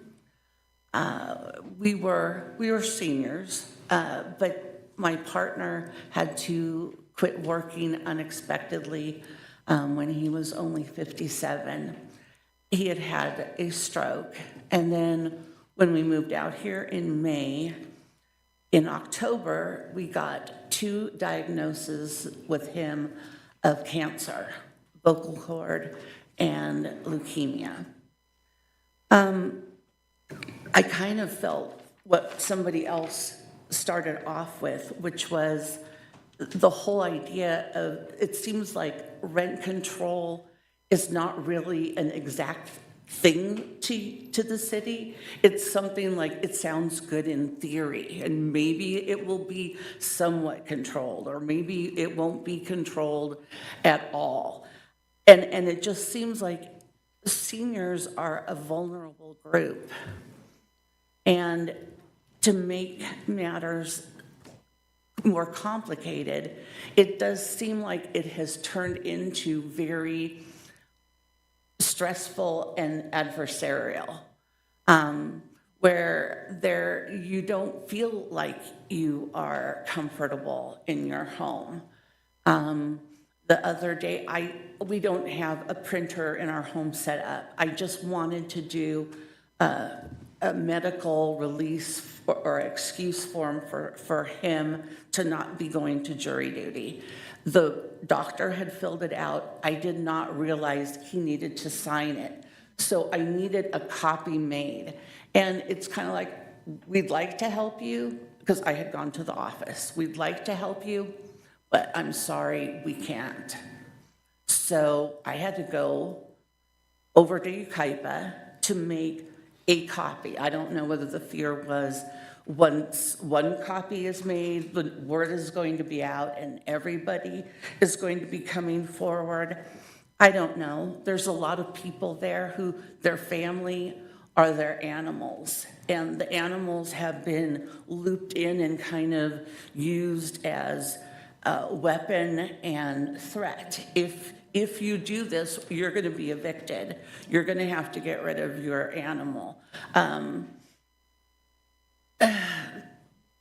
Oddly enough, what has been talked about with the water that was puddling up, we don't live anywhere near Coaches 99 or whatever those were. However, we noticed on our street a big, puddle of water. Actually, I didn't even know this was coming up, that I took a picture of early in the week. So the drainage and those kinds of issues still exist. We have a light on our property that was put in. I believe it's solar. So there's a lot of times it doesn't seem to go on, maybe because it hasn't been sunny enough. I don't know, but the illumination is really not sufficient. Can you wrap up your comments? Yes, and that's pretty much, more than anything, I wish that the whole adversarial and the pettiness and the we're gonna get you, and that whole thing, because the power is very much upended. And I believe it was, the park is part of his asset sheet and his assets. We can't put it down as ours. Our home is, but the park is his. Thank you. Thank you. Elizabeth Avila.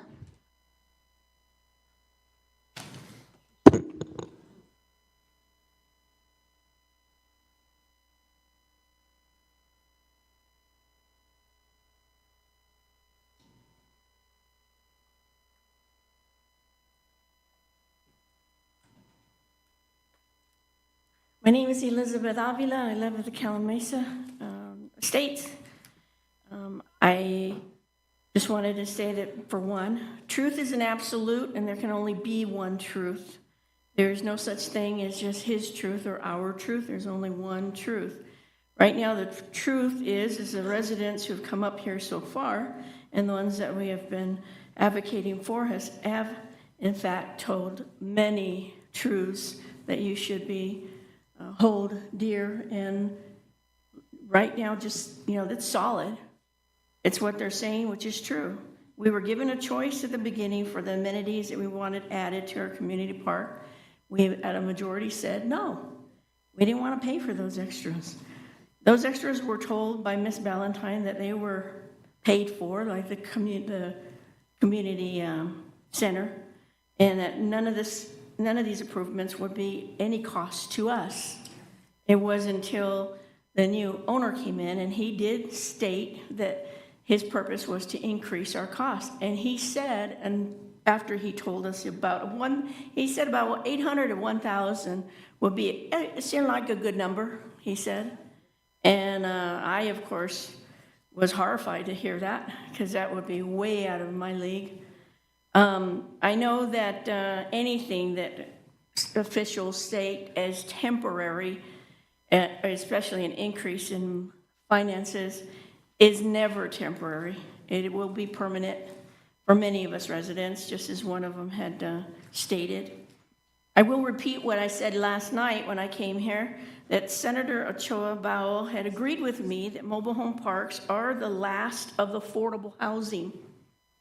And there isn't anything out there anymore. You can't get just a senior apartment without waiting 2 years or waiting for somebody to die to get it, and they are very expensive.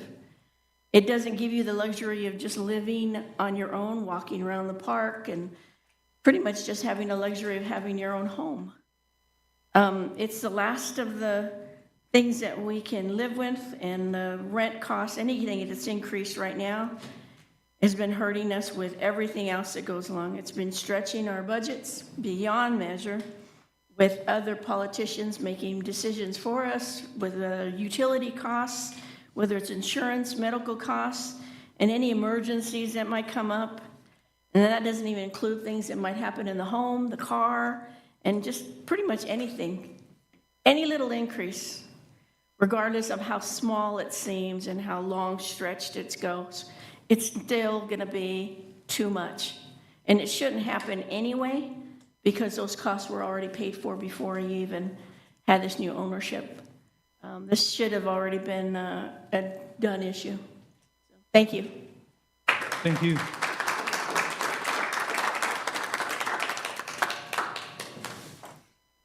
Next, Rebecca Downs.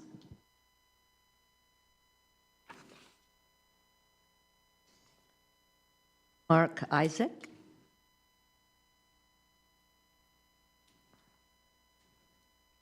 Stephen Rainey.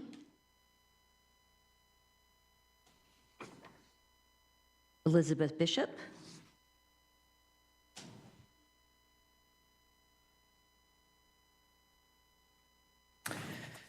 Good afternoon. My name is Elizabeth Bishop. I live in 72 space of the Calamasa. And I'm here to say that I think that all of this is nothing but a huge waste of time. It's a smokescreen. That's all it is. You're talking greed versus need, and that's what it comes down to.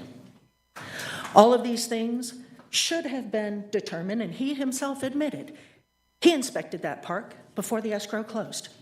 Any deficiencies, any maintenance or operational things that should have been and still are included in his operating budget, his maintenance budget, which is paid for by the rents we currently pay, is beyond sufficient to take care of any needs that he has had come up in this park. Okay? That being said, I did property management for over 20 years. This has been his plan all along. He inspected that park. He knew what money he was going to invest in it. He knew what money he was going to try and hit us with. That was his plan. That is exactly what this has all been designed to do. All of it. It's not capital improvement. It's operating budget. It's maintenance budget that he is already collecting money for. And it's designed to increase the CPI on that property. If he is allowed to amortize over 15 years, we're going to end up paying over 300 times the principal of what he has laid out. Not fair. It then increases the CPI on the property, which therefore gives him more money when you guys determine the 4% pass-through automatic in the rents every single year. So you increase his CPI over the next 15 years, which you can't take back. You can't take that back. That's the whole plan. That's the whole purpose. This is all subterfuge. This is all smoke. This is all greed. That's what it comes down to. No, we cannot afford another $10 on our rent. We have medical costs. We have increase. Food, housing, everything. The city themselves has admitted that 80% of this city is senior citizens. The decision you make today sets a precedent, and he knows it because he's done it on every single park he's taken over, reportedly. He's done this very thing, every single park, the minute he purchases it. It's the plan. It was in the plan ahead of time. There was nothing wrong with that roof in that clubhouse, nothing. There was no reason for him. And every time we ask for something, ping pong table, cornhole, put up a dartboard. Why does that turn into $150,000 in a floor renovation that we never asked for? That is part and parcel. That is what he's doing. That's his MO. That is his pattern and his history, and he's doing it. And the minute you allow this, you set the precedent for not only him to continue doing it to other parks and other people, but you set the precedent for other park owners to do the same damn thing. And I'm sorry, but I think all of it is conspicuous and suspect. And I think the change in the rent ordinance and the change in the rent stabilization board is also part and parcel and conspicuous. The time frame, if you look at it, we came to this council, 3-4 years ago, told them what we thought was going on, what was going to happen. Oh, no, don't worry about it. Is it a little conspicuous that the rent control ordinance got changed right before this public hearing? I think it is, and I think that needs to be looked into too. Thank you. Thank you.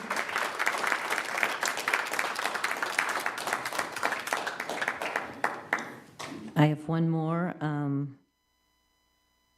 The last name is Etezady. Etezady? Sorry. I'm not always good with people's words, sorry. Is that Lila? Lily, okay. Hi, all. It's Lily Etezady. Thank you all for being here. Thank you, and thank you all the ladies. They've been very helpful. I think everything has been said. Not much more to say, but I think Mr. Wong probably miscalculated. You're a businessman. When you got the house, you must have known what problem, you've got an inspection, you must have known what the problems are. You usually calculate for next 10 years minimum to see where it's going. I know for a lot of investors, the old term is they put a lipstick on a pig and they sell it over. So I don't know if that's what your plans were, I don't know. I live in a separate park, and we all have heard of your name. Unfortunately, not as a good. And the issue is you come in, you fix some stuff, increase the rent. We are all seniors, and we all live on a limited budget. So every $10, $15 means something to us. It may not mean something to you. You have so many parks, you have family money. It's a mobile home. It's not a fancy house. You live in a house. Maybe you need to live in a mobile home to see what that means and what kind of repairs we do. We put Band-Aids on things. You rebuild, you renovate, you add on, we put Band-Aids because life is short for us. So that's mostly what I want to say. I think, I won't say it's greed, maybe it's miscalculation, I don't know. But and capital improvements means improving the capital. The capital is yours, not ours. We come there, this is for most of us the last destination. From there on, we're going to a different place. So I don't see any reason why we should be paying for your capital to improve and you to make the money. It would be great if you make the money, but not on our account. So that's mostly what I wanted to say. Thank you all. Thank you.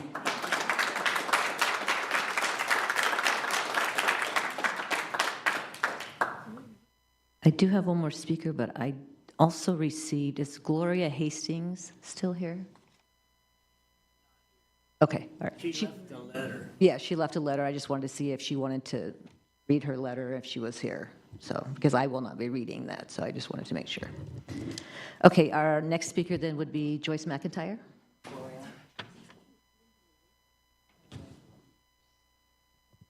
Joyce McIntyre, Douglas Street, Calamasa. I served on a commission on the city council and was mayor of this city, representing these seniors. Went through a rent control back in the middle of the 90s. These seniors are our residents, Calamasa's residents. They belong here. They live here. We should represent them and deny this rent increase. This man, I don't see any capital improvements that he spoke of that weren't done before he took over this park. This rent control or increase that he's asking for, that this needs to be denied. These seniors live on a fixed income. They can't afford, what, $3, $5, $10, $50, $100, what he's asking for per month on top of the rent they're already paying? That means some of them will have to give up medicine, food, a loaf of bread. I mean, this is ridiculous. This one happened, and this is not setting a precedent. This happened back in the mid-2000s, and that rent control was denied. The increase was denied. The council that I sat on back there, we put this mobile home rent control stabilization ordinance in place to protect these people, to protect the residents, the seniors. And so I'm asking you to deny Mr. Wang's request today. I'm asking you to deny that and represent and approve what the mobile home rent, and Donna has worked so hard to represent these people, to side with them. Because that's the only fair thing to do for these seniors. There are seniors. They're Calamasa seniors. Mr. Wang probably don't even live here. He doesn't pay taxes here. I mean, maybe on his mobile home park, but he doesn't live here. These people do. These are who we represent and take care of. Thank you.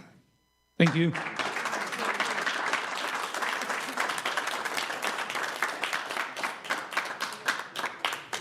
Thank you to all the public comments. Move on. Next, we have petitioner rebuttal witnesses, if any. You know, would you mind if we broke for just a couple of minutes or maybe 5 minutes? People can go to the bathroom and I'll talk with my client about whether we want to present any rebuttal. Okay, just so everyone knows, we have a hand raised. Our public comment has question. She says that she's got a written statement from somebody. Stay to read it, and that's not being entered into evidence. If the hearing officer would like me to read it, I will. However, that's not our practice to read public comments into the record. We submit them and give them to everybody so everybody has a copy, but I don't sit and read them into So the everyone minutes. will have a copy of this public I comment. will provide everybody a copy, yes. I'm going to follow the practice of the city. I'm not going to change that on the public comments. Thank you. Yes, Mr. Alpert. I was just going to suggest a short break of a couple of minutes so I can talk with my client about whether we want to present any rebuttal witnesses. Okay, we'll do that. It's 2:30 almost. And then we'll go to this side after we hear from this side. And then we'll have staff rebuttal, if any.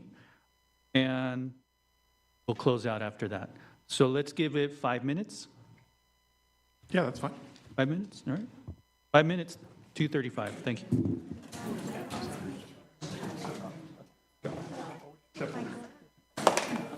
It's outside.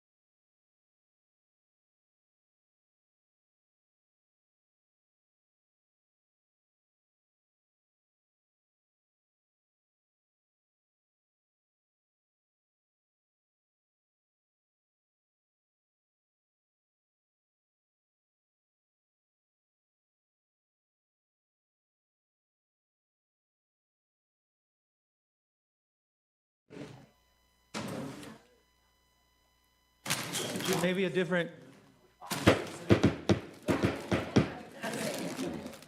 I have no idea if that matched any Morse code, but for those of you that know it, let me know later.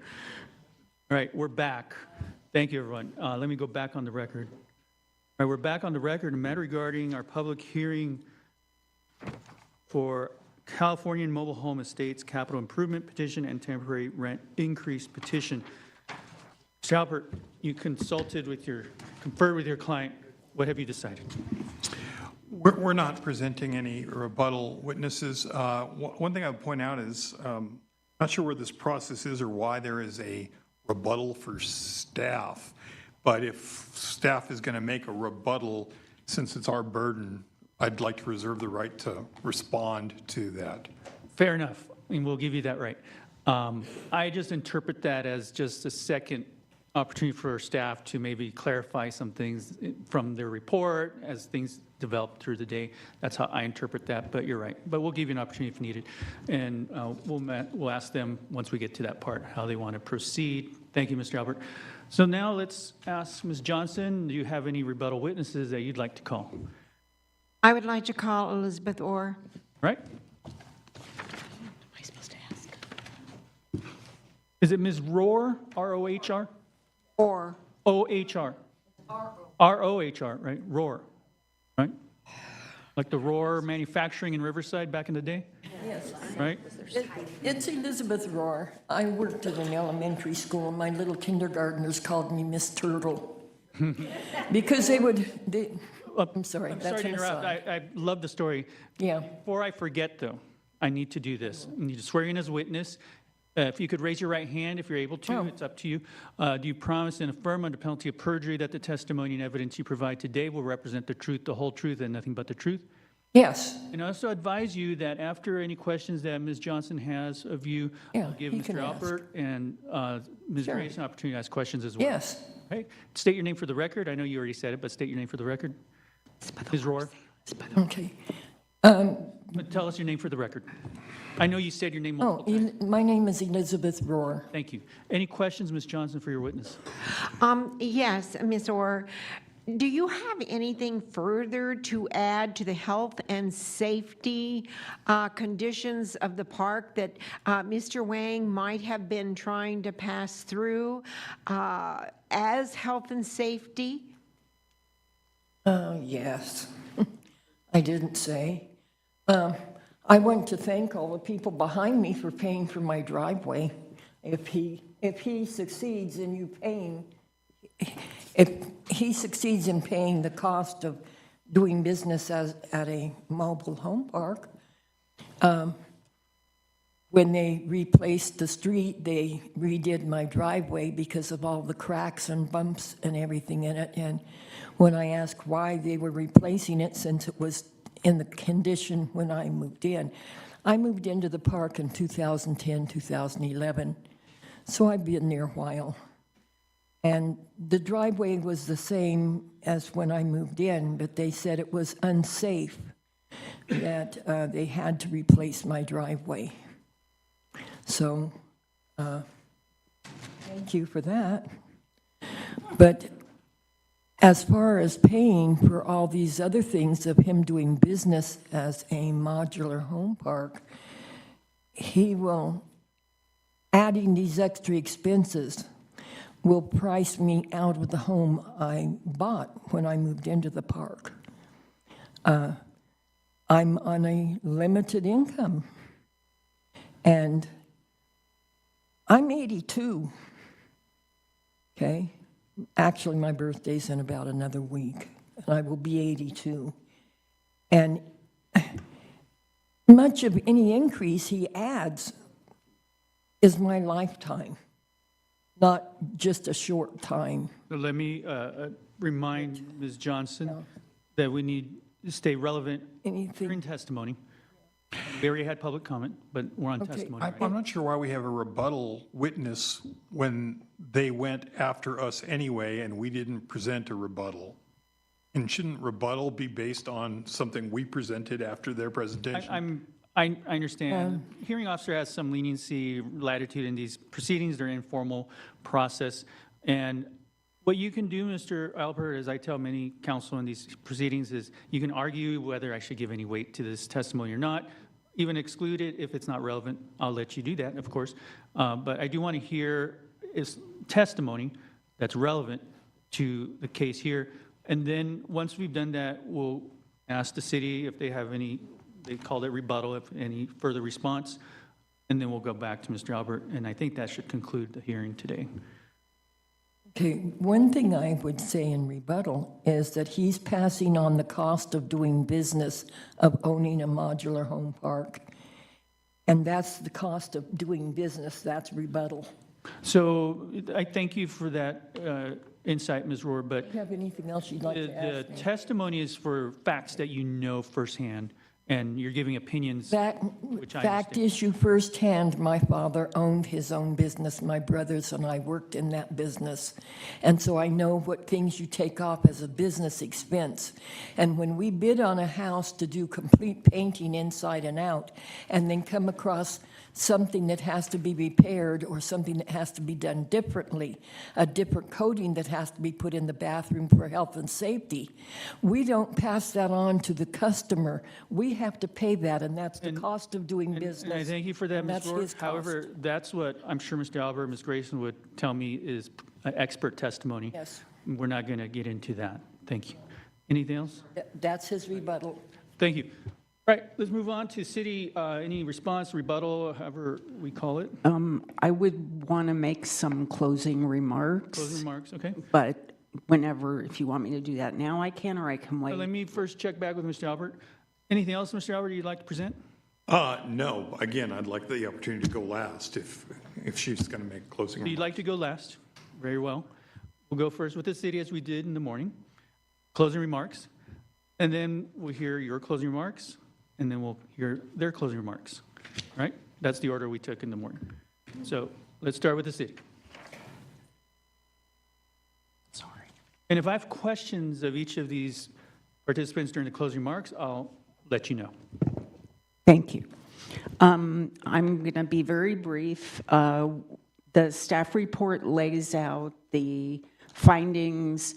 From our perspective, we thought would be helpful and relevant for purposes of issuing a decision on each of the claimed capital improvements. In this petition, on the merits, it is clear the issue is whether each of those claimed projects, capital improvements, were necessary for health and safety, as well as whether they each qualify as a capital improvement under the ordinance. I don't think there's any dispute about the amortization periods selected by the park owner. The interest rate for the capital improvements claimed is again part of the determination and whether the cost was properly allocated among all spaces. But for purposes of the capital improvement itself, does it qualify under the definitions? It would be the city's position that anything that is part of the cost has to qualify as a capital improvement in the sense that we're not saying that if there's a pipe you have to put in to do certain work, that itself is part of creating the capital improvement, but that's distinct from putting throw pillows in a clubhouse. And I listed off with the page references, there's about $12,000 worth of expenses for the clubhouse that would appear not to qualify as capital improvements. And if the hearing officer concludes that those clubhouse expenses constitute in the grand scheme a capital improvement, it's our position those need to be removed from the top. We would also point out there's really no explanation to justify, document why the residents should pay 60% versus 40% of the total cost. That analysis on whether each item qualifies, each project, I should say, qualifies as a capital improvement should be done on each of the items, the pool and spa, the streets, the street lighting, and then the clubhouse and roof.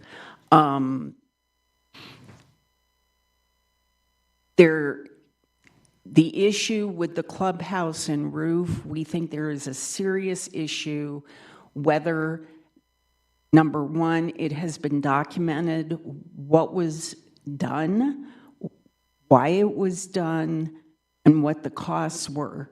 And yes, Mr. Wang presented invoices or bills that he says were provided to him by the prior park owner. However, that's hearsay. There's no direct testimony about what work was done. I know Mr. Reimer gave some testimony about things that were done before Mr. Wang purchased the park. However, he said he was not involved with the roof.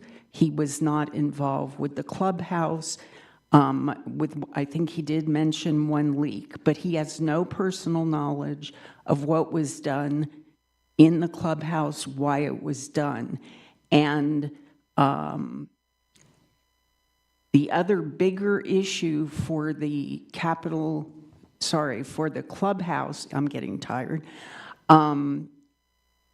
Wang's position is, yes, I didn't spend the money having the work done, but I paid for that work through what I paid for the park.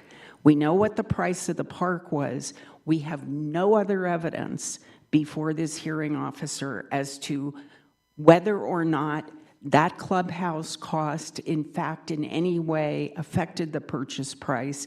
There's no competent evidence from any expert as to what kind of financial impact that expenditure, or if you call it an improvement, that improvement would have on the purchase price. And, excuse me, even if you had that evidence, Mr. Wang and Mr. Alpert have taken the position that they're not seeking a fair return. He made a reference in his arguments in the papers that he's entitled to a fair return on his capital improvements. This is not a fair return application. This is, what did you spend money on a capital improvement? We'll give it back to you. If it's financed, if you want financing, we'll give you back the interest on the financing. If he wants a fair return, he can come in with an MNOI, maintenance of net operating income proposal, or a fair return application. That's not before the hearing officer. And respectfully, any claim that because he paid a certain amount of money for the park means he gets to get recovery, quote unquote, from something that was done by the prior owner, that's not within the scope of what the ordinance provides for under this particular section. Otherwise, anybody could come in, they buy a park, and they could say, well, the prior owner put a new clubhouse in 10 years ago. It helped increase the price of the park. I'm going to put a capital improvement on these residents. Or they put in a new street 15 years ago. That's not what this ordinance was set up to do under this provision. And for that reason, it is staff's position that allowing this park owner to recover the cost of something the prior owner did, let alone whether it was because of health and safety, there's no competent evidence before the hearing officer. It was not consented to by 51% or more of the residents. There's some of the things in the costs are not, clearly not within the definition. It's just not something recoverable. And otherwise, I think we've laid out the city's analysis and suggestions. Thank you. Thank you, Ms. Grayson. Mr. Alpert. Sure. Stepping back to take a big picture look at it, I think a lot of the residents understandably don't understand exactly how rent control works, and when somebody buys a park in rent control, they're partly buying the ordinance in a way. They're buying what's allowed for rent increases under the ordinance. In a non-rent control environment, somebody wants to do improvements to a park, they just they can just raise the rents. Well, the city has adopted a rent control ordinance that you look at before you buy a park, right? And of course, oftentimes, I can be consulted by park owners who say, well, what does the ordinance provide for? What does it allow? And that's just part of the structure. And this city has chosen an ordinance that says, you know what, we like it when park owners go in and do these improvements that provide health and safety. We're not going to give the residents necessarily a veto on that. That's the structure. I mean, the reality is it's extremely hard to get residents or anybody to agree to improve the rents. So the city has adopted in its wisdom this structure that says if we've got a health and safety type improvement, we definitely want to allow this park owner to be able to pass it through. As far as the specific improvements here, the roads, as I said, the rules and the park's own rules and regulations cite this kind of road replacement as a kind of health and safety type project that should be considered. That's what the city's own rules and regulations say. Now, some of the residents suggested that some repairs should have done repairs instead. The testimony you got was that that wasn't feasible. That wasn't where the road needed to be replaced. It was, beyond its useful life. Regarding the lighting, again, there's no dispute that that's a health and safety issue, but you've got a lot of residents saying they wish it were lighter. They want more light. Well, I don't think that changes the fact that you had a situation where you had only 5 lights in the park, which is clearly inadequate, and then the park owner has put in something like 40 of these lights to try to address a health and safety issue.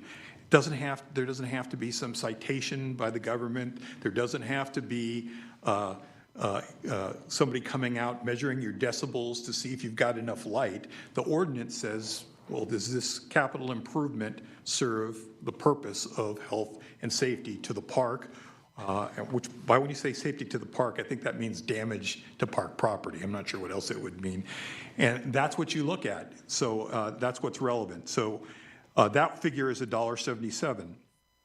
The pool and the jacuzzi area, again,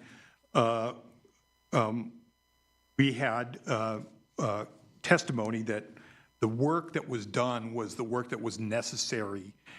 It wasn't just the fact that there was a citation from health and safety, which was required to do some of the work for the pool and the jacuzzi. That's definitely true. But that when they got into the project, in order to address things like the leak in the jacuzzi or the spa, they had to do this work. It's like for health and safety. And we had the contractor, he went through all of the various work that was done and explained how it was health and safety related.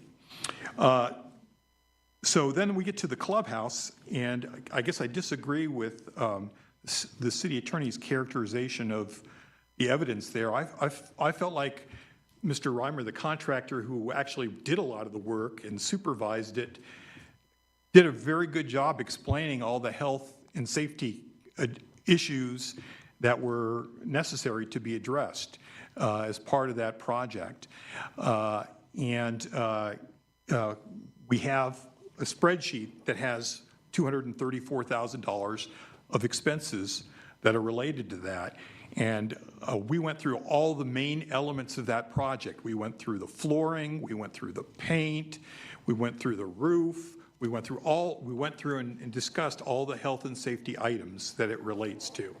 Now, so and I have to admit that this is sort of the big issue to me that, this jumps out for that project is this park owner didn't pay for that.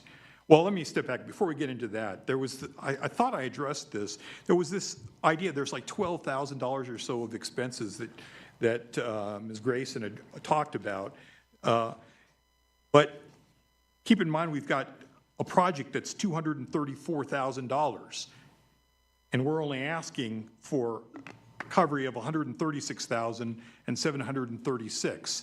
So you could take out that 12,000, you could take out another 50,000, you could take out, 75,000. You still have capital improvements that are equal to the amount we're requesting, which is 136,736. Now, as to this discussion of whether the current park owner can seek this rent increase based on the improvement done by the prior park owner, one thing I did not hear from Ms. Grayson was citation to any piece of language in the actual ordinance, any piece of language in the rules that says a new park owner who cannot seek a rent increase based on the costs incurred by the prior owner. I read to you the language from the rules that just basically says you have to demonstrate that this expense was incurred. And of course, you have to meet the other requirements in terms of health and safety obligations.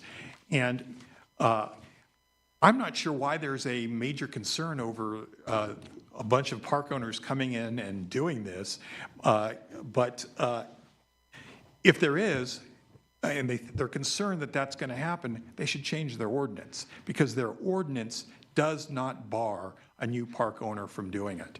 And the reality is these residents are benefiting from those improvements. They have a useful life that will go, it was only done in 2023 or completed in 2023. The useful life of those improvements would continue through Mr. Wong's ownership. If the prior owner had come in and sought a rent increase on that basis, demonstrated the health and safety and needs, these residents would still be paying for that rent increase. If we're talking about an example of 10 years ago, of course, you can't go back 10 years unless the useful life actually continued to the existing or current residents. In any event, the city's argument here, I think, is more one of like sort of the equities, what they think is fair, what they think is unfair. And my point in noting the fact that the park owner basically paid for these improvements when he bought the park is it is fair that this pass-through come through, for setting aside the fact that the ordinance allows for it and the rules allow for it. He paid for all of these improvements. It's just common sense. You pay for the park in the condition that it is. The residents benefit from it. It's got a useful life. There's no reason that this pass-through should not be approved. And just to clarify again, that the correct figure for that is $9.13 per month for the pool and jacuzzi, and that's for 20 years. Pool and jacuzzi, $480 a month for 15 years. And as far as the legal fees go, I just submit that a lot has gone into this process. You've got this package here with all these attachments. Our side of the fees is roughly $20,000. The rest is city fees. We think the fees are pretty reasonable. I've been doing this, as I said, for 25 years, and no wasted effort goes into it. With that, I want to thank you and everyone for your time. Thank you. We'll get to you in a moment, Ms. Johnson. I have some questions, Mr. Alpert. So is it your position that as I go through the evidence, the record, I will come to the conclusion that Mr. Wang did not get a discount for the clubhouse work in the purchase price? Is that established in the evidence that's before me? Because you're telling me he paid for it, therefore he can now ask for recoupment. How do I know from the record that he did not pay? The fact, well, he bought the park, and the park included the improvements. I'm not sure. No, my point isn't. In fact, to me, even if you take that aside, it's really what we need to do is apply the ordinance. And the ordinance, my point is in the ordinance, it's irrelevant whether or not he paid for it or paid some special amount for it. The issue is follow the ordinance. The ordinance says, were these improvements completed? Do they serve health and safety purposes? and were they paid for? And if so, it should be approved. Wouldn't that pose possibility of a double dip problem where he didn't pay for the clubhouse and now he's getting paid for the clubhouse? I don't understand how you cannot, when you buy a piece of real estate, you buy the whole property in the condition that it is. You don't parcel out different pieces of it. So It's it's a nice principle. I know that's typically what happens in many real estate transactions. How do we know what happened in this transaction? Well, I think the only thing that's rational to presume is that he paid a market price based on the value of the property and the improvements and the stream of income. And that's the conclusion you believe I can draw from the record? I don't think you have to draw it. I don't think it matters. Well, I'm just asking the question. I'll decide if it matters or not. Right, but I think that's the only inference you can draw, that when he paid for the park, he paid for it based on the condition that it was in. Right. Certainly, anybody who's, I mean, I could call Mr. Wong to talk about this. As part of the due diligence process, when you buy real estate, you go through the condition of the park, and this is the Can argument I the residents make. object? He's arguing information not in the record. Well, And Have a little order. Thank you. Thank you for the objection. I disagree because he's posing a hypothetical to respond to my question, which is fair. And so go ahead with your point. So, no, my point is the normal due diligence that you would expect from somebody in a real estate transaction is they go through the property, they set the price based on condition of the park, what it's worth. Also, they would look at the rent control ordinance and what it allows. So the only rational presumption to make is that the purchase price reflects the current condition of the park when it's purchased. All right. We'll leave it at that. So my question now is 51%. This ordinance requires a 51% approval. I would imagine if there could be a scenario where a park owner, not Mr. Wang, just a hypothetical park owner, whether it's a corporation, partnership, LLC, trust, whatever the form, call it the owner. That owner wants to do some kind of improvement, capital improvement. They call, according to the ordinance, they duly notice the meeting, however the ordinance requires. Everything's by the book, everything's documented, there's a vote, survey, I think Mr. Wang said, but there's that process. And within that process, you get the 51%. I believe it's of spaces, right? Not, an individual mobile home could be owned by multiple people, but it's of spaces, not percentage ownerships. So we have the required approval of the 51%. Under that scenario, would it matter whether or not there was a health and safety or a necessary health and safety protection? No. Under the ordinance, the first 5 sections would just all be controlling. That subdivision C that talks about health and safety basically addresses the situation where you can't get approval of the residents. And why, I have ideas, as it's my job to have, but why do you believe there's a section C? Because you do not want to have a situation where it's very difficult to get residents to agree to any kind of a rent increase, human nature. You want to encourage park owners to go ahead and do those improvements because they serve the purposes of health and safety. So you have kind of a safety provision that... You say it's a safety valve? Yeah, it's a safety valve. All right. So we have this health and safety requirement under subsection C. To me, that's a very peculiar thing because it's health and safety. It's not just general, it could have said this improvement, this itemized, like 20, 30 things. So except for these, you can do it. But it just says health and safety, and I would imagine Maybe there's definitions within the ordinance for that, or you have to refer to other parts of the ordinance, titles and so forth, chapters, all that good stuff. But here it says health and safety. So we know that there's a special category of improvements under this ordinance that are health and safety. So let me ask, is it your position that as I look through the record, the testimony received, evidence, and everything that I will be looking at, that I will conclude that each of these projects as invoiced, as requested for in the petition, and I know we already talked about the 12,000 that was identified, that everyone agrees now was not health and safety, but otherwise, I will conclude that each of these projects was a health and safety necessary for protection of the parties identified in the ordinance.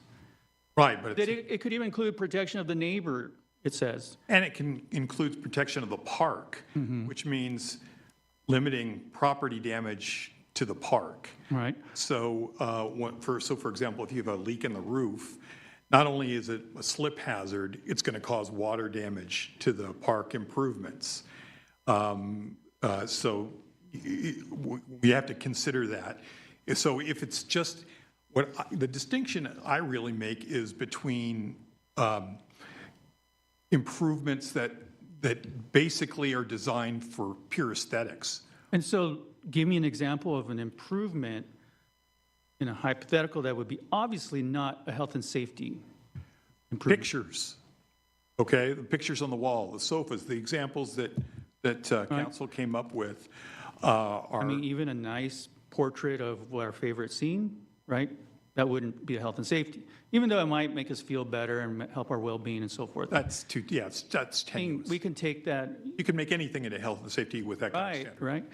And so what would be an obvious example of something that is a health and safety?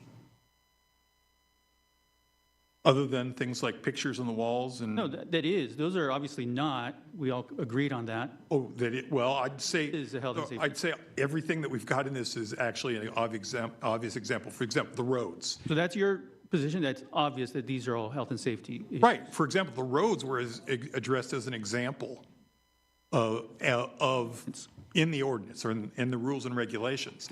And why is it the roads? Because, well, it's trip and fall hazard. People, or you drive over it, it could damage your car, you could get hurt. And by the way, it's not just, it's also compliance with things like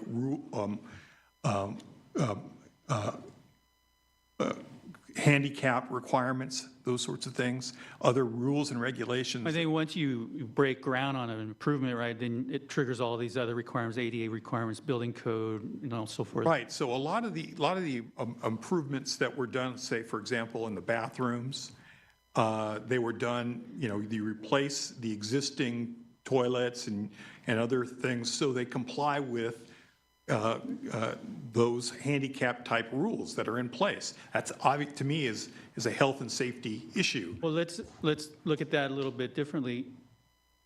I believe it was Ms. Crothers pointed out that these are maintenance, regular ongoing maintenance items, right?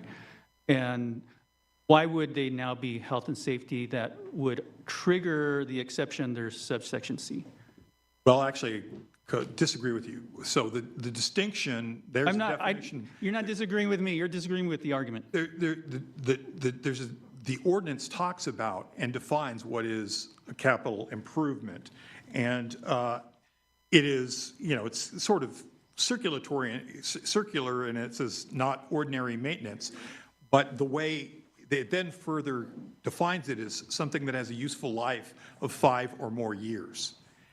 That is really, and of course, if you look into tax law, that's the same kind of a distinction between a capital investment and a simple or ordinary repair. So the closest we have to something that's a repair would be what they did on the roof, but that does have a useful life of over 5 years. The stuff that we did in the jacuzzis and the pools, that's why we have a 15-year amortization. Those are major investments. They're not simple repairs. It's not It's not changing the ball on the back of the toilet. It's I think they have those anymore. I think it's a little. Well, mine do, but Really, might need to upgrade that one. maybe I do. But anyways, I know what you mean. So there's no other real way to define, and of course, these were thousands and thousands of dollars in each case. So if I can find the language in the rules. Can I say something? Yeah. The capital improvement from the accounting as well as mobile home park, I've seen, has a lot to do with dollar amount. For example, Time out, please. That's testimony. Again, we're in argument Right. now. And so I agree with Ms. Rayson. Thank you, Ms. Ring. No, that's the point. In fact, it's, I think that's talked about in here somewhere. I'll have to find that. But yeah, it's partly the amounts. We're talking about large expenditures, a And repair. this will be in the ordinance for me. When I look at the ordinance, I believe it's addressed. I'll be looking at the ordinance, but Let's see, there is a definition of a capital improvement, and it says installation of new improvements in facilities and/or replacement or reconstruction of existing improvements. Okay, so when you replace a toilet, that's not a repair. Replace your roads, that's not a repair. So replacement or reconstruction, a lot of which happened, of existing improvements and facilities which consist of more than ordinary maintenance or repairs and have a useful life of at least 5 years. Capital improvements are included but not limited to improvements which would qualify as capital improvements rather than ordinary repairs and maintenance pursuant to applicable regulations of the IRS and the California Franchise Tax Board. Right. And those so tax code, huh? All right. those codes often incorporate an amount, a minimum amount for depreciation. This discussion reminds me of that old thought experiment about the axe. Axe handle has been replaced 5 times. The axe head has been replaced 5 times. The person says, I still have the same axe from 20 years ago. Is it the same axe or is it different? I don't know. But thank you. Now, let me ask about the word necessary. That word necessary. It's in there. And to me, that word is kind of an important word because it implies some kind of a need and perhaps even an urgency. And then it combines with the word protect and, of course, health and safety. So we have necessary, protect health and safety of various parties after that part of the ordinance. So is it your position that these projects were necessary to protect the health and safety? Now, it's on this side, they raised the issue of elective. It was a choice. Well, they also said he was required to, so that kind of takes away some choice. So I'm not sure it was entirely elective on that basis. But here I'm looking at the word necessary. Were these necessary? And if so, how do the facts that you have in evidence support that conclusion? Well, the testimony was, there was ample testimony on the health and safety concerns that were addressed. And so then the question is, if you have a roof that's leaking, how is it not necessary to do the replacement or the repair of that to address it? It seems like to me, it's almost implied, unless there's an argument that you should have just done some kind of a patchwork repair. But well, that's the ordinance we're with. Right. That's the one we have, and it uses the word necessary. And I would imagine they could have drafted it without that word and just say it excludes protecting health and safety. But they put in necessary. So if the testimony of the residents was accurate that there was no roof leaking, of course you heard one of the residents acknowledge that there was a roof leaking, putting on a new roof, you could say it's a health and safety type repair, but if the roof wasn't leaking, it's not necessary. Again, the roads, we have testimony regarding the roads being in bad shape. We have testimony that it wasn't feasible to do a repair. If that testimony is true, that the repair that was done was necessary to address the health and safety concerns. Again, regarding the jacuzzi and the pool, there was testimony regarding the health and safety issues that were addressed. And there was also testimony about how they went through the process to figure out what actually had to be done to address it. Unless we think that those claims were false, and there's no reason to doubt them, those were necessary to address the issues that had arisen. So I'm not sure, unless, in this context, I'm not sure what necessary means other than someone claiming that some patchwork fix should have been done, which is contrary to the testimony that we have, or that there wasn't an issue at all, in which case, of course, it's not necessary. So let's say the roof, and I don't know what exact roof, I heard information that it was just, you need to put some sealant on it, and so forth. But let's say the roof has a useful life with whatever sealant has of X years. And we are at the X minus 5 years. And the owner, whoever they may be, decides, you know what, I just want to be proactive. I have some monies here. Maybe I do want to get the property ready for retirement, sale, and all that. So they replace the roof, redo the roof before the useful life is over. It's not leaking. It's still functional. Would that be a necessary health and safety capital improvement that would be subject to subsection C? We don't have any testimony on anything like that, but I would say, unless you thought the park owner was making a decision for some, in your example, the park owner is being proactive to try to address. And it could be, and I could have made the hypothetical with no reason at all given, but as humans, we want to kind of hear a reason in a hypothetical, so that's why I did that. No, I mean, if it was done unnecessarily, obviously it's not necessary. Not necessary. But if it's done unnecessarily.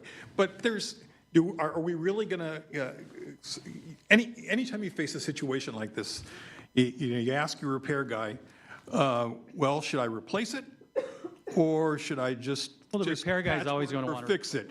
Well, you can fix it. It'll cost you, who knows how much it'll leak. Right. Or leak. It's just kind of a judgment call that a businessman makes. And unless you have some reason to think that Mr. Wong is here is just kind of willy-nilly deciding to make these unnecessarily, and there's no evidence of that, then I'd say, really, I don't think you're in a position to second guess that.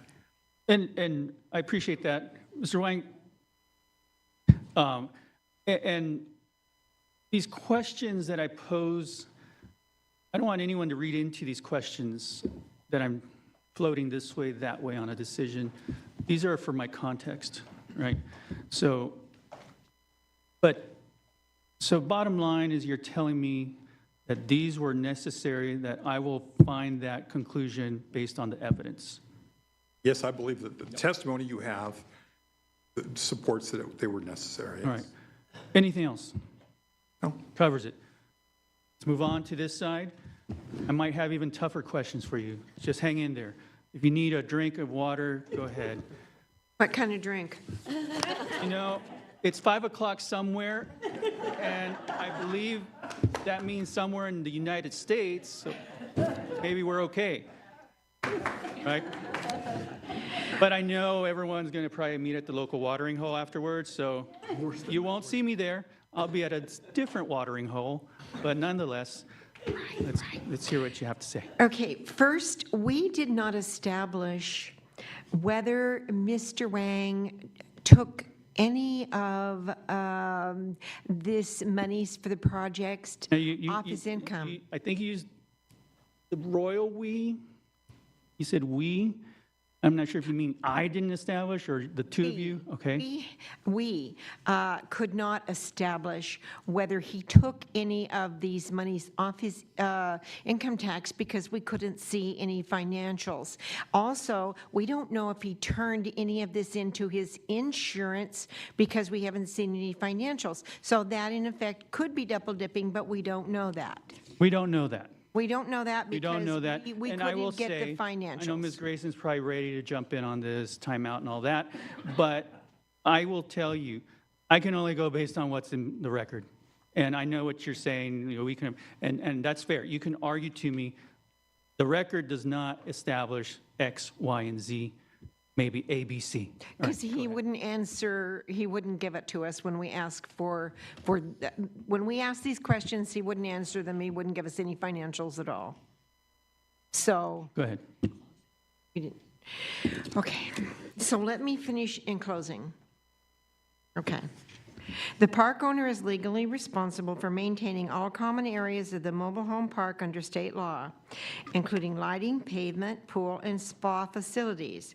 And the clubhouse and recreation building, in each of these areas, the owner failed to maintain the property properly over a period of many years, resulting in disrepair, safety concerns, and loss of amenity access to residents. Rather than performing maintenance on a timely basis, as the law requires, the owner attempted to classify ordinary repairs and delayed maintenance as capital improvements, which is not supported by state law or local ordinance.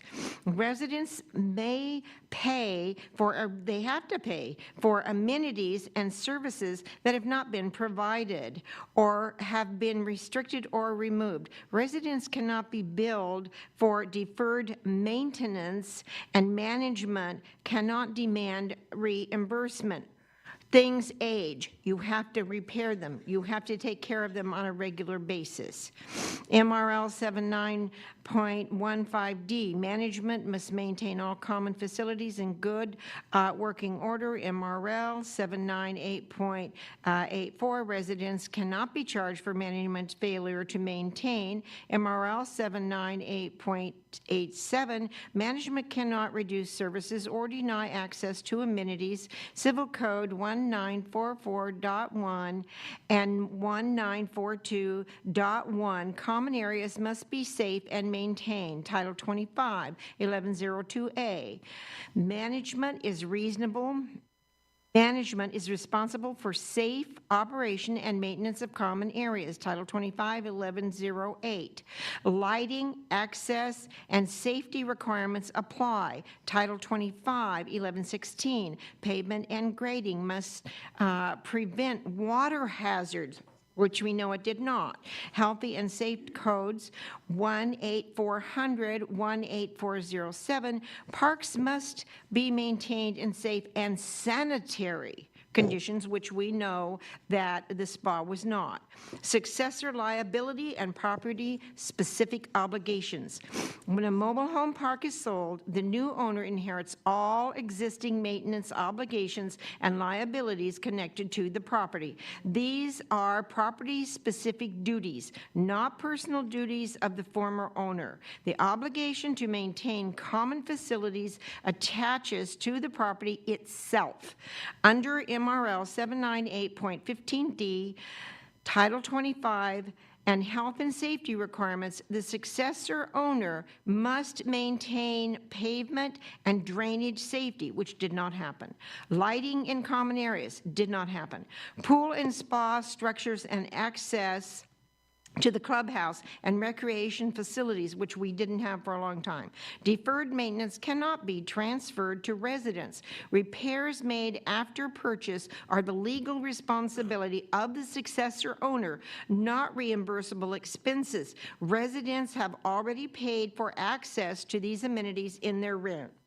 The City of Calamasa Mobile Home Rent Stabilization Ordinance, CMC Chapter 9.05, recognizes resident rights to pursue rent reductions when services or amenities have been reduced or eliminated. Administrative rules allow rent reductions based on reduction or elimination of services and amenities.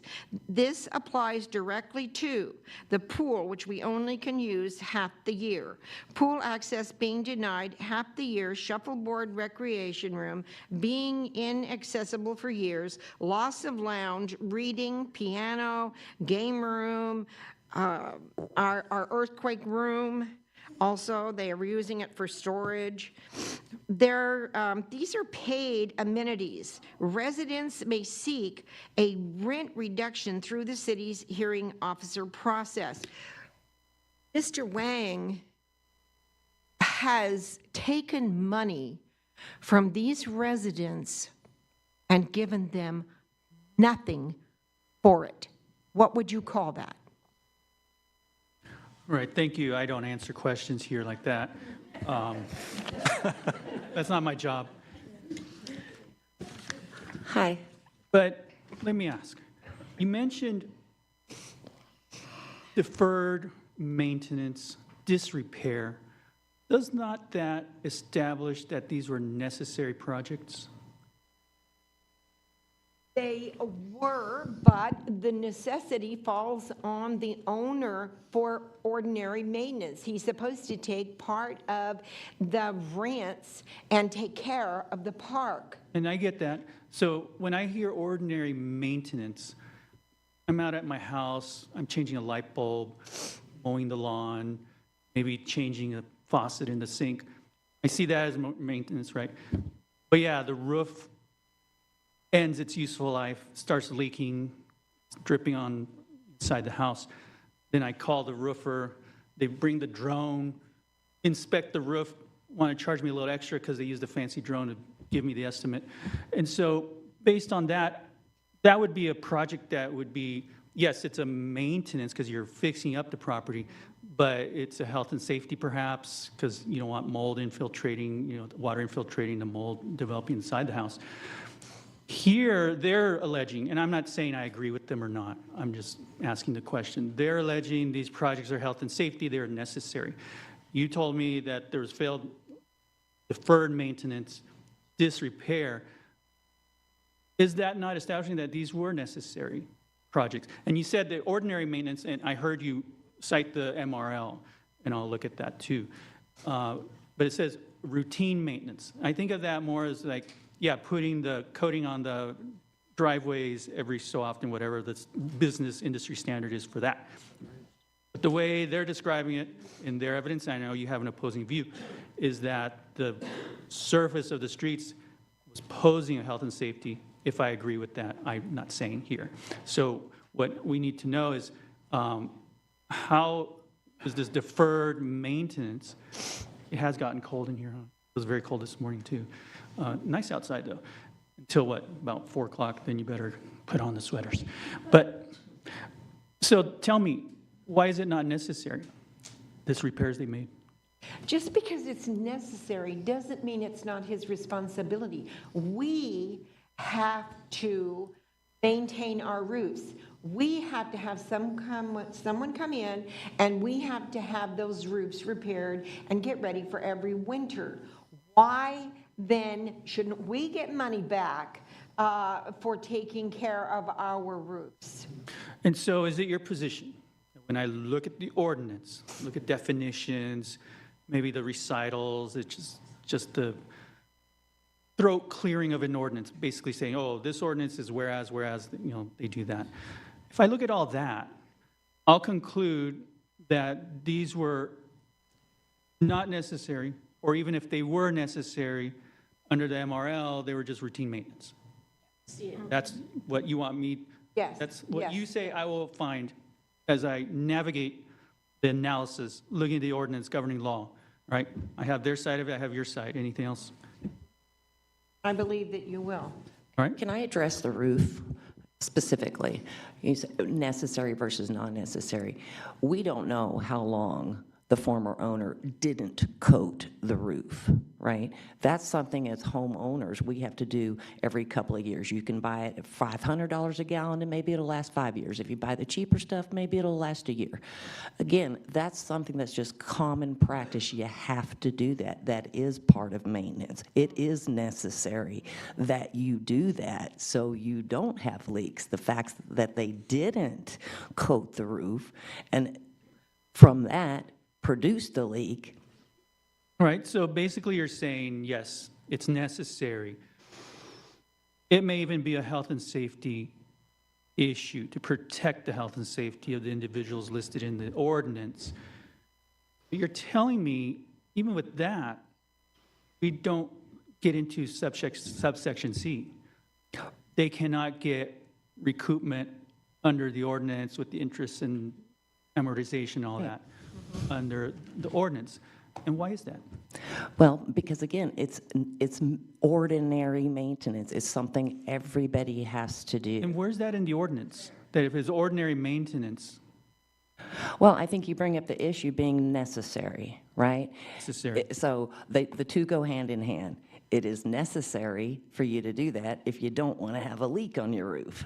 If you don't do what's necessary by maintaining it and coating it every couple of years, every 5 years, whatever it is, then you're going to have a leak. Right. So give me an example, kind of like what I asked Mr. Albert. Give me an example of what would be a necessary health and safety issue to protect those identified in subsection C. Okay, on the roof, like I said, And for me, obvious. that's ordinary. Let's look at the light. The light situation would be a good example of that. Necessary because the law requires it. Number one, he's under a duty under Title 25. It's very clear. You have to maintain park lighting. That's a law. So it's necessary that he maintain that because the law requires him to do that for our health and safety. Is it necessary for health and safety protection under subsection C that would obviate, meaning not require, the 51% vote? I think And that's... if not, in your example, give me an example of something that would not require the 51% vote. Changing a door. No, but what you're saying is that changing a door, but then that's not something that they would be able to get compensation or recoup under the ordinance, right? No. And so that would render subsection C a nullity, meaning it has no meaning, and it can't have that. As Right. my job, as That's a right. judge, as all of us, we have to read these ordinances to have meaning. And so that's what I'm trying to get from you guys. Well, and I understand, and that obviously is going to be your dilemma, right? What's necessary versus what wasn't My job. necessary, what's failure to maintain, what the law requires him to do. I mean, all of those factors have to come into play before you say, hey, you need to pay for that. Fair enough. And I also would like to address the fact that we keep bringing up, he wants to use the loan. We're talking about, oh, this is what's included in the purchase price. Well, I hold up a document with Mr. Wang's signature, and he denies it's even his signature on the loan documents. A loan document where he says this property is free from damage. That there's nothing on this property that's going to cost money. That it's all perfectly fine. And I really, really hope you dig into those loan documents because it does talk about furniture. It talks about improvements. It talks about what he's allowed to do, what he's not allowed to do. So to come in literally 3 weeks after you buy the property, you buy lights. Because you know if somebody gets hurt because the law requires you to have a certain amount of lights, how much illumination, the law requires him to do that. So if somebody trips and falls, if somebody gets hurt, they're not suing us, the residents. They're suing him because he didn't follow the law. So the problem for you, sir, is going to be, yeah, what's necessary. And what we have for violations, for anything that's documented, he went beyond the scope.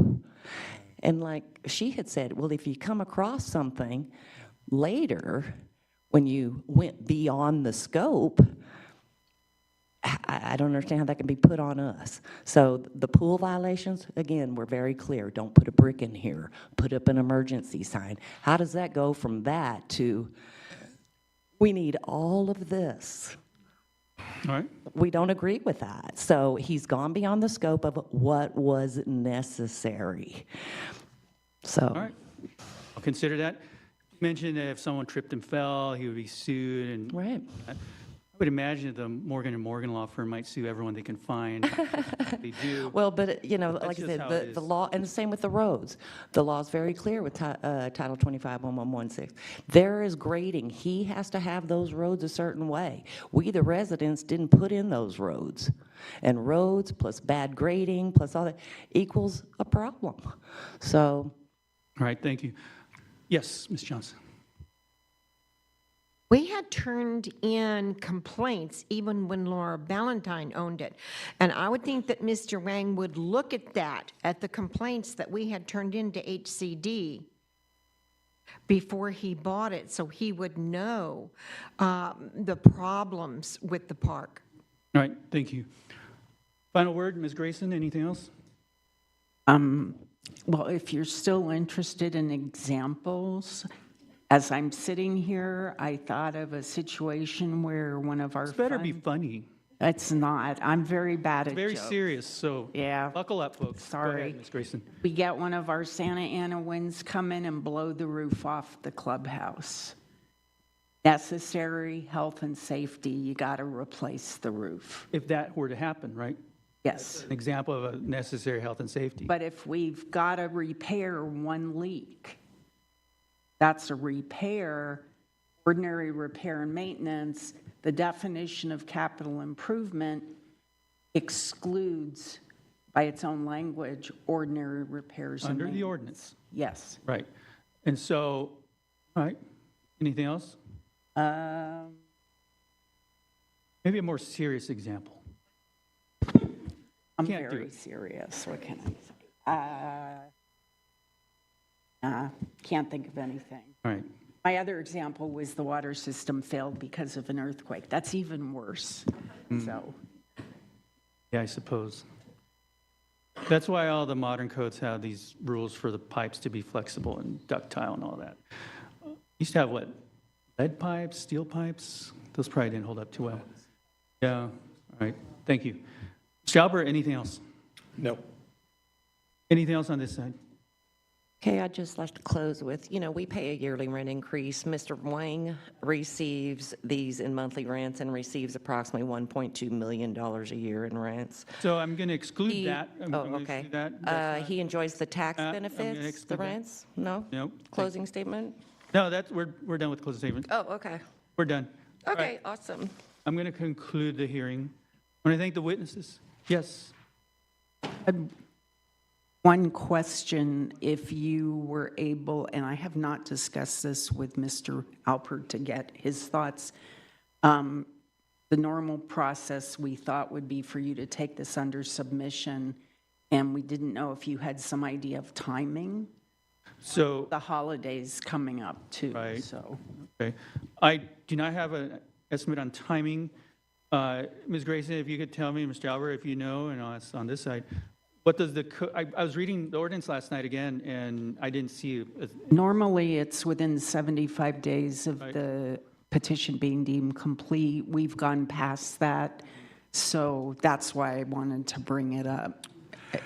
I have no objection to, today is this, you know, if you were able to get a decision out within 2 weeks, I have no objection to that. I'm going to tell you, based on my workload and all the lovely people I see at hearings every day, I will not be able to meet that deadline. I can tell you that. And also because of the holidays. Even though I know a lot of folks at these hearings don't consider me to be human, I am human. I have a family. I have neighbors. I have the same problems everyone else has. But I won't be able to do 2 weeks. I would recommend 45 days. That's my preference. Any objection on the city's part? Microphone. Maybe the battery's running out. No, I would more defer to the park owner because they're the petitioner on this. The thing is that we're past the deadline, but I don't want to force you to do something that you can't do. If you do 45 days, does that give you, we have to give a 90-day notice of any rent increase. So my only concern would be, would you be okay with 45 days? And we'll get into December, that would be around January 20th. So even if I did 2 weeks, I told everyone else, tough luck. Cal Mesa needs me. I love them. Forget your cases, and I did the 2 weeks. How does that make a difference? Whether it's there, I thank you for agreeing to, thank you, Mr. Wayne, but I just was wondering of that. But let's do 45 days, leave it at that. All right. It is time to close it out. And I think you agree on that, right? 45 days from today. All right, thank you. Make a nice note of that here. Days, today. So I'll leave that to the city folks to advise you. I don't have any part of that. But I want to thank everyone for their participation. Everyone have a good day and happy holidays. Yes? We can address that real quick. What? How that would work once Okay, right. Yeah, just so, how it would normally work is the hearing officer will issue his decision, send it to the city clerk will send it out to the parties, and that triggers any time for appeal. Right. So. And that's the other appeal, the city council, I believe. Right. All right, thank you, everyone. Have a good day.